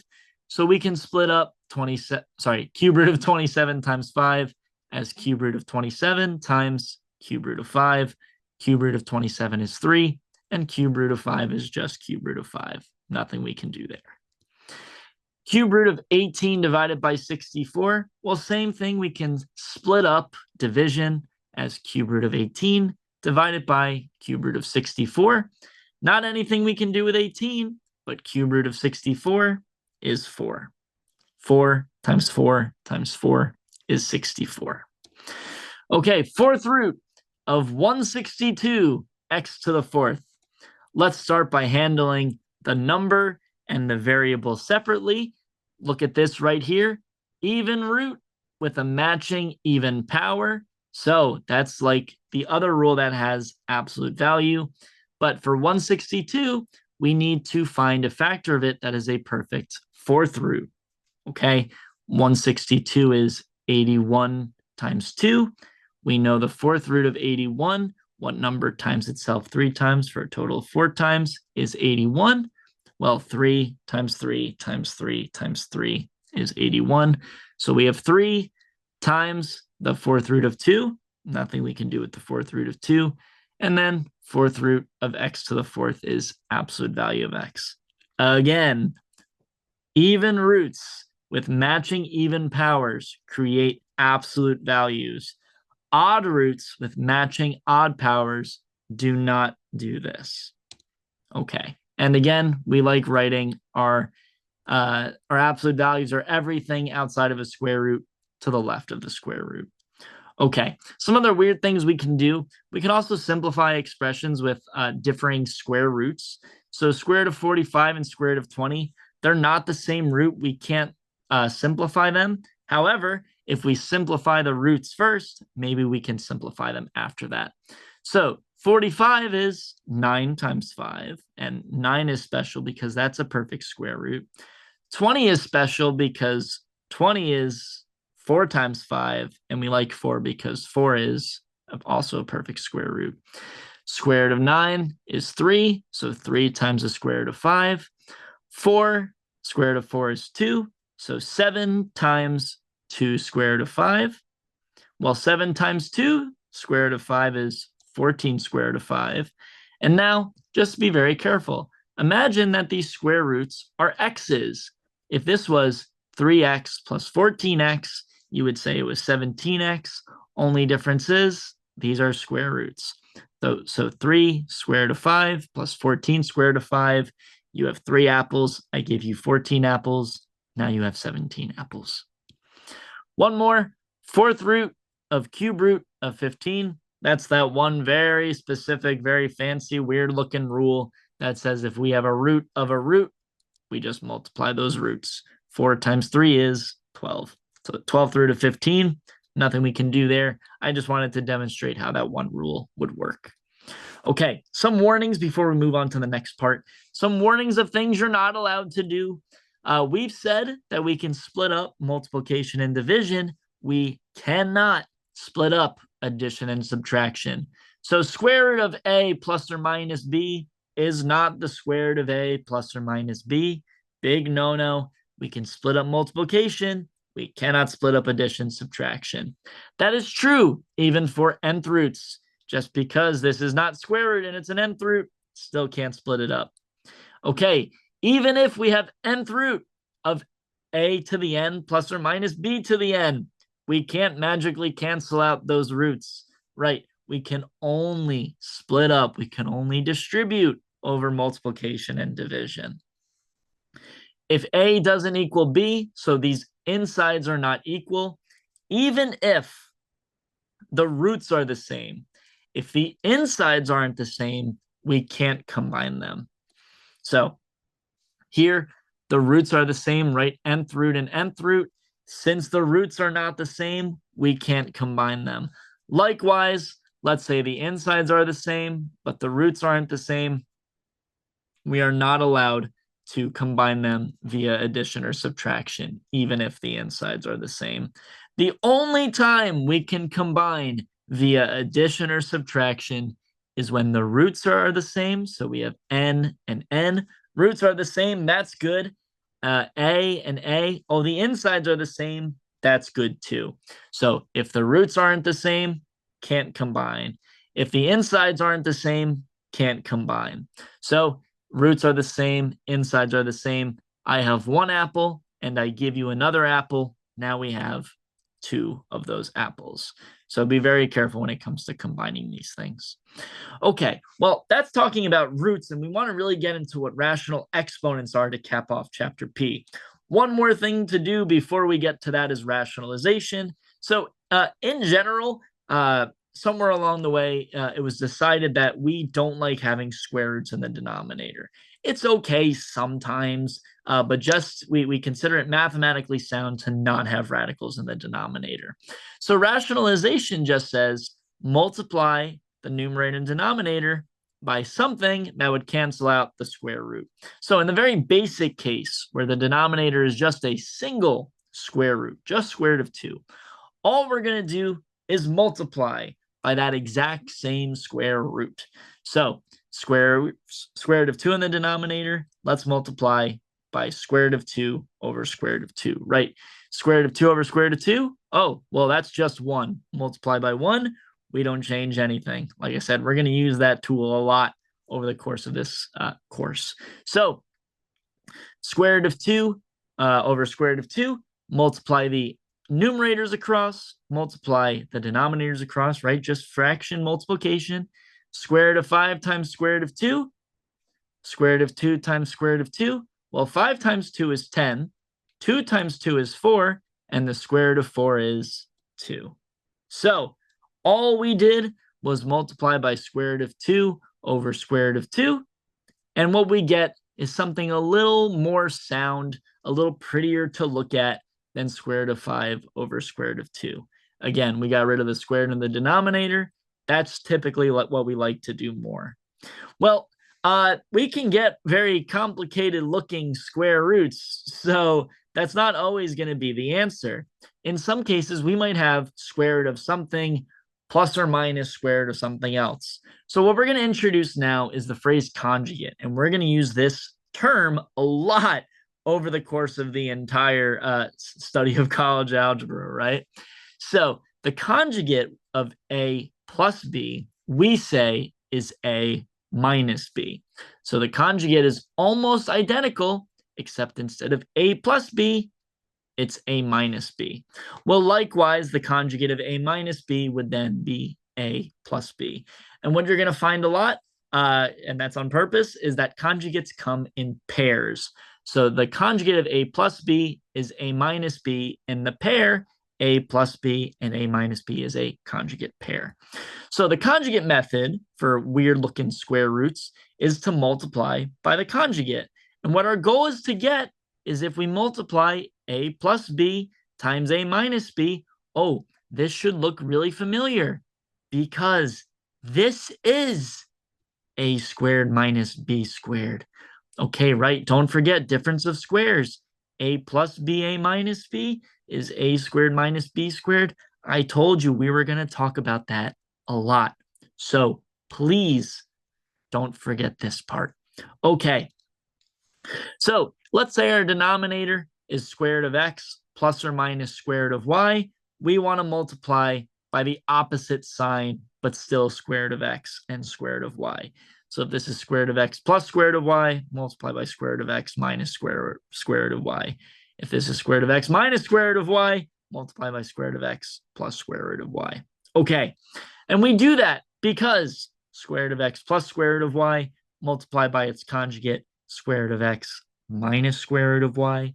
And now what you should see, a plus b times a minus b.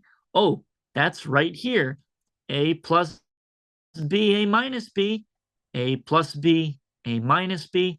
So what this becomes is a squared minus b squared. So we're going to take square root of x, square it, minus, take y, or square root of y, square it. And we said square root of x squared is just x, square root of y squared is just y. And just like that, notice there are no more square roots. Okay. So let's just do one very brief example of that. 2 over square root of 7 minus square root of 5. So square root of 7 minus square root of 5. That's 2 square roots in the denominator. We don't like that. So let's multiply by the conjugate. Well, the square root of 7 minus square root of 5, its conjugate is square root of 7 plus square root of 5. So what we're going to do is multiply the numerator and denominator by square root of 7 plus square root of 5. Again, we can cancel this out and just make it 1. So we're not changing anything. Okay, well, let's multiply these things together. 2 times square root of 7 plus square root of 5. Square root of 7 minus square root of 5 times square root of 7 plus square root of 5. Oh, what you should notice is this is a minus b times a plus b. That is a squared minus b squared, right? Difference of squares, a minus b, a plus b. So what we can do is a squared minus b squared. Again, let me flash it on screen. We have a minus b times a plus b, same thing as what we have here. And what it simplifies to is a squared minus b squared. If you don't like what I'm doing here, that's fine. FOIL this out. Do square root of 7 times square root of 7, square root of 7 times square root of 5, square root of 5 times square root of 7, square root of 5 times square root of 5, and you'll see we get the exact same thing. Okay, well, this is really nice because square root of 7 squared is just 7. Square root of 5 squared is just 5. 7 minus 5 is 2, and we can cancel out those 2's. This step of canceling out this 2 and this 2, kind of just a nice cooked example so that, you know, the 2 could cancel out. But even if it doesn't cancel out, as long as there are no more square roots in the denominator, that's what we prefer. So let's go back to that example I said we would come back to. Square root of 36 over square root of 3. What we did for this one before is simplify it to 36 divided by 3, 12, and then did square root of 12. But let's see what happens when we just rationalize. Square root of 36 is 6. And to rationalize, we're going to multiply by square root of 3 over square root of 3. Okay, square root of 3 times square root of 3 is square root of 9. 6 times square root of 3 is just 6 square root of 3. Square root of 9 is 3, and 6 divided by 3 is 2.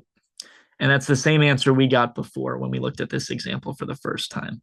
However, I want to stress, don't try and cancel things out that are inside a square root with things that are outside the square root.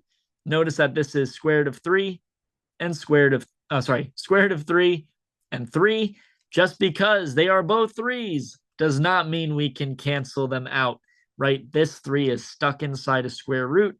This 3 is not. We can only combine things that are outside square roots with things outside of the square root, and we can only combine things inside the square root with other things that are inside the square root.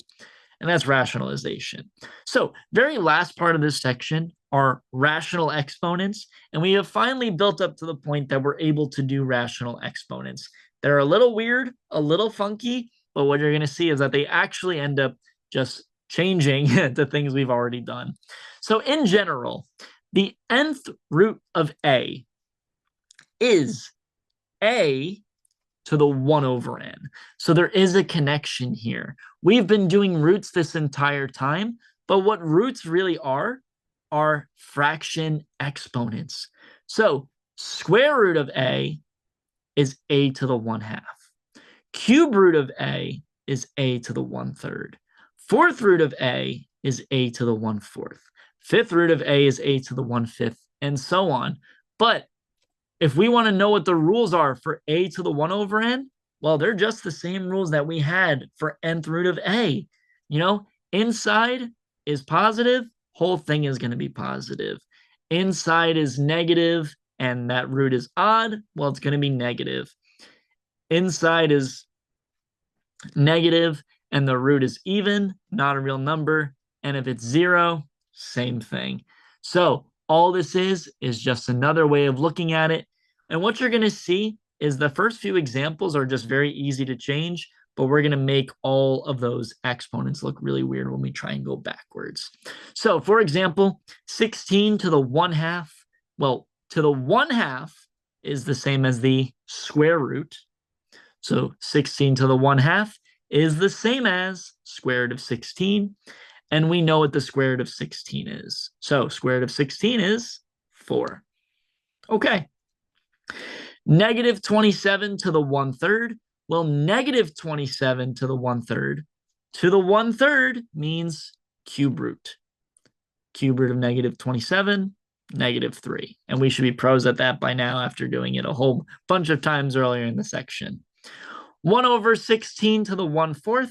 Well, division, just like all the rules we've had before, 1/16 to the 1/4 would be 4th root of 1/16. We can do 4th root of 1 divided by 4th root of 16. What number multiplied by itself 3 times gives you 1? Well, that's 1. What number multiplied by itself 3 times gives you 16? Well, 1 times 1 times 1 times 1 is 1. 2 times 2 times 2 times 2 is 16. 32 to the negative 1/5. Well, just like rules we had in previous sections, negative exponents, we drop them to the denominator. 32 to the 1/5 means 5th root of 32. What number multiplied by itself 4 times for a total of 5 times gives you 32? Well, 2 times 2 times 2 times 2 times 2 is 32. So 5th root of 32 is 2. -5 to the 1/4 to the 1/4 power means 4th root of -5. And we can't take even roots of negative numbers. We can take odd roots of negative numbers. We cannot take even roots of negative numbers. So -5 to the 1/4, 4th root of -5 does not exist. However, all of these exponents have all been 1 in the numerator, 1 in the numerator, 1, 1, 1. Is that the only thing we can do? Of course not. So what if we want to go backwards? What if we're given an expression that has a rational exponent and we want to use roots to be able to evaluate these things without a calculator? So the rules of integer exponents can be extended to rational exponents. All the rules that we had for integer exponents, like the product rule, quotient rule, power of a power, all of those rules still true for rational exponents. So what we can do is rewrite something like a to the m over n, right? Before, all the examples we had before was like 1/2, 1/3, 1/4, and so on. So what if instead that numerator is anything and that denominator is anything? Well, what we can do is 2 things. First thing we can do is say that m over n is m times 1/n. That's true, just going backwards from fraction multiplication. But now, a to the m times 1/n, we can again go backwards and use power of a power. Oh, right? This is what we did, I think, in P2, right? P2's exponents, I'm pretty sure. Well, if I gave you something like this back then, you would have said, oh, power raised to a power, we multiply. Oh, so we're just going backwards now. So a to the m over n is a to the m to the 1/n. However, 1/n power is the nth root. So a to the m over n is the nth root of a to the m. But that's not our only option. Think about multiplication. This is not the only order we could have done this. We could have also done a to the 1/n times m, just multiplying backwards, right? 2 times 3 is the same as 3 times 2. So 1/n times n, m, sorry, a to the 1/n times m. Well, this is a to the 1/n to the m. And this says nth root of a raised to the mth power. So we have 2 options for how we can split the exact same thing. And what you're going to see in all the next few examples is that there isn't really a perfect science as to when you want to use one of these decompositions versus the other. Sometimes it just comes down to how big and small your numbers are. Sometimes if you have really small numbers, maybe using one is better than the other. Or if you have really big numbers, maybe using one over the other is easier. So let's do a couple examples of this. 8 to the 2/3. Well, our first way says to split up 8 to the 2/3 as 2 times 1/3. Okay, well, 8 squared is 64, and 1/3 power means cube root. So 8 squared is 64, and 1/3 power means cube root. What's the cube root of 64? 4. 4 times 4 times 4 is 64. Okay, that's one option. But what if we did it the other way? 8 to the 2/3 can also be 8 to the 1/3 squared. So this says do cube root of 8 first. What's the cube root of 8? What number multiplied by itself twice gives you 8? 2 times 2 times 2 is 8, and 2 squared is 4. Same answer. The answer to the whole thing is 4, but maybe you prefer one of these two ways over the other. Sometimes one of these ways is way too difficult. Sometimes the other of these two ways is way too difficult. So whichever one happens to work, and if you happen to use one way and it's inefficient, but you got the right answer, you don't need to do it the other way. Either you get the right answer or you don't. Okay, negative 16 to the 5/2. Again, we've talked time and time again about the usage of parentheses. There's no parentheses here. So this is saying just 16 to the 5/2. So again, option 1 says to do the numerator power first, 16 to the 5th, and then to the 1/2. Well, 16 to the 5th is, yeah, there you go, 1,048,576. And then 1/2 power says square root of that number. And I don't think many of you happen to know what the square root of this number is. It is, of course, 1024. But maybe not super obvious. Well, what if we went the other way instead? What if we instead did the to the 1/2 power first and then raise it to the 5th power? Well, 16 to the 1/2 says square root of 16. Square root of 16 is 4. And 4 to the 5th is 4, 16, 64, 256, 1024. So negative 1024. Well, both of these ways dealt with really big numbers. There's no way we could get away from not having a really big number, but at least one of the ways the numbers weren't so daunting right away. So how to know which one is going to be which? It entirely depends on the question. Okay, 100 to the negative 3/2. Well, again, from P2, what do we do with negative exponents? We drop them to the denominator.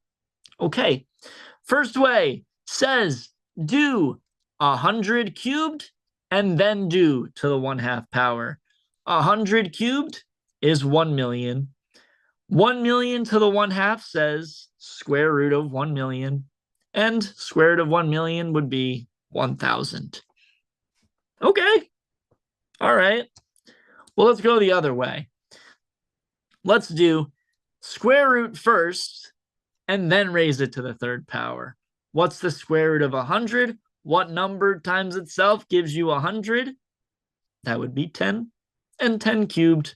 Oh, okay. That's a little bit nicer to deal with.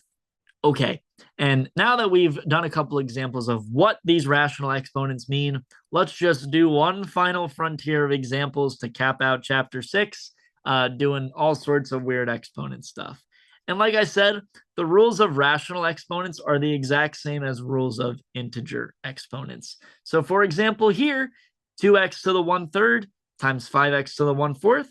Well, if this was 2x cubed times 5x to the 4th, you would know exactly what to do with this. You would do 2 times 5 and x cubed times x to the 4th. Only difference is that we now have rational exponents. All the exact same steps.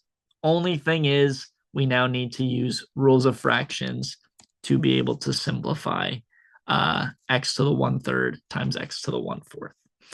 Stuff like this, you might be asking, do you need to change it back to a root with a radical? You do not. In some cases, if you get like 1/12, where 1/12 is very clearly the 12th root, you could.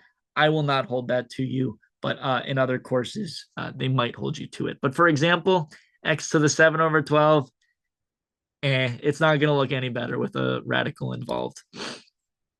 21x to the negative 2/3 over 7x to the 1/5. Okay, well, we combine the numbers and we combine the x's. Well, 21 divided by 7 is 3. X raised to some power divided by x raised to another power.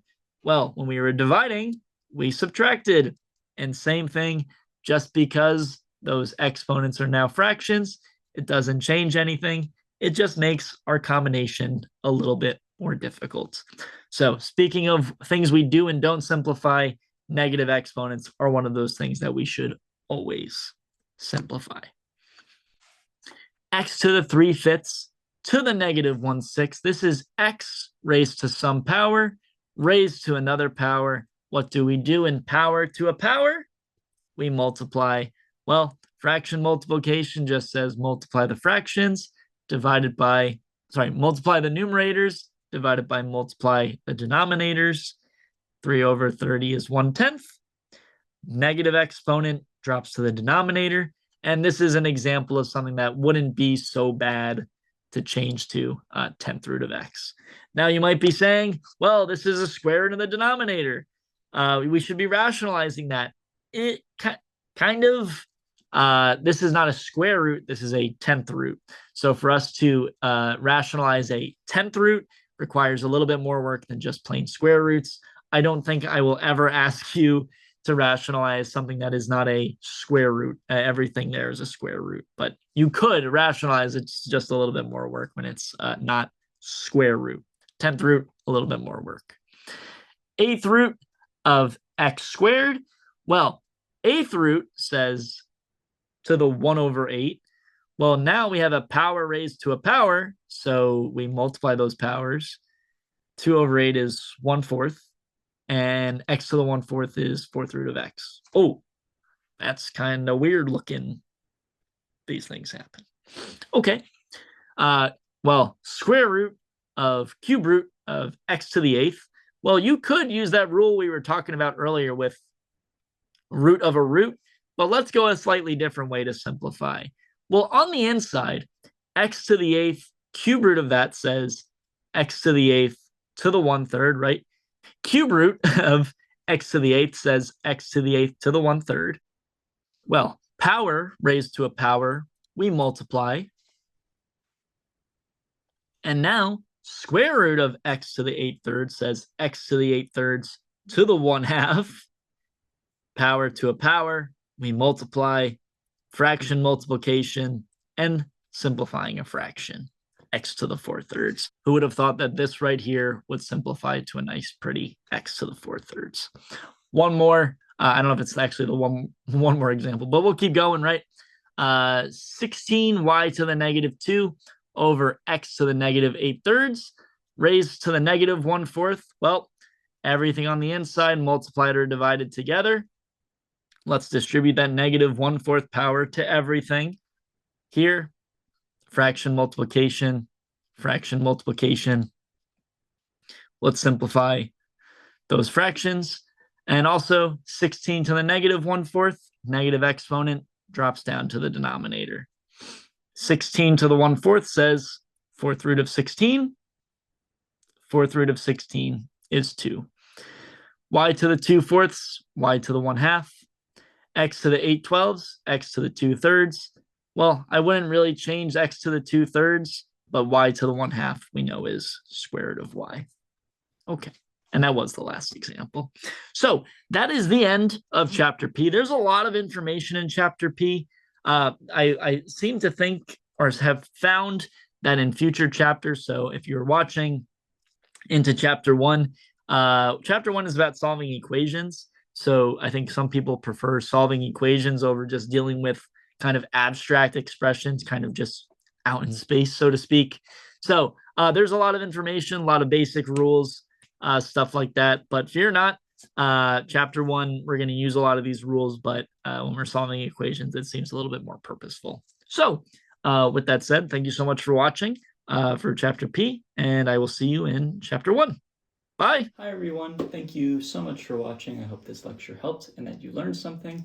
Just wanted to give the brief disclaimer that this lecture for this section is based on and adapted from the section in College Algebra and Trigonometry, the 4th edition by J.S. Ratty, Marcus McWaters, and Leswowska-Zerpek. So just wanted to give that disclaimer. I'm not affiliated with any of the authors. I'm not affiliated with Pearson, the publisher. This is entirely a presentation and lecture I created based on the book. So thank you so much for watching, and see you in the next section.